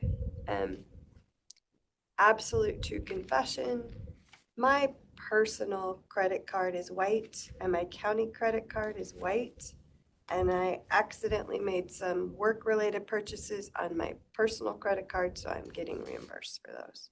I'm Well, that's a happy good it thing wasn't the other way opposite. around, because that Yes. has happened. Yes, I know. And I apologize. I do a really good job keeping those separate, but I made a mistake. Earlier in the meeting, we just had, I made a comment, do I work here? So just a question about that new administrative executive assistant to the county. County manager, county executive, county administrator. Isn't that what Kirk's role is? It was Kirk and Tom split between the two, sort of. Uh-huh. The idea was splitting it between the two, covering different things. Did he sign But it didn't work out. Kevin signed up there. I guess. Just a minute, I'm gonna walk over here. Here, Kevin, sorry. Sorry. It didn't work. The original plan of how we did it, Oh, you signed up above. it didn't work. Which we knew it may not Maybe we work were when we supposed to did sign up it, above. but we were trying to use who we had and kind of create. My fault. My bad. Is Well- Kirk still here? He's still here, yeah. Well, he's out. He's out, personal stuff, but It's January. Okay. But the plan prior to him going out was always, if this idea of the two didn't work, that we would be looking at the next step. Okay. And how, it sounded a lot like the conversation was around budget things, but if it is with department heads, you'll let us all know what that relationship will then look like. I mean, if we That's have, right. depending on what we decide, then a county executive would be essentially over the department heads. Like you would Okay. report to them as Well, well as. I think you'd report to the board, but work with them, like if you're having budgetary problems, or if you needed something, they can actually help you more so than the commissioners. We're still gonna be here. It's just a continuity of government as commissioners cycle in and out. We're probably gonna have a new treasurer in a couple of years. We're gonna have a new auditor in a couple of years.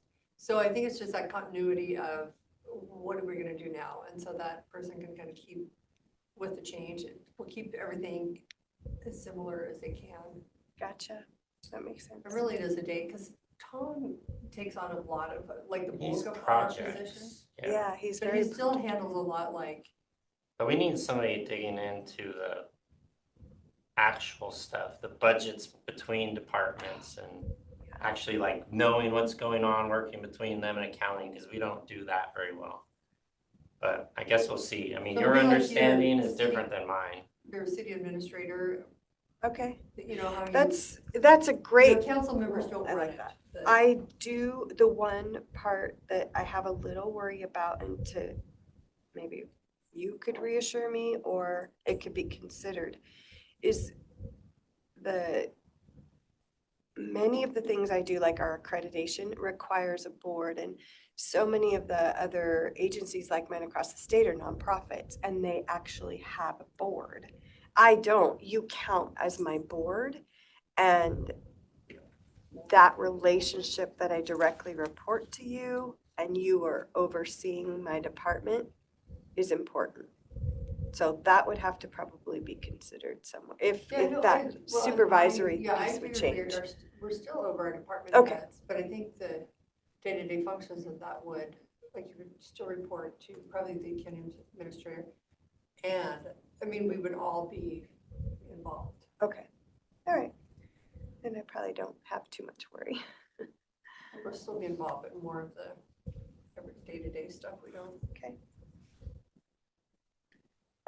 Paws of Hope. So I did let you know that we are getting a new dog. Trisha goes to team training camp starting next week. There are a lot of things since I announced to you that we've been thinking about for our facility dog. One is, of course, the budget constraints that we're facing for the next year with our budgets that are not as dire as I reported to you a few months back, but we still don't know. Governor hasn't signed the budget yet. We're still looking at cuts. And there are a lot of things in our budget that I have pulled back on, thinking we'll use fundraising or donations to move forward, and our dog costs will be one of those things. We're able to put it in the grant, but I'd rather pay for staff than that kind of thing. So we are launching Paws of Hope, and to get this campaign rolling, I'd love to ask for commissioner support to have a day of swearing in of our new dog. I don't know, some sort of ceremony. And we're gonna do a superhero theme. We've got some costumes for the dogs. We've got some capes for you all. But wondering if we could have a formal event where you would actually swear them in as an employee. Maybe they get their, or B would get her little badge that day. And then we'd have a reception afterwards where we would do some fundraising. It'd be separate from the swearing in. Well, because I think it's separate, because we do have the, are we doing Chief for a Day? I haven't seen anything in. Yeah, I'm sure they are. Is that in I June? would think so. It's usually the Second Friday weekend, I think. before, Thursday or Friday before Ephrata Parade. And sometimes, you know, there's not a ton of people, but it is an event. That would be really cool to First week of coordinate with June, that. But I haven't heard. Okay. If you do, would you let me know if you're gonna be part of that? Caitlin, do you know if we are having a Chief for a Day? I have not seen anything yet, but I can double check with Barb when she gets back in tomorrow. I'll Google it here and I don't see. Well, we're looking at something in June, just because that's when she'll be assigned to Yeah, us. it's usually June. Perfect. It's June Say 6th. it sounds the 9th and 10th, so. Caitlin, do we have anyone online listening? No, you do not. Okay, so super quick about one of the costs that we have are the little stuffies, the little Valor stuffies that we give. And it's, for us, it's been very clear, nobody gets those unless you've come in as a forensic interviewee, like you're a kid who's had abuse happen. You get one of those dogs. And I didn't want to like put it out there because if people see stuffies, then they can make that assumption you're a client of ours. But those stuffies were committed to give to kids. And they went, when we first got them, they were $5.85. Then they jumped to $8, and we were able to suck up that price for our second order when we did them. And now with B, we're gonna have to order some black labs. They are, with the tariffs, $14.50 a stuffy. I know. So we're looking at Spokane prosecutors, some other partner agencies that have dogs, and see if we can do a bulk order and they'll give us a discount. But that's just one of the things we would like to do some fundraising for. Maybe even some regular donors for dog food and, because right now that's on me. I just buy Valor's dog food. It's my donation. But anyway, looking at fundraising for Paws of Hope, keeping our hope thing. DV hires teams I have on here super quick, I promise to be fast. There's a new grant opportunity that's out there for law enforcement only for domestic violence high-risk teams. And this is to set in place maybe some of those lethality assessments that law enforcement use to come in and figure out where there might be domestic violence happening in high-risk areas and high-risk patterns of reoccurrence. The state has a big grant that's out there. Only law enforcement can apply. When I looked at it, I poo-pooed that and thought, dang it. But as I looked a little deeper, I thought, well, shoot, it's only $150,000 for the whole state. They're only going to award 3 grants, $50,000 a grant. It's probably a ton of work for $50,000. And I wasn't so disappointed until the state called me and said, hey, I think Grant and Adams is a really good candidate. They never do that. So they called me, would like to talk to me about it. The new Ritzville police chief has been highly involved in Lincoln County, Ferry County, Stevens County, and Spokane County in lethality assessments. So I think he'd be a really good partner. And of course, Joey, he's always a good partner. So if I could do something with Grant and Adams, anyway, that could be coming our way, which is a good thing. That's an update. Susie, you can adopt a dog at, for your Paws of Hope. I'll do that. I'll put that down as our team. I'm not even kidding. They have done so much work already. They even have a logo and a slogan. Kids are out there, they want a dog, but their parents don't want to take care of it. It's like, well, let's just adopt a dog and you can pay $10 a month or whatever, and this is your dog, and we'll do weekly or monthly updates on your dog on Facebook. Yes, good idea. I would love a dog like that. I'm so excited, I can't even stand it. I do too, because then they wouldn't scratch at the door and eat fed. You have to go outside, yeah. You don't have to Bark. go bathroom. Oh. Come in, come out, come in, come out. Do you guys have anything for me? No. No, is there anything you need from us? Let me know when cheaper day is, but I'll be back here next week, so you can let me know. I think it will be the first weekend in June is what it looks like. Okay. So it'll probably be, I don't know if it's Wednesday or Thursday, the 4th or 5th. Usually have it a day or 2 days before, right? Is it a Thursday or a Friday? So it's usually not a Friday. Thursday, I It's a think. Wednesday or Thursday. Yeah, So- it makes sense to be at like the 7th. Last year it was on the 7th. No.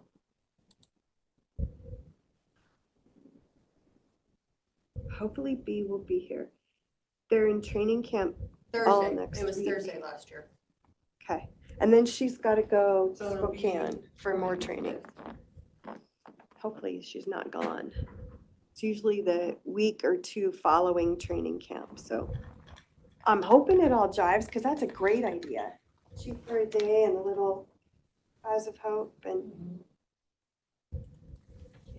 All right, Or K9 for the day. K9. are we adjourned? Yep, we'll go into recess until 2 p.m. Thank you, Susie. Good afternoon, it is 2:02 p.m. and we are here with Darrell Pheasant for a treasurer's office update. Well, things were really smooth as I reported last week. We weren't prepared to, we're just not prepared yet to do delinquent statements in May like we normally would like to do. We'll do delinquent statements in June. And then people will complain who have penalties will complain, why didn't you send out this earlier? But it's just getting this a new system and have to work with Master's Touch on postcards. We're going to test the postcard system out versus actual sent statements. All the PAX counties send out postcards, which tells them you have delinquent taxes, but doesn't tell them the numbers. and then directs you to either the county website or you have to call to get the numbers. It just doesn't make sense to me, but I don't have a PAX county that actually gives data. They shifted to go look at our website or go call us, which are, to me, I just don't understand it. And so right now I couldn't find a county that knew how PAX can create this file for delinquent statements for us to print in-house. So we just don't have enough time to get them out fast enough. And technically they weren't part of a budget, but they'd be paid out of the treasurer's O&M budget and not the county current expense budget. Since now we're dealing with foreclosure avoidance reminders, so then we use O&M to pay for postage and all the costs and all the fees that we charge. We go into the O&M fund to cover those costs. And so hopefully I should have the budget for those when we do incur that cost, where it doesn't cost 99% of the taxpayers any money, who won't have and instead of a $3 fee, we're looking at a $5 fee. Now, Benton County charges $10, and I'm not sure why. That's quite absorbent. Chelan County charges $5, and I was trying to get hold of other treasurers, and some were gone. But that's what we're looking at for June. Now, regarding cash, we ended April at over $31 million in cash, which was over $8.2 million more than a year ago. Now, of course, because of our speed of collecting taxes, I looked at that to see how far ahead we are in the current expense. But we only had processed $2.5 million more in current expense. But there's going to be a lot less collections for May. So we'll have to see in June just how much we start. You said we're 8 million ahead of last year? Yes. But you had envelopes and it was stacked. Right. So a lot of taxes weren't posted until you saw it in June. So we'll see. But yeah, we're just, we'll see how big of a difference that is and how much that drops down to being a better comparable to a year before. Yeah, I probably over budgeted on emissions tax, the way it sounds like. That may be $300,000-$400,000, the way you guys are with the cars, what it sounds like. So got another big hit. But of course, I was told by Mandy that they talked to you about this $2 million fund and how they're just wanting to move it back to current expense and close that fund out. What account? The one that was the salary enhancement, all this training and everything, which sort of was what I was worried about, is it's just shifting current expenses outside but still using it to pay for current expenses. So I guess that's soon to be done. I do have a topic to talk to you. I'm not sure, I probably have to go to county, is when we transitioned to e-positive pay, we still had all these things coming in. We had something for under $2,200 that we did not notice under the old account that was not turned in from February. So I'm going to need to treat that as a loss. And it's not a fault of the district, it's a fault of the county, of my office, of not seeing it and rejecting it when it came in. And that's why we've been wanting, these are the things we were worried about over the years of happening, just not having the right personnel, enough personnel in the office every single day for something to get presented and get slipped by us. Our school districts are getting much closer to being done, of all being converted. Then we provide a 90-day time period on the old account for warrants to get cashed, and then we close that account out that all these frauds are happening on. And so that's our goal, but I didn't know, what kind of expense item that would be to show up and where for those type of losses. And so I guess I'll start with the accounting department to see but I just wanted you to be prepared to know that we have at least one. that you can't go to a taxing district and say, because while they had their name on it, we're supposed to at least see that something actually matches, and nothing matched. And we didn't see that. And how much was that? A little over $2,100, so it's under 2,200.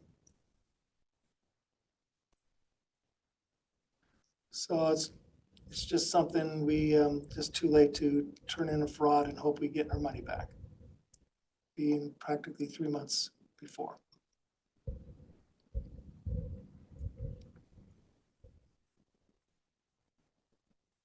And so we have that. We have a lot more interest that we earned in April compared to a year ago, even though interest rates were down. Less just means we had a lot more cash to invest quicker. We just, today we sent cities $9 million. And then on the 20th, we're gonna have a $20 million remit to the state for all the money we collected for the state, for their monies. And we got purchase investments. Today I purchased investments for June 5th and June 11th.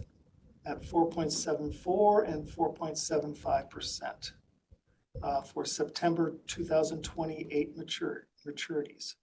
Right now, the state pool is at a 4.36. So it's worthwhile to buy with a quarterly call. Yeah, today interest rates were up. So when I'm watching CNBC on TV, and I look at the 10-year treasury and I see a jump, those are the times I start looking at emails. And then, let's see. Yeah, there's a lot of jail problems going on in other counties. We may have some good opportunities in the future. Sort of silly to be building individual jails in all these places for long term. It's just like sort of silly to have 39 treasures. Things should be, you'd be more efficient for regional approaches on different offices. You know, the morgue direction of the morgue for regions, we're coming in at a good time. So there's a lot of opportunities that we may be a good regional center. Are you able to disclose yet to me? And if you're not, that's fine. How much we paid for that property? I don't know if that's allowed to be said to me yet. I mean, the coroner's office property. Yeah. I believe it's public record. Is it? Is it done? Yeah. Yeah, it's public. Oh, okay. Okay. We ended up getting it for $525. Okay. It was $595. We got it down to $525. Well, that's sure a good spot for that person that's driving around. Look at, he's got, you know, things like that. Well, Being that close sure provides a lot of courage for that traveling guy to say, hey, I want you all to go to this location. Yeah. Well, there's motels right there, restaurants. It's perfect. Mm-hmm. Nope. I wasn't, the park properties, they just didn't excite me. No. Except the one they didn't want. I thought that was a great property for us. Are we gonna be selling, are we looking at selling our property since the port wants to control it? And Not until they come up with a lot of money. well, they sure wanna control the use of it, then they might as well own it right now. Pay us the money now. I don't think they're ready. I don't think Well, then quit, then they have no reason to dictate to us anything. I don't. They're a ways out, I think. Mm-hmm. We'll just have to sit there, increase in value. At our region, last week, we had a regional meeting in Davenport for Northeast Region Treasurers. Even though we have a lot of small counties, this TIF thing is a disaster. And that's why we think there needs to be a change in law to get the state to be part of the participants in sharing the cost of these utilities, and not the county general, county road, port general, fire generals, all these entities, they're giving their monies to use to build these utilities for these TIFs. That if it's such a great idea, the state should be part of the equation as well in creating this TIF. And do you have any meetings anytime soon to see how they're doing on this TIF? I don't, last I heard, I don't think they're expecting to get any money from that TIF for a while. I think it was 2 years. 2 to 3 years. Okay, I think they got sold a bill of goods. I don't know.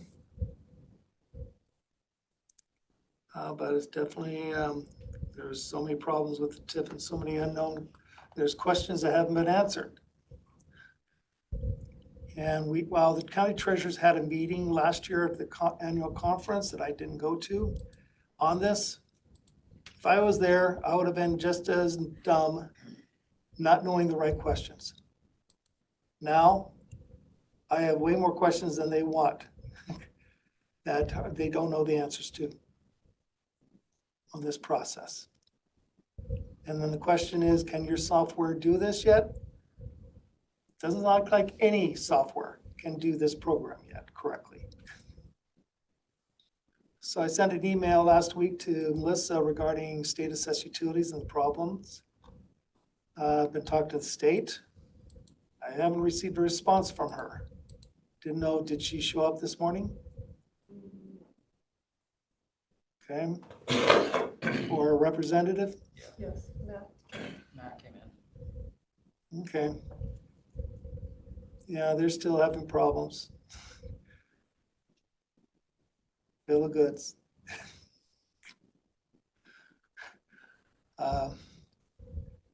Yeah, we're just, can't get Pax to call me, talk to me. Not sure.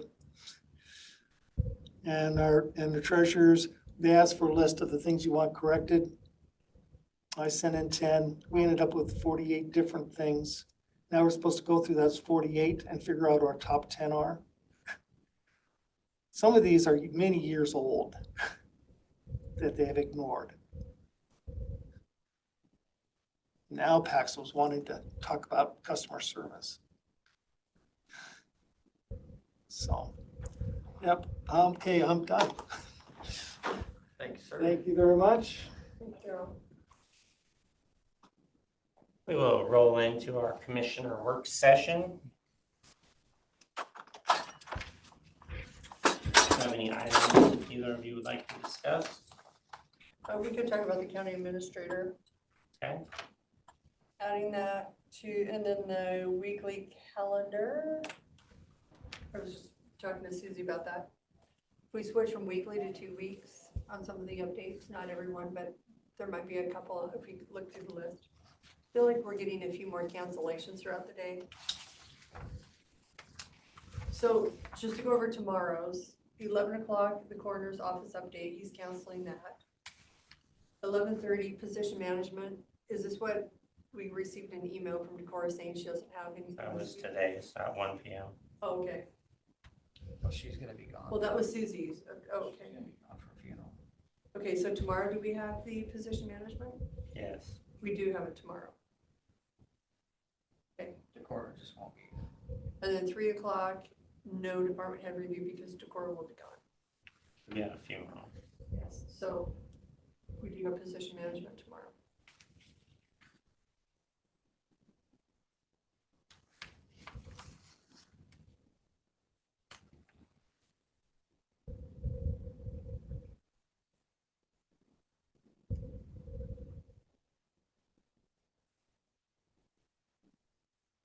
Will probably not be in the office, but I definitely will be online to that one, 11:30, because I didn't think we had a meeting tomorrow.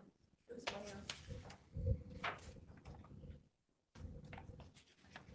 Yeah, today position management was 1:15. And they didn't have any. So the issue with position management, and when I used to do it by myself, If they don't have anything, you don't have the meeting. Right, so, But the position management discussion is tomorrow at 11:30, so we do have. yeah, but I think that's a discussion about, with Michelle, about Okay. accounting. Okay. And Decorah will be at that one. He won't be at the 3.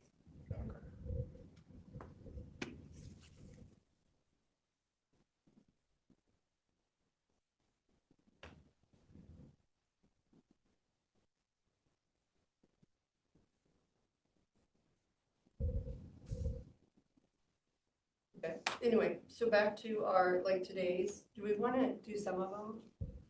I feel there are some that we do need to visit with weekly, some of them can probably be kicked back. 2 weeks, especially the ones that are canceled frequently. Assessor auditor cancel the most. Accounting update is always just Tyler.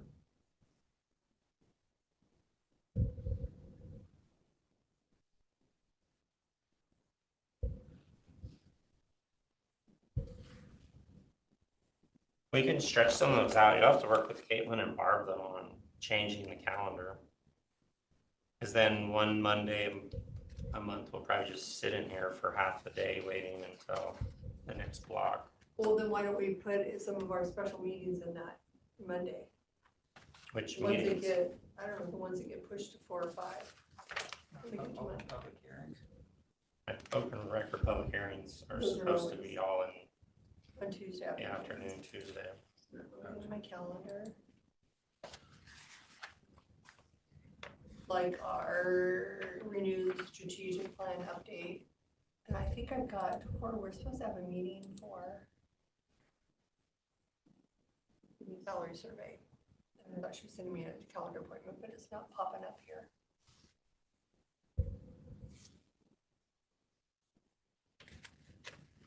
But I feel like some of them we can stretch out. Susie said she could stretch out, she would like to stretch out every other week.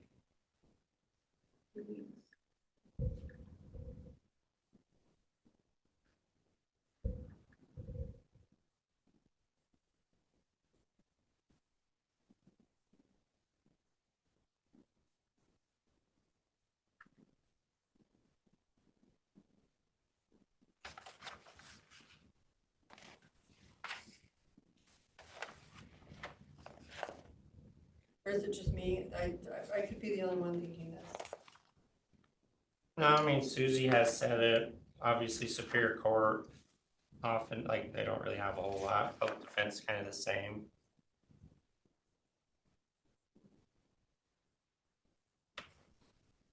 A strategic plan, I don't know how that would have changed unless they would have canceled position management last week and then they would have moved it. No, but you were just saying we would have one Monday a month where we didn't have anything, we'd just be sitting here. Well, But it was every other. maybe, month. because it depends on who you would stretch out. That's what I'm saying. You would have to meet with Caitlin and Barb and go over how the layout would be.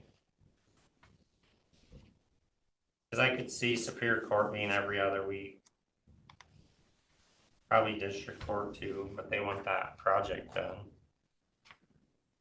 Clerk's office, courts could be every other.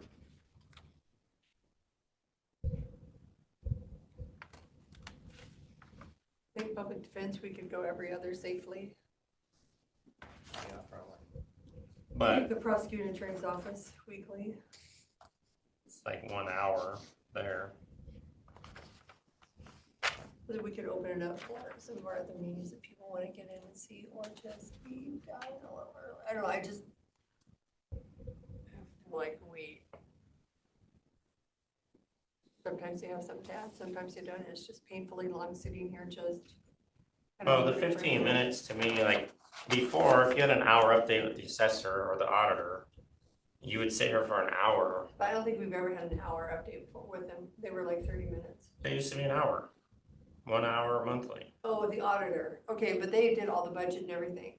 Oh yeah, when Katie and stuff would come, then they would give the full review. We don't have that anymore.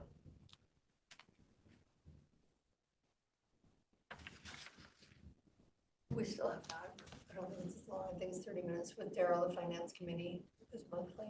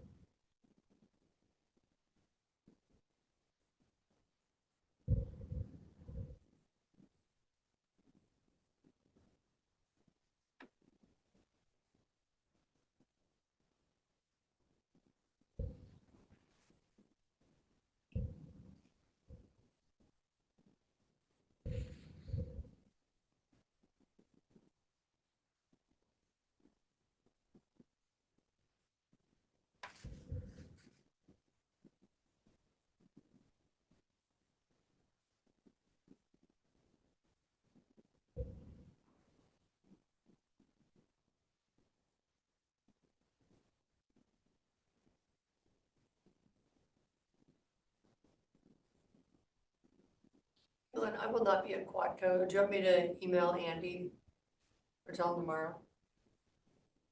I can, are you Andy Booth?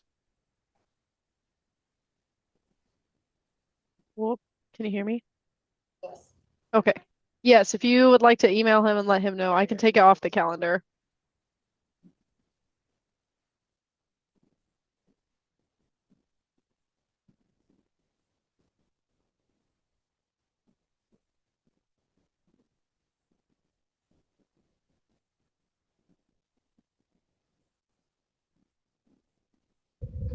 Oh, and I need to grab my pens or whatever you have, whatever treasures you have up there from tourism.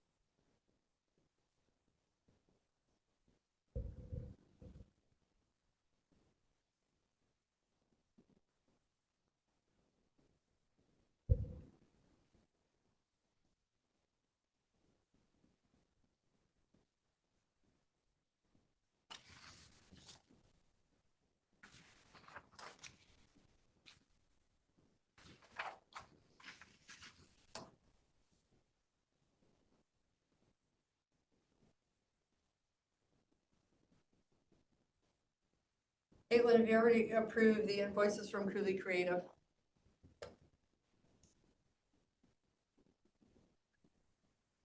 I'm sorry, could you repeat that? Cooley Creative, have you already looked at those invoices? I have looked at them, yes. They are, I think it's like item number 4 or 5 on consent this week.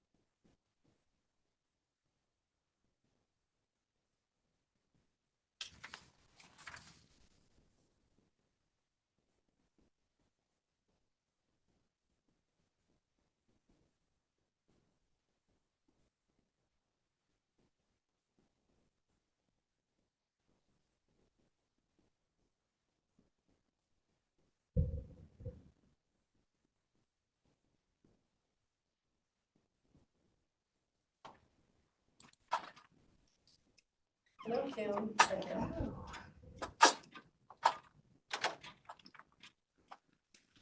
Thanks for lunch today. You are welcome. That was Caitlin. Thanks, Caitlin. You're welcome. Just need a bigger garbage can next time. That's all. I got two of them here. Good afternoon, it's 2:30 PM and we are here with Kim Allen for the clerk's office update. Got anything new and exciting for us? No, I don't. Any That's a good needs thing, or right? requests? Yeah, I mean, it's the benefit of seeing you. Any questions? No, that was good having Blair give an update today.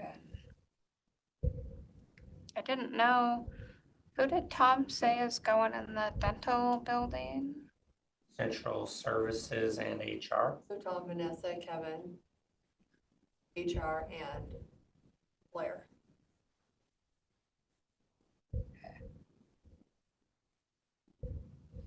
Plan so far. It's been changed numerous times, but I think that's what we finally decided. We're looking at licensing, elections. TS is, are they considered part of central services or no? Yeah, they won't be leaving. They won't be, There's a they'll lot still of be up technology there. upstairs and they need to be Okay. kind of locked in. Kind of away from the public, Okay. public access, away from it. I would think it'd be good to have HR over there. Maybe people will feel more comfortable Go for a about little walk and going over there and, yeah. hopefully. No, I don't have anything. Working with Gina on one issue, but nope.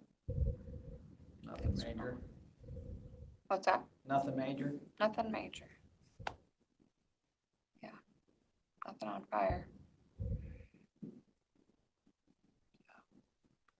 Yeah. Plugging away. Keep playing away and enjoy the weather. I don't think we have anything. I don't have anything. Well, thank It you was for so joining us. weird this morning and now it's gorgeous outside. Yeah, it was cold this morning in Moses. It was foggy and cold. Foggy, yeah. From my house, you couldn't Well, even spring, see Lisa, wind is not blowing. Ephrata. Ephrata must have been socked in, so. Yeah. All right, Nothing else? Well, thank you, Kim. Thank you, ma'am. We're gonna come to your office and ask questions. are you? No, come to your office for an update. All right, You're welcome to come and do it over there next week. then we'll go into recess until 3 PM. Okay, bye. Good afternoon, it is 3 PM and we are here for a Superior Court update. Hello. So nothing new to report. We are starting another criminal jury trial this week. And we have a dependency trial going and a family law trial and our calendar. So it's just really same old, same old. So nothing new. Job security. It's always good job security. How's your, Yes. not your court administrator, your Mr. Ames? Yes, he's doing great. Okay, good. Mm-hmm, yeah. We're very much enjoying having him. Yeah, it's working out really well. We needed a full-time bailiff for a long time, so that's been a good addition having him.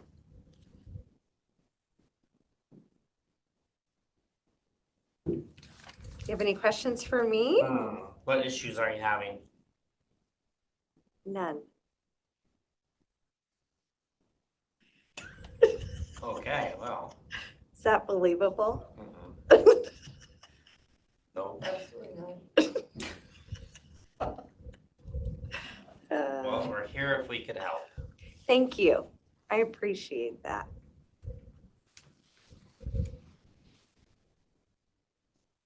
And Superior Court has opted to go to the 2-week instead of weekly update. Well, there's nothing to report, so. That's right. Mm-hmm. I'd be more than welcome to provide any information if you have something specific you would like for, if you ever think of something and want to email me for me to like talk about at an update as well. I don't know if that's something you would all be interested in, because I'm not sure what it is. What kind of information are you looking for at these?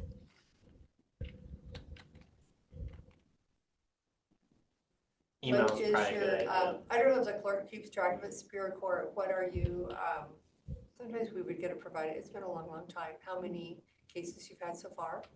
How many criminal, how many? Yeah, I could get that information. Yeah, yeah. Yep. I can have the In line clerks with what run. we had last year, report. we're ahead. I definitely know that our criminal filings have been down for really quite a few years now, but our civil filings have. Your drug-related crimes are skyrocketing. You know, ever since they passed that Blake case to where you can't convict for certain drug crimes, we don't have as many as you would think that we do have. So that really has changed a lot. So, yeah. I think a lot of crimes that we have though are still drug-related, burglaries or thefts, things of that nature are all associated with drugs. Our Unfortunately. coroner today mentioned that if we did not have Narcan. Narcan. Narcan. He would need 2 more employees in his office. Oh, I believe it. It's scary. Drug use is on the decline. Because we don't prosecute it anymore. Maybe. The questions I have definitely would not be I don't think deserving the for drug you. use is in decline. I think our drug use is. Today's not a good day for us. Oh, yeah. It's definitely gotten much worse, but. Don't worry. Crime. Her bail was $250. Did you go bail her out? No, that's just ridiculous. It's like a joke. Bitch, you probably can't even afford that. Yeah. Bail bondsman for $25. Doesn't that make you feel good? Yeah. Been a public defender. Don't worry, we pay for it all. Yes. Love One way or cards. another. Cards are so good. Everyone has rights. Yes. That happy note. I don't have anything. I don't either. That's the hard part, I guess, with the courts. All my questions are like things that Their comments. or comments or questions like why does it work like this? Which no one has to tell us why it works like that. But it would be just nice to know. So, live in Washington, that's what people would say. Anything for you? No. Okay, well, thank you so much again. Always a pleasure. We'll go into recess until 3:15. Good afternoon. It's 3:17 p.m. and we are here with District Court Judge Glenn for an update. No Desiree, she's out ill. Oh, hopefully she gets well. Yeah, she went to a conference and then said she was sick, and I told her don't come in. I don't want to get sick. Yeah. She was over celebrating Mother's Day. I know. Could be. I don't really have any agenda. We didn't turn in, did we turn in an agenda? No, are you okay with weekly updates, or we're kind of looking at maybe pushing them out every 2 weeks? Would you want to continue? We could on- probably do 2 weeks. Caitlin, did you hear that? Yes, I did. Caitlin's And Superior Court was okay with 2 weeks as well. Who was Superior Court? Yeah, they're like, okay, so I'll see you in 2 weeks. I'm like, I don't know when we're gonna get my calendar done. There was something I was gonna update you. How's your on. community court going? Good. We're seem like getting some more folks. A little worried about who the new prosecutor will be, because they kind of help steer the program a little bit, but hopefully they'll get on board with it. Have you heard anybody that's I heard there's Move forward. like people that were interested. I haven't heard any names, because I didn't know if there would be. I don't really have a huge role in who the names are. There's I a just few. wonder if you'd heard it. No, I mean, I guess someone new every week. Oh, so you are hearing. Yeah, and I see who gets arrested every day, and I'm like, this one might be a good candidate, or. Are you talking who gets arrested, you mean? Yeah, every morning we kind of screen everybody. So Hopefully it's not somebody that's arrested that you think would make a great prosecutor. No. But we screen anyone who's gotten in trouble and then kind of see if the worry is if the prosecutor's not on board with this type of board. That's what the worry is. Some aren't. But I think the trend is to kind of do this a little bit more. I'm going to a training tomorrow about the SIMs. Have you guys heard about the SIM? The intercept model, the sequential intercept model? So I'm doing that tomorrow. That's an all-day workshop. What is it? You remember when Barb said you need to talk about the SIMS mapping, and I'm like, I have no idea what she's talking about. It is the behavior health. They're trying to get basically a centralized location with all the counties and then divert people. It's a diversion program, and it's a step 2 of the step 1, and so they meet with the jails, the behavioral health organizations. So that's tomorrow. There was something else I was going to update you guys about. Must not have been that important. But we got something, I can't remember what it was. Oh, we got the thing worked out with the remote hearings. So I met with TS personally, met with Joe, and we, I think, got it worked out so the prosecutor can have a printer in the courtroom for their remote hearings. And so it's in the works. I think initially that Joe came, I talked to you guys and said he didn't really see a reason for it. But I did meet with Joe, and I think everyone agrees that at some point, all the papers are gonna have to be completely digital. Because right now we do everything pretty much digital, and then we create paper at court, and then we take that paper at court and turn it back to digital. So TS, I think, and all of us in the courts are hopefully on board with trying to come up with a program where everyone can use it by just clicking buttons, and probably having a signing pad where people have to sign, and then the document would just come straight to the court in a digital way, and then it gets sent to the clerk digitally and gets filed away that way. So TS really didn't want to do the printer thing because they were like, why don't we just do this and not waste time? It's like, I don't think anyone's ready for that yet, and it will take a little time to get that technology in place. But that issue for now has been dealt with. I don't know much else. Had the meeting with HR, we talked about that last time.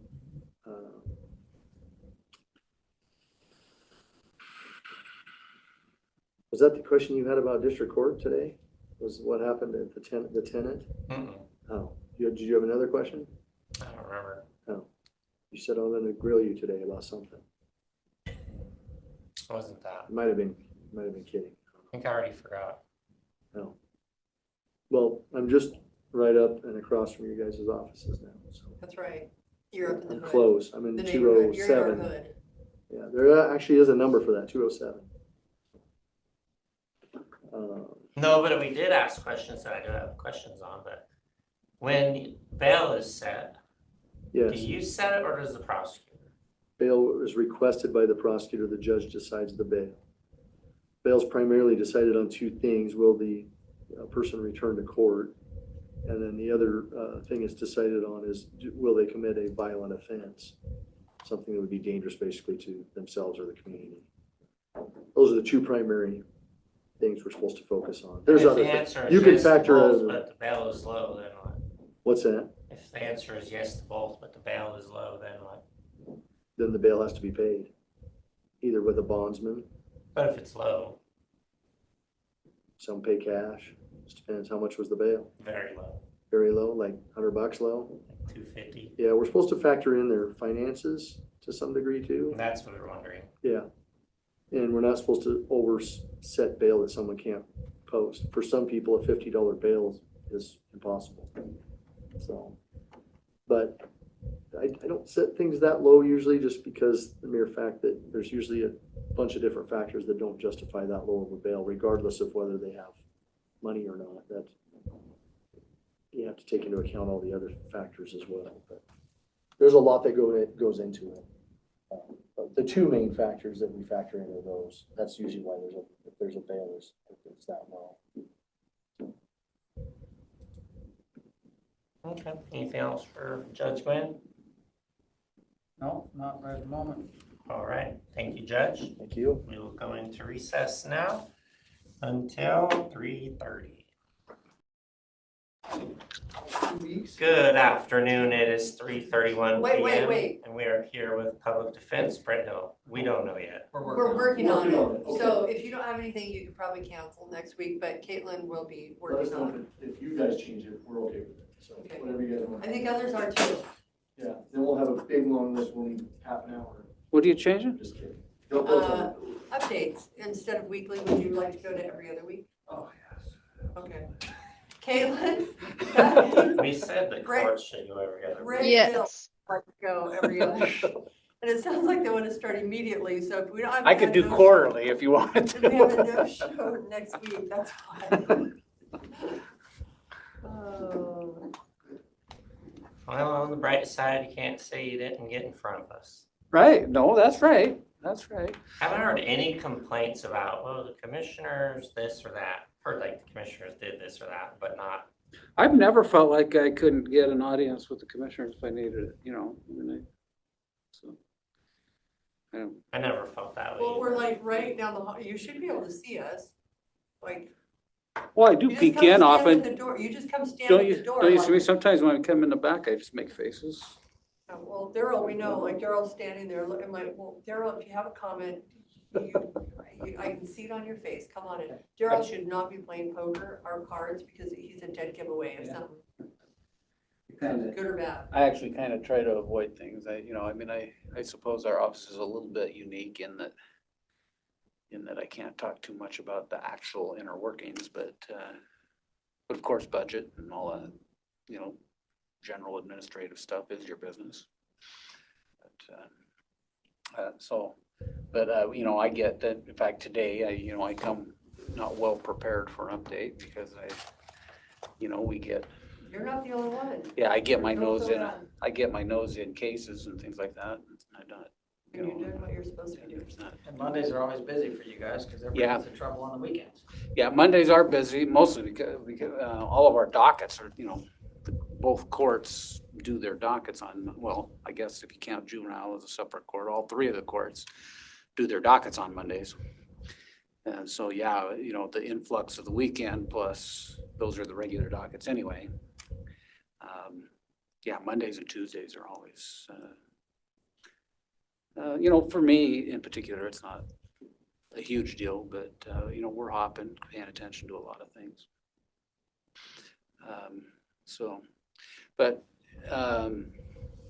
And I kind of like it that way, that, I like that schedule,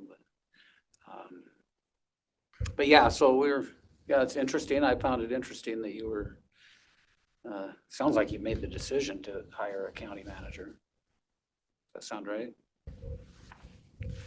I mean, is that? Working through it, yeah. Okay, yeah. Still deciding? No, I don't think we're still Well, deciding. I'm actually just reading from Source News. It popped up, one of the commissioners over there, he runs the county like a dictator, just popped up like an hour ago. Yeah. Well, I hear from people, of course, all my. Source one, me? No, Kevin. They quoting you? Kevin Overbay. Oh, it's on him? Yeah, but like they were saying, I thought it was $250 on the meetings that they have. If it's two commissioners talking, it's $500, and then the next one is $1,000. They brought that up in here. Last time I wish you happy birthday. The $500. Well, wouldn't do it twice. Yeah. Outside of a meeting. Yeah, that's pretty crazy. So most counties. Well, I was just saying, most counties, and I hear people from public defense perspectives, it's all in our little narrow thing, but, some people love having the county administrator or county manager. And some people absolutely hate it, you know, but. Probably depends on how well they get along.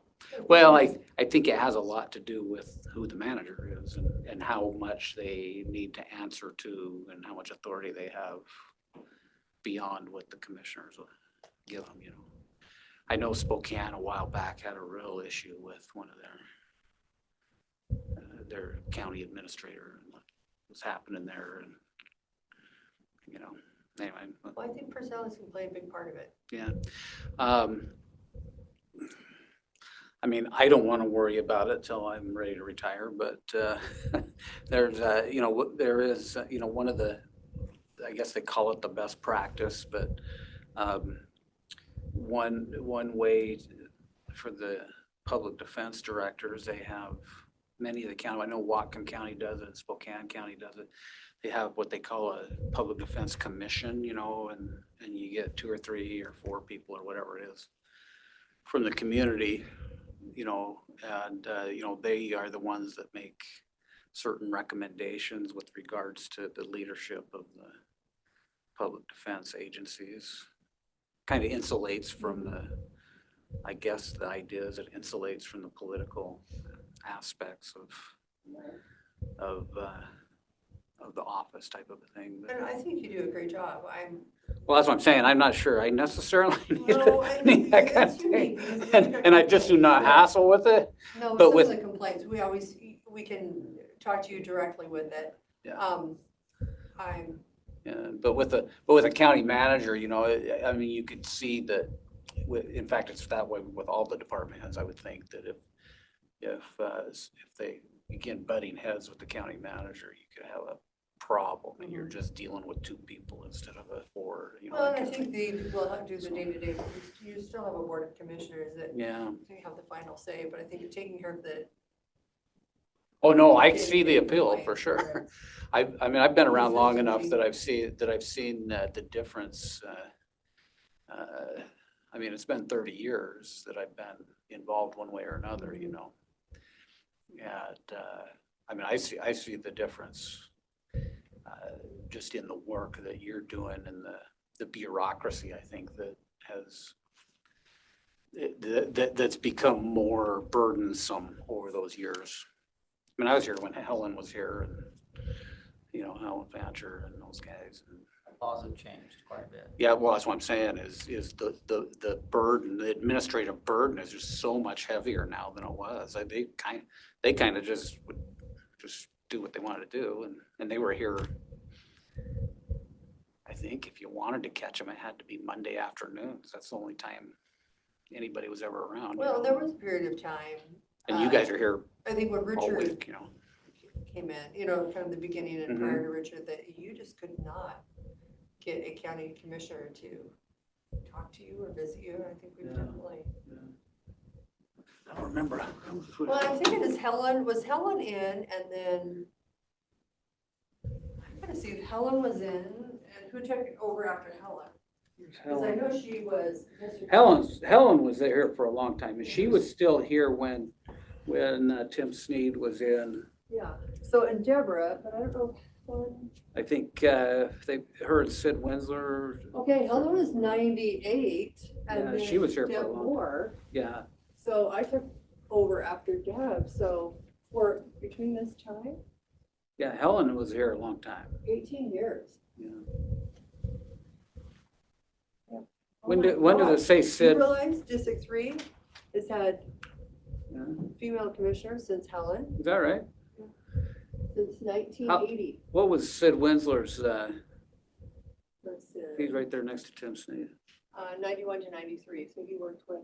Yeah, he was still here when I was in the county, but I was still at the prosecutor's office. But yeah. Yeah, don't say their districts. So that is crazy. But it's District changed a 3 lot. So you were here when Peggy Grigg was. Oh, yeah. Up there, upstairs. Yeah, Peggy was. 1980. Okay, so since In fact, she 1980, was. Grant County, District 3. She was probably here had until female commissioners. 1996, maybe, or. The next one probably will be too. Yeah. So yeah, we. But I've seen the evolution of how your jobs are much more onerous than they used to be. So sorry, but I 100% see the appeal of needing a county manager. Anyways, but I don't know if I make a report. I guess my report is, the same basically as last week. Our caseloads are good. Last week we had April was, and the first week of May we had a lot of cases. We took in a lot of cases and difficult cases. Hopefully that regresses back to the mean and we get back to our normal case intakes. But other than that, everything seems pretty good. It's been a little while since I've looked very closely at my budget, but I can't imagine. We would let you know if you're over. So I haven't looked at Right. it. I can't imagine it's not because I'm down 3 attorneys that we're not paying for. So your budget should be pretty good then. yeah, if we're paying, even if we're paying way more out to experts, the overall budget is still just fine, I would think. But I do need to get into that and have a little look at it. That's one of my next goals in the near future. Yeah, we're almost halfway through the year. Yeah, I've been kind of, that's what I'm thinking. I haven't really been watching it. And then all of a sudden it's like, holy, I noticed that with the caseloads. I was going, man, we're going to be in trouble in caseloads. But then I was looking at it through the year and I was going, well, maybe not quite so much because we're, getting down through the year. So, but anyway, yeah, that's kind of where we're at. Again, I'm happy to answer any questions and I'm available to you anytime you need me. So, and I'm not too far. If I'm in the office, it's not too far to get here. All right, thank you. Anything else for Thanks Brett? coming in. Just for a little tidbit, so for 45 years, District 3 has had a female commissioner. That blows my mind. 45 years. Yeah. Consecutive. Gotta find the next one. That's pretty good. When does that position come open again? In 2 years, in 18 months, 20 days, or something like that. 2026. Gonna buy Counting down the days already. So 2026, the person will be running. Yeah, 2027, they'll be taking It's over. 26 election. Okay. Well, that's interesting. It will age you. It will. I think I'm in your district Yeah. on West Shore Drive. But everybody seems. I think it's Moses Lakes district. I think is so. it May Valley Road that's separation. Yeah. Well, they are. If you wanna, I can give you an update on Public Works. They're working hard on that street. Holy cow! I drove out that road yesterday. There are a lot of happy people in that area. I think once it's done, it'll be nice. I hope. I hope. It'll be really nice when it's done. Oh yeah, I think people, once it's done, it'll be fine. Well, we needed. Maybe we didn't need both sidewalks, but we definitely needed a sidewalk down there. Communication No question problems, about it. breakdowns. That should be nice. They pushed it back, I think, a little. At least that's what the paper said. Well, they're doing consolidated mailboxes. We're trying to get the story on that. They pushed They're it. not doing that anymore. Oh, they're not? Yeah, I think they decided to do something Well, else. that We was- got a little I don't think notice. that was the county asking No, for that was that. the post office that was doing that. Yeah, post office. Was they not doing it now? They They're say it not was the doing it county. now. Right, but we have One to. less The problem owners for you. went to above the postmaster Yeah. and requested to not do that. So now Public Works is having to add 4 feet of sidewalk in order to be ADA compliant around the mailboxes. But we have to have certain kind of mailboxes or something too. Yeah, and they have to be, the sidewalk has to be 4 feet on the other side of the mailbox So how also. wide are our On mailboxes? both sides? Yeah, so it has to be 4 feet. You have to go around it, I guess. You can't do that. So they were pretty happy about that. Public Works. Yeah, that's it. But, yeah, I know it's been a mess out there, but I think everybody's surviving. I'll have to cancel my big party out there. Well, now at No least, place to at least park. they're not doing 70 miles an hour down that road now. Yeah. And Yeah. it was pretty wasn't very dusty when I was out there yesterday, so they must be watering it down. They do a really nice job. You know, I mean, sometimes it gets a little dusty, but they water it pretty regular. I was kind of surprised it wasn't dustier. Yeah, I live right in the middle of it, so I end up going out Winesap Road anyway. Down to. But it's got about, it's not quite a half a mile of gravel. But, you know, so I often go that way. But yeah, it's gonna be crazy. All right, well. I'm trying to give up my spot here. Let's see it. It is 3:46. That chair. And we will roll into the prosecuting attorney's office update with Kevin McCray.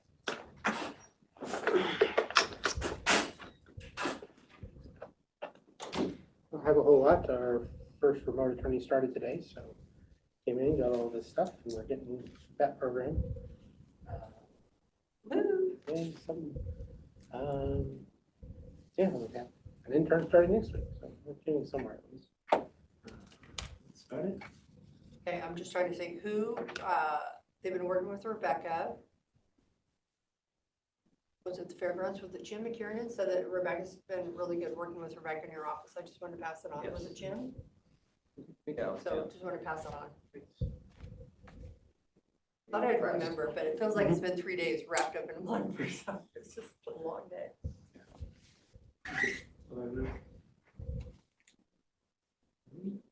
Anything else? How's everything else going? Fun. Busy, yeah. Too many dumb people, not enough time, not enough drinks. But we've heard about some of them, so. What's that? We've heard about some of them today. A couple of them keep dying. You know, we've had like 3 or 4 die in the last few months. 2 of them this week. Or not. But they're not incarcerated, are they? No, Okay. no. Thank goodness it's been released and then. Yeah, they've been released. Like one guy just got shot in Yakima over the weekend that we charged on Friday. Oh, geez. One guy in a car accident. A couple of overdosed. What was your workload? A little bit, but yeah, so.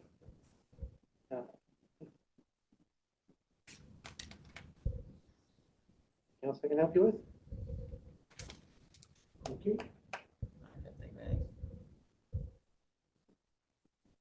Have you guys been in touch with Mr. Copen? I haven't heard anything from Andrew, but I haven't checked my email. No, I was thinking if iFiber had something, because we were just talking about the other, and then it said, I pull up the source one on Kevin Overbay. He runs the county like a dictator, former Chelan County Commissioner, speaks out about Kevin Overbay. I'm like, oh, sorry, Kevin.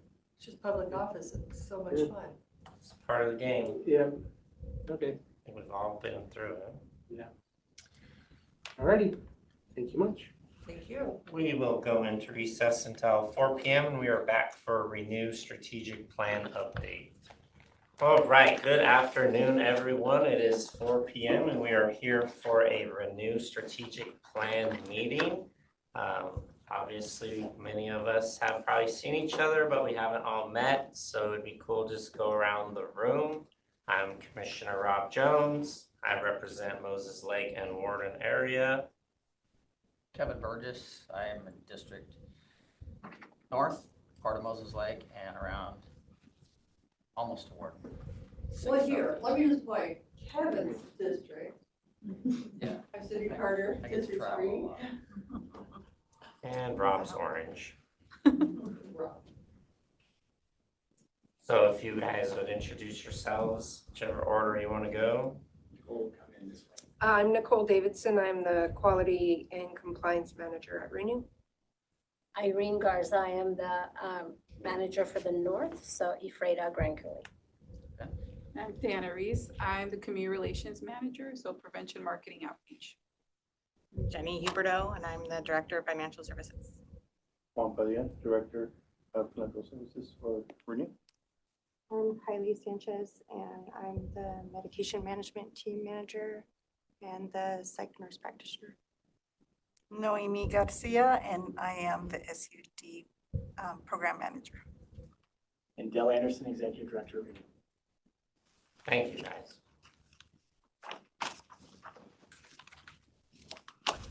Thanks for having us today. I wanted to bring the team so you could see who they are. And this group is, we have most everybody. This is our senior leadership council. And so that group is not necessarily an advisory committee, but it is a council that we meet together 2 times a month to talk about processes, updates, and it's a way for us to communicate back down through the organization. So they were a large part of our strategy and the focus of the things that we are trying to do. And so I thought it'd be a good time to recognize them and for their efforts and the way they've incorporated this into our daily workflows. So thank you for joining us. Those that were missing, one is Missy, is the director of community living, right? DCL. And I lost it there for a second.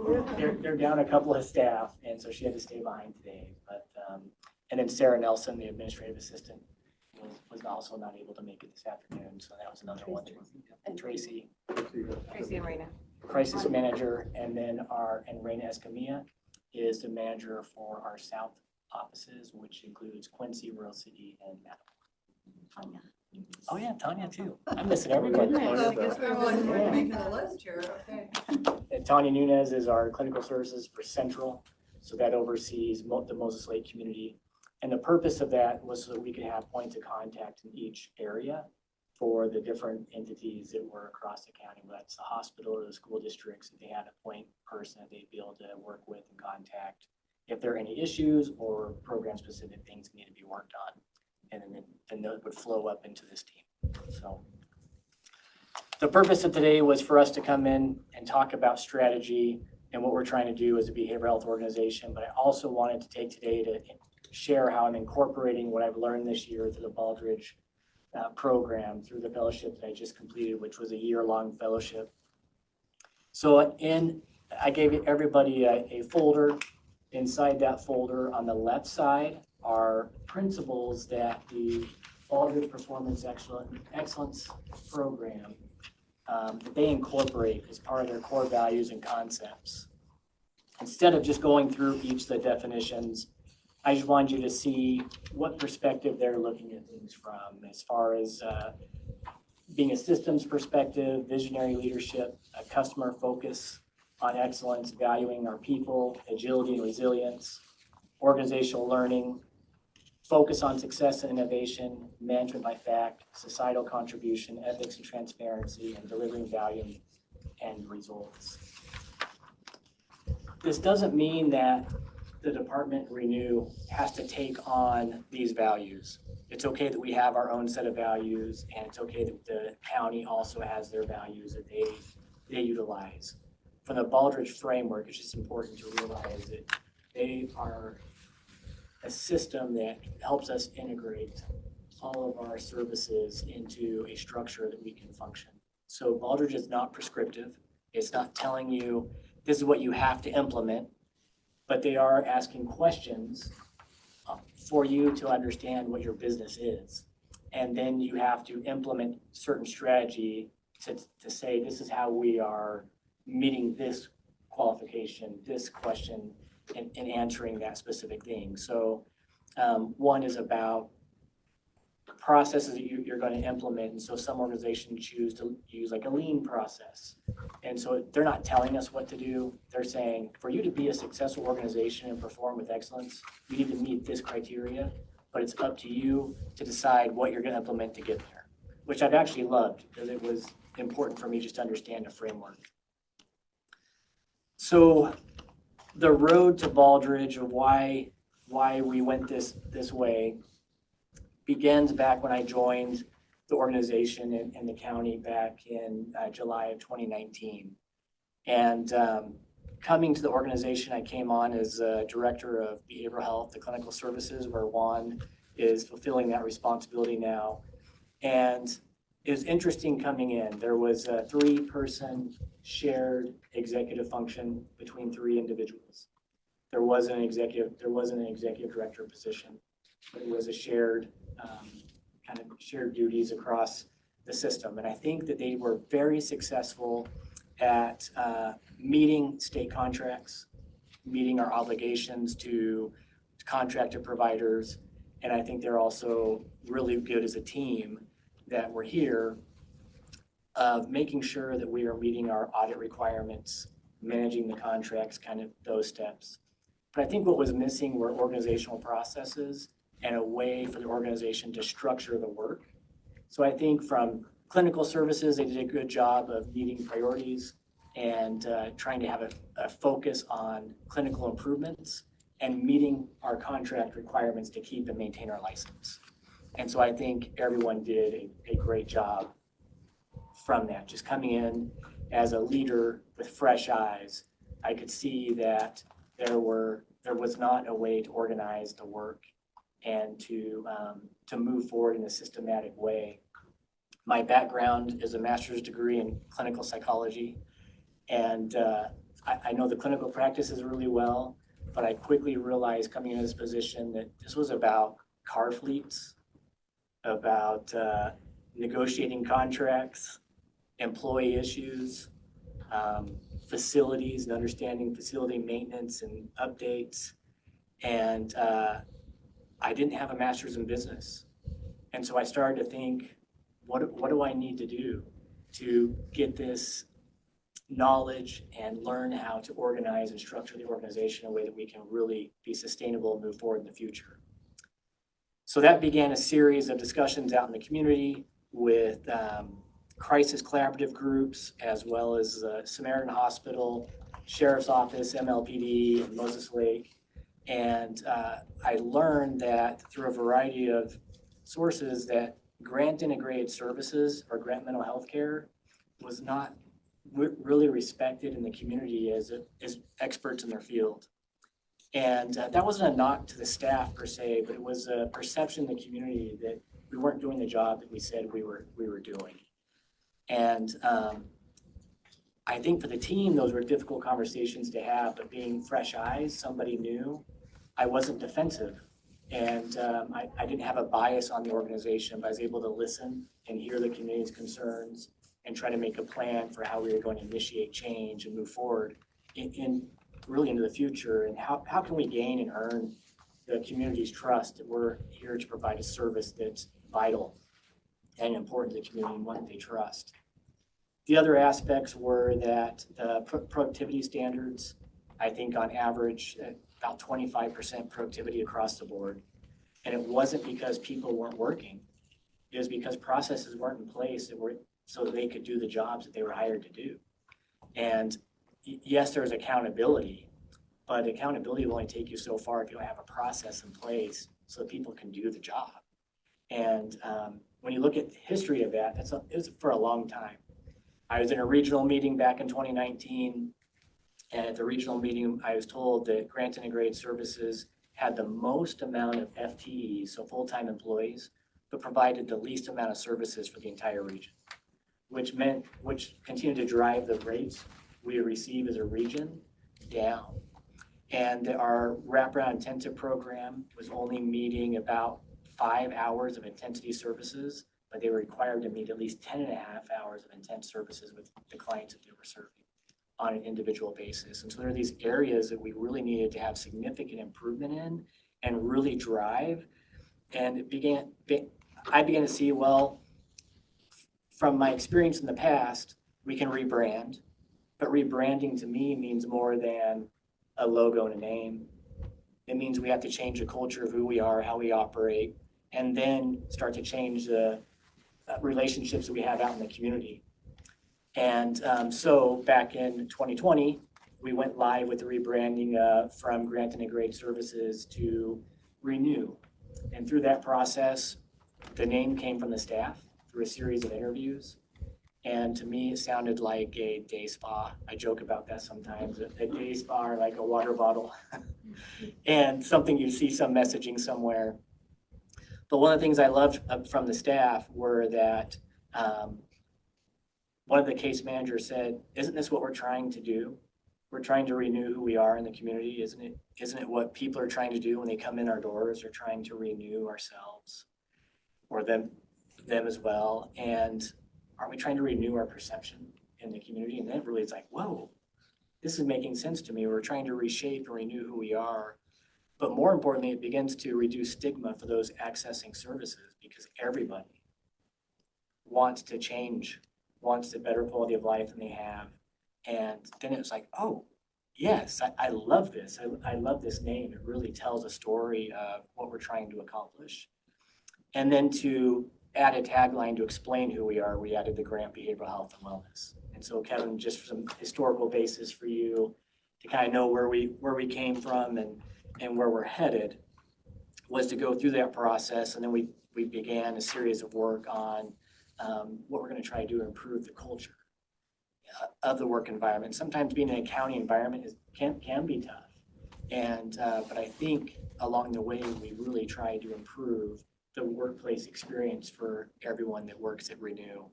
And it's not perfect, but we do have a plan and what we're trying to do. I think we're going to see major improvements, and I think staff will have a better experience working within the county, specifically in the Department of Renew. I'll share as we get into the strategy of how we're going to accomplish that and make that happen. Moving back to framework, it still left me with, we've gone through this rebranding, we're working on culture, and we have these issues that we need to improve to really change how we're perceived in the community and around the region. And I started to realize that I don't have that framework. I don't have that leadership skill yet of leading an organization and not just a clinical team. And so as I looked at different frameworks, I looked at going back to doing a master's degree in business so I could feel like I had some foundation. And when I was doing this, I came across the Malcolm Baldrige Institute, and they offered a one-year fellowship. And that's really what I was looking for, is something that just gave me a framework to work from. And on the third page in your packet on the left side, there's a picture of a hockey puck that on the top has an organizational profile. But this is a Baldrige framework, and it walks through leadership, strategy, customers, workforce operations, results. Then you want to always be measuring, analyzing, and improving your knowledge management in accordance with core values and concepts. The purpose of this framework is really to integrate all of these processes. So through this year-long internship or fellowship, I was able to go and visit 5 different sites where you could see these processes in action. And each of these sites, turning back to the second page on the left side, which says Baldrige, Adley, and Let's See definitions, all of these organizations had implemented the Adley and Let's See programming. So they had an approach, they had a way they were going to deploy, they went through a process where they were learning continuously, and then they'd integrate each of the systems. So this was an ongoing approach. Then under Let's See, levels, trends, comparisons, integration, it was important that you always had comparables. So you're looking at comparing your organization against those in your region, in the state, how you're doing nationally. And each of these organizations have been previous national award winners for the quality of service they're providing in their areas, as well as national experts in their areas. So one organization was Greater Baltimore Medical Center in Baltimore, Maryland. They're over $1 billion in revenue. They have several thousand employees and are able to engage all the employees. I was really impressed that as a CEO was walking through the halls, everybody knew who he was. Everyone knew their role as an employee and how what they did on an individual basis was going to impact the organization as a whole. And so they knew what their value was and what they brought in their individual job function. Another visit was to the Department of Defense. And at the Department of Defense, this was Honeywell, and they build the nuclear warheads to help serve and protect our country. That was a really interesting process for me to see, because I have never been in a situation where you had to have a process that had to be perfect, because that has to work, whether it's tomorrow or 40 years from tomorrow. It has to work, it has to be perfect. And literally teams would work on this much of the project all day, every day, and they'd have 2,000 items coming through, and it would move on to the next team once they completed their piece of the project, but nobody else knew how to do what the previous team did. So once it went to the next team, they would see if it worked, and if it didn't, it'd go back until it was fixed and corrected and worked perfectly. It takes 3 years from when the warhead is ordered to being completed and ready to be shipped off to wherever it is going to be. So it was a really impressive thing to see from a leadership perspective, how they set their goals and their processes were so clear that every individual knew what their responsibility was on their individual team. In the end, it worked. And but I've never been in a situation where it had to just be perfect. So that was neat to see. Another fun one was at the Ritz-Carlton in LA. They're the best in the world at customer service, and also they're like workforce engagement. And so to see the processes they've implemented to really bring that out in the way they're customer focused and customer driven, I started to think, why can't we, even though we're not a luxury resort, we're not some luxurious hotel, but why can't we welcome our visitors in the same way? Why can't it be warm and welcoming? And why can't we treat our employees in that same way where they feel valued and they feel like the jobs that they're doing, they're not worthless. Like they're worth it. They're worth every aspect of the job that they do. And the jobs they do in behavioral health are not easy. Sometimes I talk about we're like inundated with what I'll call social misery of just really difficult situations. And these guys do it every day with a smile on their face, and they work hard, and they really want things to improve. And so I've really appreciated their efforts in this because I don't think clinically it's the way our minds always work, but they were able to sit down at a table and use their voice to say, here's how we think we can move forward and implement these things I'm learning in this Baldrige framework into what we're trying to accomplish as an organization. So through that process, we, if you guys want to go to the right side of the folder, we began putting together our strategic direction for 2024 through 2026. And this is what our model of excellence in behavioral health and wellness looks like. On page 2 is our framework for what our model of excellence is. And so if you look at the bottom, just like much a house, the foundation is our mission, which is care for the whole person, be cohesive and kind, embrace change, grow hope, and innovate always. Held together by our roof, which is the vision. Together we'll empower individuals towards recovery as healthy, contributing members of our communities. We have our values: commitment, equality, compassion, dignity, and respect. And then we had 5 pillars that we all agreed upon to focus what our priorities are going to be, and that was to valuing our people, quality, service excellence, access, and financial health. Moving to page 3, this team went through a series of interviews where they helped define what each of these categories would be. Commitment will be, we do our best every time, every day. Equality, we treat everyone as an equal without bias, regardless of location or level. Compassion, we seek to understand one another from each perspective. Dignity, we'll make the other person feel seen and valued. Respect, we'll treat others as we ourselves want to be treated. And so as a team, we're really trying to define when we have these values, what does that look like and what's the definition of that? On page 4, this printed out really small, so I'll describe it. We really wanted to define what the pillars were. And so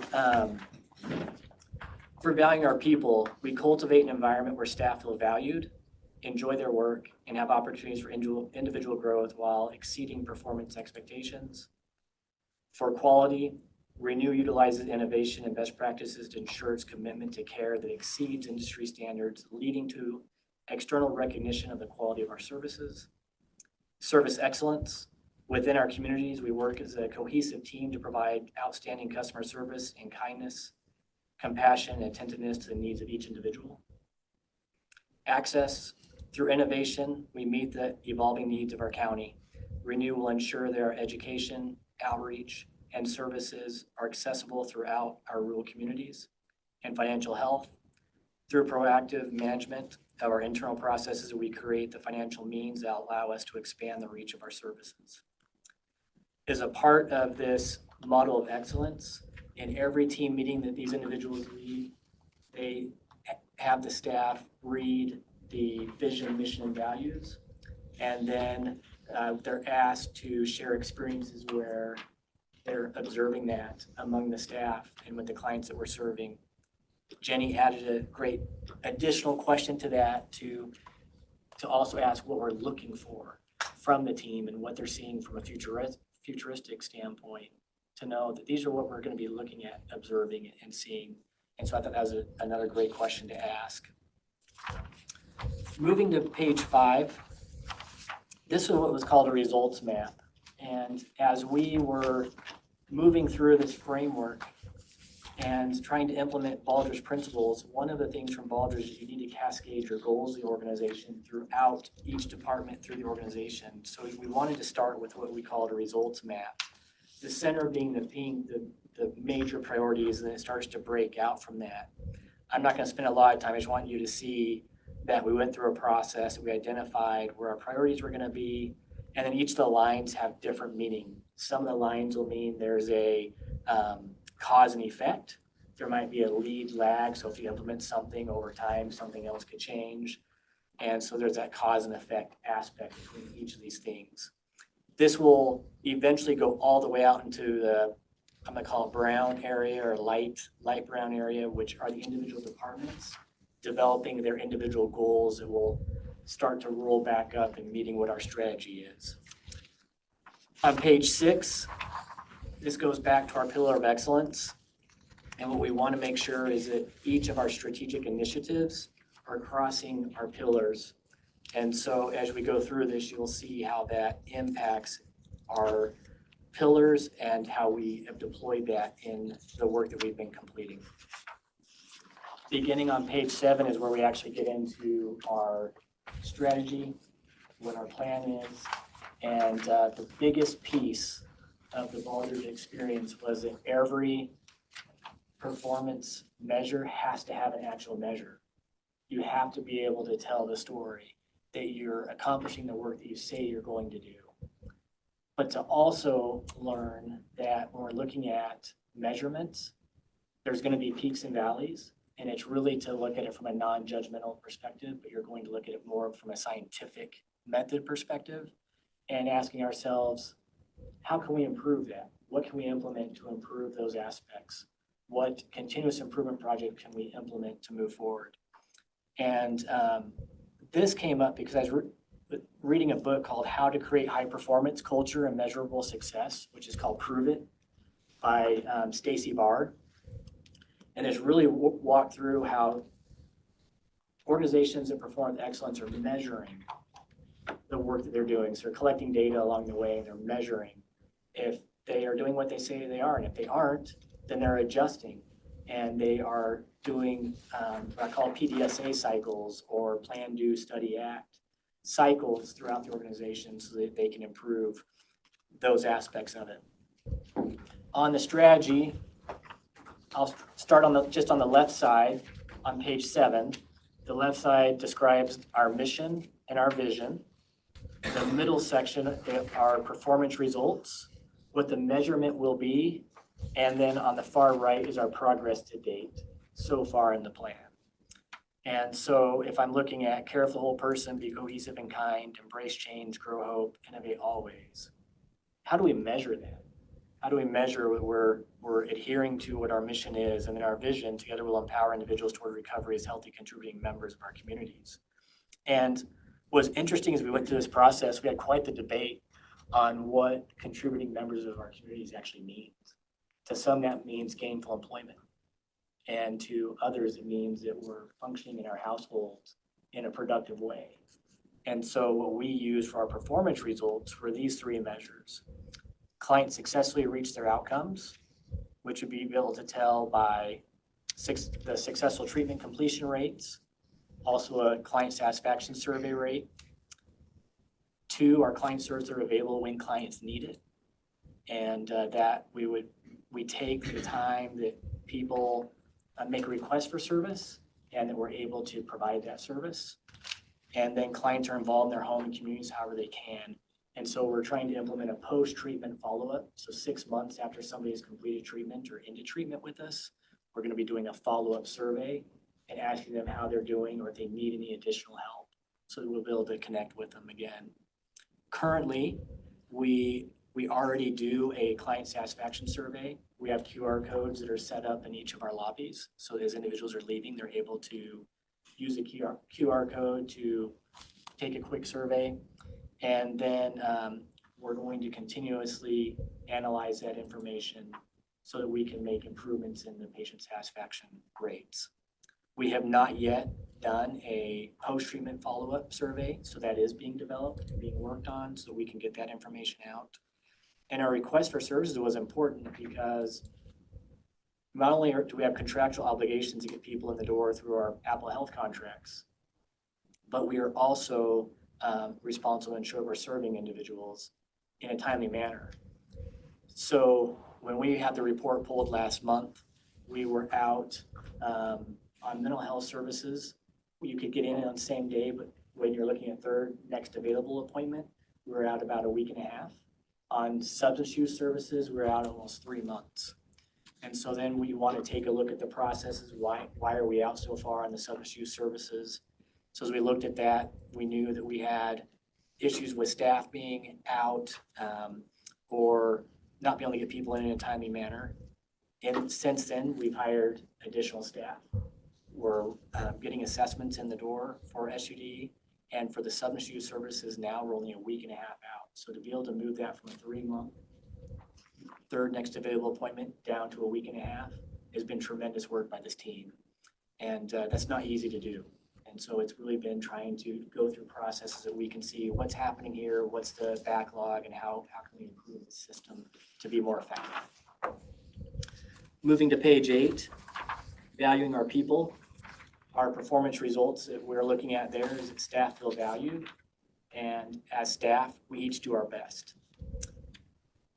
The strategic initiatives there establish priorities and approaches based on an assessment of how well we are currently doing using an employee survey. So last year, we invested in the Modern Health Best Places to Work survey. And so this is a survey that goes out to all the staff where they have an opportunity to answer questions on how they feel in the work environment, what they like about work, things they don't. They also have an opportunity to actually provide feedback. And it's a open text that we're able to review. This team went through that last year after we were scored. We received a 69% overall. And for a first survey, I thought, oh, that was low. But hearing when they did it years ago, they had like 23%. So I felt like we're moving in that right direction. But what I really appreciate from this team is that we went line by line, every comment that was stated. And then we had to form as a team what were going to be our priorities that we could work on. Because you can't work on all 100. You have to split up. And so we came up with the top 4 priorities that we had to work on our employee engagement and what we could do to really enhance their workplace satisfaction. One area we're doing very well in as a county are the benefits. The benefits package scored very high on every survey category that included the financials and the benefits that were discussed for medical, dental, vision, and the offerings by the county. So I think that's tremendous. The staff as a whole felt like that's one area that could be highlighted. And when compared where we're at state and to the nation in this Modern Health survey, we were far above what the other organizations are offering for a benefits package. So I thought that was important just to point out. We also brought in this year Dr. Brian Williams to help with our, to really enhance the culture aspects, to improve the way that we work with each other and our staff. So that was another thing that really guided this work this year. Based on some of that really is what creates some of our priorities for this year. Then on, where it says VP number 2, guided by the survey findings, pursue initial improvement focus on creating an environment where staff are happy, content, and fulfilled. This also led us to implementing some AI technology as well, which I'll get into. And again, really enhancing and investing in our leadership development. So that ties in there. We also, on page 10, for quality, the performance results, clients feel like they've made progress on their goals, and the people of Grant County trust us. So how would that be measured? The measurement would be improved assessment scores, monthly referral average, and community likely to recommend.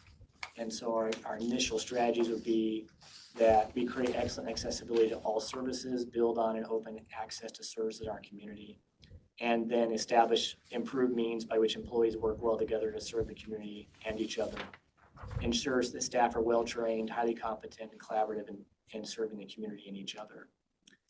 Some highlights from this work is that all sites, Moses Lake, Grand Coulee, Ephrata, Quincy, and Mattawa are all licensed mental health and substance use outpatient services. So every single clinic that we have is fully licensed to provide all outpatient services. Previous to that, we only had Moses Lake as the main one able to provide all services, but now that's expanded all the way across. We've also entered into an apprenticeship with a group that does the training for substance use providers. So this is how we're able to internally grow our substance use team by having 4 interns in this apprenticeship last year. 2 are about to finish this next year, so they'll become SUD professionals. And that's one way that we've been able to grow in this. Another way was that we expanded the use of telehealth services through our Connected Care program. This provided virtual accessibility to all mental health services and the SUD IOP groups, which stands for Intensive Outpatient Programming. That's currently only available from the Grand Coulee office. But the idea behind this was that clients were traveling from Mattawa to Moses Lake or Grand Coulee, Moses Lake, and we wanted to provide a way they could stay in their community while having the service accessible to them. That's been super helpful to do these Connected Care strategy around that. We also equipped our clinicians with workflows, with Zoom licenses, and additional training to provide these services virtually. It's interesting because there's a whole etiquette training on how to provide a clinical service virtually, where you should be looking on the camera and how to engage the client virtually. So there's a lot of interesting processes we implemented with that. In Q1 of 2025 is when we went live with the Grand Coulee Clinic for the virtual service, and that we are expecting to go to our other communities next, with Mattawa being another area that we want to highlight because of that drive to Moses Lake. This is where we're also incorporating the use of the virtual UA process as well. And so that's a part of that too.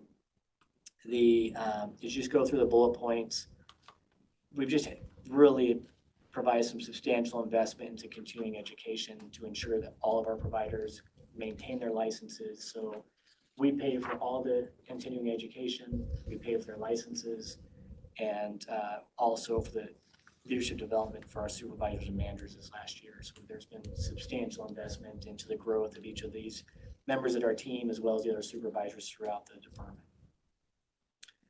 In our pillar on service excellence, we're focused on clients receiving an outstanding experience. So we're trying to measure what the experience is with the clinician and the experience with the organization. Our staff are well informed and coordinated between roles and programs. Originally, what was interesting is, you know how in the county we have silos for departments. Not a lot of us do great cross-system coordination. We had the same issue inside Renew, where our programs weren't speaking to each other. So our case managers, our therapists, our med team were having individual meetings that were just isolated and by themselves. And if there was an issue at the front desk individuals would have to go to their supervisor. They would then have to take it all the way up to executive leadership, who then would go across to the executive leader that was responsible for the clinical team the issue was with, down to that supervisor, and then back up to say how they're going to deal with the issue, back across and then back down. And I just thought, we have to collaborate. If you're a supervisor, you're a colleague to the other supervisors, just go directly to them. And if it can't be resolved, that issue, then start to bring it up And it shouldn't get to the executive level unless really we're having some major problems that can't be addressed. And it's just a really interesting thing to see how everything had to go all the way up, across, all the way down, then back up before it could even get addressed on the team level. And so we've really done a lot of work to remove silos so that our teams are beginning to work together. It's not perfect, but it's this idea that we're striving and we're continuing to really improve what our services are and what we're trying to accomplish. One of the neat things that came through this was with our therapists. They were asked the question, if you look on page 11, over on where it's bold, it says ideal work week and new definition of productivity. The basic idea was that from a clinical standpoint, we wanted to see 7 hours of face-to-face time with our clients in a therapy visit each day. And knowing that we're sitting at 25% face-to-face time on a regular basis, moving up to that point, our goal is to move that to 50%. We're right around there. We're averaging right between 47 and 50% of every day is in face-to-face contact.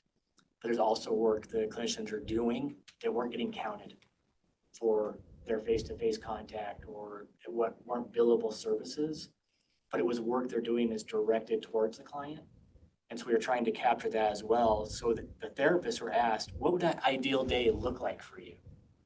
If we're expecting this from a management perspective and it's not working for you, what's the ideal day look like? And they said, well, if we could have 20 minutes between each visit, 10 minutes that we could debrief what we just heard and work through, and then 10 minutes that we could prepare for the person coming in, I think we could still meet what management wants from us. And so we set the schedule up and took a look at it, and we piloted it over in, was it Ephrata had the first pilot group, or was it Moses Lake? I think Ephrata had the first pilot group, and it worked so well. The therapists were leaving work with their work completed, documentation done, and they weren't feeling as stressed out at the end of the day as they were, but they were able to meet the productivity standard that we're setting. And they got to do it in a way they felt better about it. And I said, this is great because it's allowing them to do the work in the way they'd like to while meeting our expectation. And so that was a terrific thing. We also implemented a clinician dashboard, which was interesting that they hadn't had this before.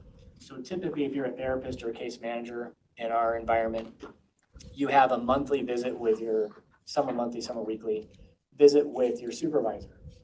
And in that supervision, you're taking a look at your caseload of individuals that you're seeing, you're asking questions, the supervisor that maybe you're struggling with something and they're talking about that with your supervisor. But only the supervisor had the dashboard. And so only the supervisor knew who was on the caseload and how it's tracked. But now every single case manager and therapist, med management team can, on any given day, can readily pull up what their dashboard is, who's on their list, who they need to see, what's due, and not have to wait for a meeting 2 weeks from then. They can readily see where they are, and even from a productivity standpoint, they can tell where they are on a daily basis, instead of waiting for an end of the month visit from their clinician or their supervisor. On page 12, we talk about establishing effective appointment confirmations, a system that would do that. So we implemented a process where we had, originally we had like a text message that would go out to everybody that was scheduled an appointment to confirm. And several years ago that went away. And I don't know for what reason that went away, other than it stopped. And so we decided we need to implement a confirmation process so that we could really start to show we're making headway in our no-show rates and cancellations, so that we could fill appointment schedules as well.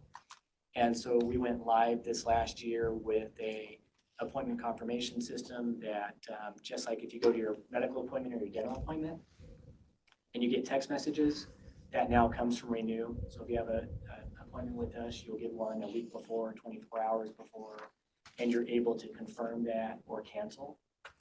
If you're a person that's canceling, you're also going to have a reach out from our staff to see if you'd like to change that to a virtual service. We're trying to get at least 15% of cancellations or no-shows converted to a virtual service, so we can still maintain that production. And it helps with the access as well. Moving to page 13, access. The performance measures here are focused on our services have multiple access points. So one measure is how many of our services we provide in a month are provided not just in office, but are out in the community. We're trying to see what percentage, because we want to be providing more of our services out in the community, whether that be at a park, at a school, at a library, someone's house. And so the clients are always expected just to come in the front door. And so that's something that we're moving on. I already spoke to no-show conversions, but really trying to decrease the amount of no-shows that we have. In behavioral health, it's pretty standard to have over 20% no-show rate, but ours are as high as 30%. And so we really want to drive that number back down so that we can make sure people are attending their appointments and getting the service they need at the time that they need it. For financial health, this is a big one as well. It's really important that we are financially sustainable. Jenny's done an outstanding job really helping us move in this direction and build data that we can use from the P&L each month that we're able to live on the team. So if the profit loss statement as well, Jenny's broken that down so that the second senior leadership meeting that we have each month, she reports out on how we're doing financially. And these things are going to be built into a board report as well, so that you will have an idea of what's happening financially in the department. And so we can be transparent with the board on how we're doing with the work that we're trying to accomplish. This has also helped us really look at examining and optimizing our internal processes to maximize our resources, but also allow us to grow in our services to expand the reach across the county.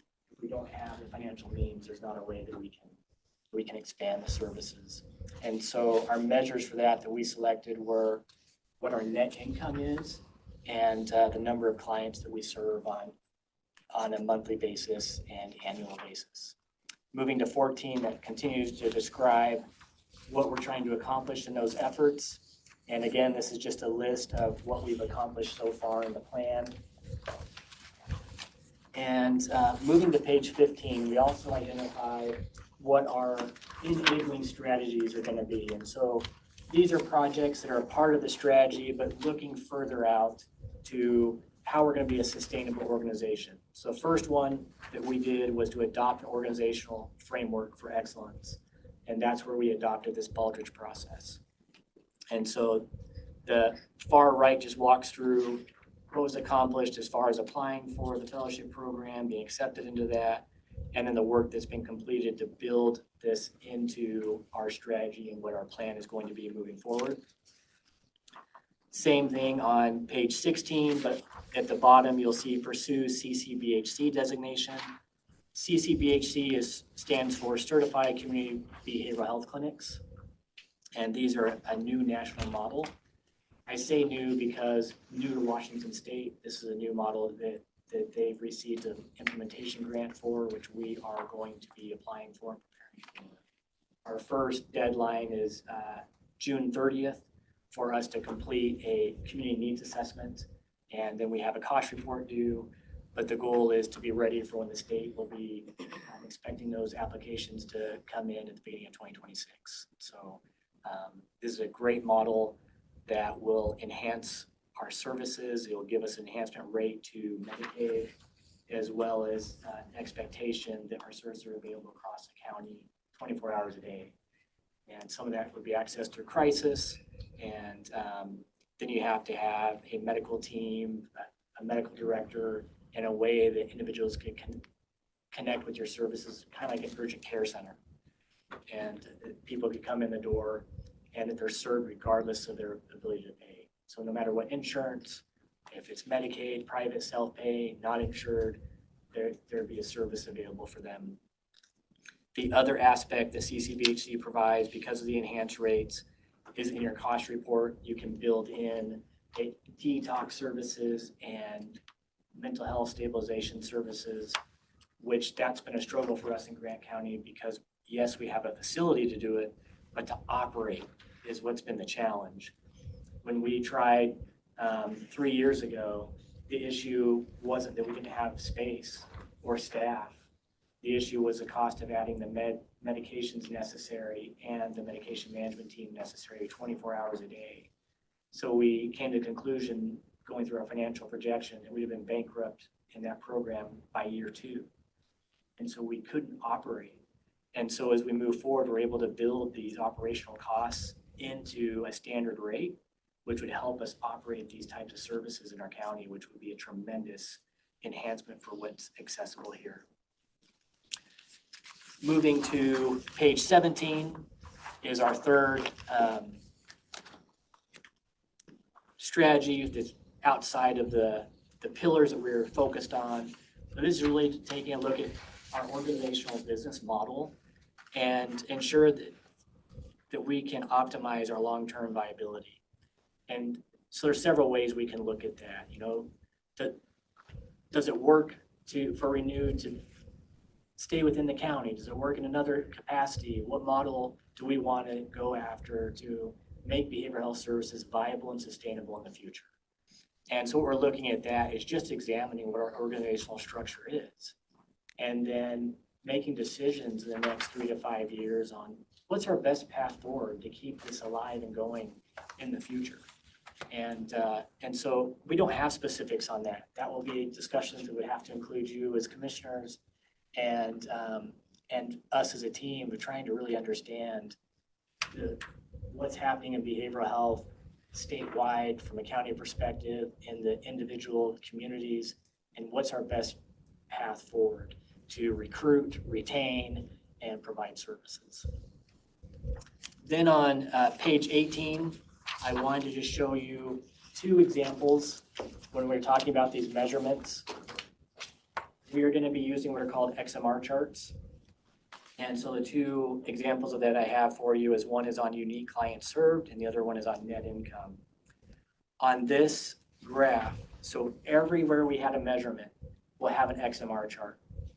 On unique clients served, we went back to 2018 and we looked at on a quarterly basis where how many clients we were serving. And so this is not on an annual basis, so your number looks different when you pull the annual report. This is just looking at a point in time, where were we at during these years.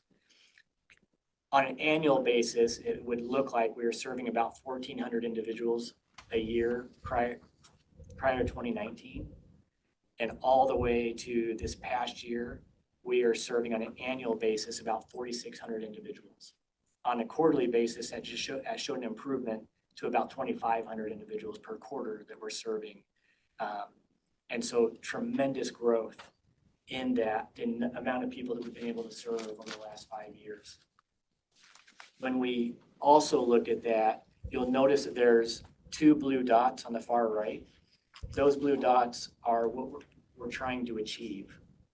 So we have our center line, which is the blue line, and then above that, you'll see 2 dots. And our goal for September 26 and moving in June 27 is that we start to increase our capacity and get more people in the door. Over on the next one is net income. In 2018 and 3 years prior to 2018, we were having significant losses, over $1 million in losses in the department each year. And so coming in, I knew that that's something that we needed to correct. We couldn't have losses. And we had dwindled down reserves to the point that we weren't meeting what the county requirement was to have 20% of the reserves in the balance for the balance there. And so I knew we're going to have to find a way to rebuild our reserves and work on our revenue. And so this began a series of discussions with our contracts, renegotiating our rates. It also helped along the way that the state increased rates for 7% and then 15%. So 22% over 2 years. The state also had impact to that for what we were receiving in our revenue. Again, this is on a 3-month basis. It's not not annual, but you'll notice the blue dot on the far right is below the center line. And the reason for that is because being a county program and also using Apple Health or Medicaid dollars, we don't want to have year-over-year net profits. It's important that we're able to have reserves and save for a rainy day. But we've been able to build our reserves completely back, well above what's the requirement for the county. And we're having significant net income profits. So our goal is to ensure that we're using that net income to increase capacity for individuals to be served. It has to go back to our services so we can increase our capacity. And so that's why we want to see that difference start to drive down, because that's going to tell us that we increased our clinical staff and provided more services and saw more people. We opened a new clinic and that drove down some of that net income because we wanted to make sure our services were available, but we don't want to fall below zero. We don't want to be using our reserves to balance our budget. And while we can do that in certain years because we had to have some type of renovation done or a project done that did that, we still want a balanced budget, and we want to be able to provide services that will really reach across the county. And so that's the focus of that. And then to end it, the last page on 19 is just to remind us again what our strategic focus is, our mission, vision, values, and what we're trying to represent as a department. One last comment is just prior to us going live with this rebranding, one of the staff members said to me, I'm not comfortable with this because we're lying to the community. We're putting something out that isn't who we are. And my statement to that, or rebuttal to that, was this isn't about who we are right now. This is about what we're striving to become. And we need a foundation for that. We need something we can tie back to. We need something that allows us to align our work and to align the staff so we're not moving in multiple directions. But really, this creates a foundation for us to move on.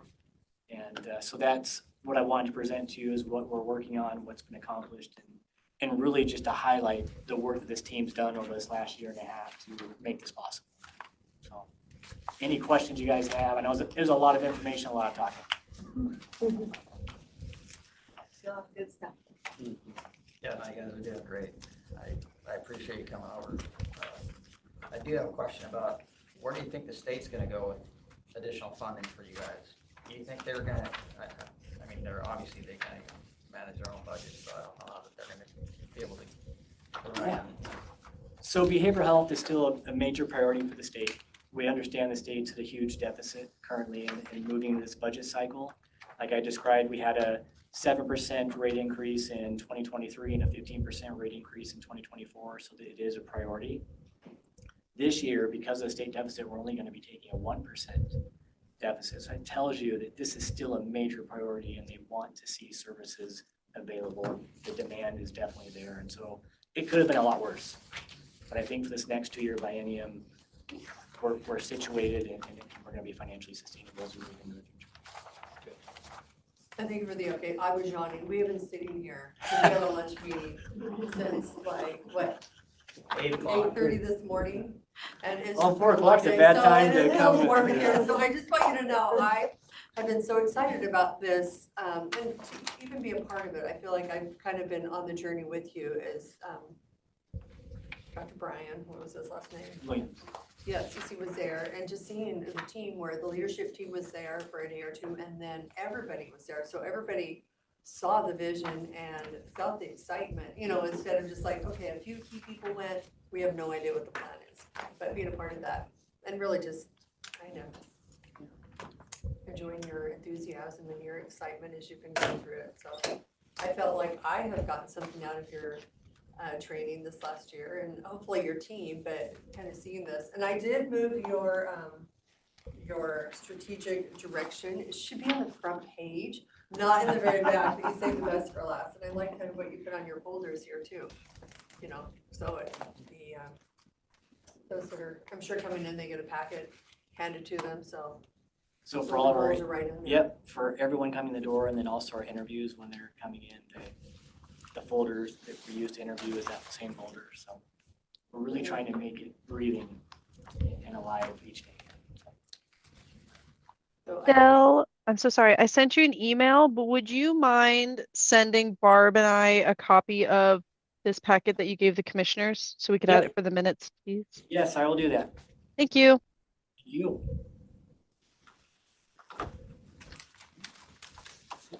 Anything from us? Do any of you have anything to add to your presentation? It's great. Don't all speak at once. A lot of work Right. and, A lot of work. a lot of work and a lot of change, and I've seen progress just over the last, 8 months? Seems pretty positive. Very, yes. Definitely setting us up for the future. That's great. Del's a good leader though. He is. And an even better leader, since you took that training and sharing. Right. I think sharing the leadership, which is key. Is tremendous, yeah. And I could just say I've been there 20 years, and I know some of us have been there almost that long, but just the morale from before to what it is now, it's very different, very in a positive direction. Great. My intention too is not to knock the work that's been done over the years. You know, it's really just to organize our processes so that we can do better. Sure. Because a lot of work's been done and not to take away what these guys have done. Juan's been here 20 years. Kylie several years, Diana several years, Noemi. Forever. Yeah, How long have you been 28 here? years. 28, okay, because you were here before I got here, so it's been a while. Yeah, I'm always mindful of what they've accomplished, and this is different. We're trying to move forward and do it in a very positive light. And just to add, I think it's just nice to actually have a direction and actually have something like it's visible, because before it just kind of seemed like we were just showing up day to day, and we're all in our own silos, and so I can say that's what's been nice, is like we actually are all coming together to meet these goals and actually moving forward in them, because we always had a goal, right? But we never actually sat down to make it happen. So I think I can thank Del for, actually putting this forth and like putting us together and making it happen. So. Great. Thank you. Thank you. Appreciate it. Thank you, guys. Anything else to add at the end? Nothing? We will go into recess until tomorrow at 8:30 when we are back for consent agenda review work session.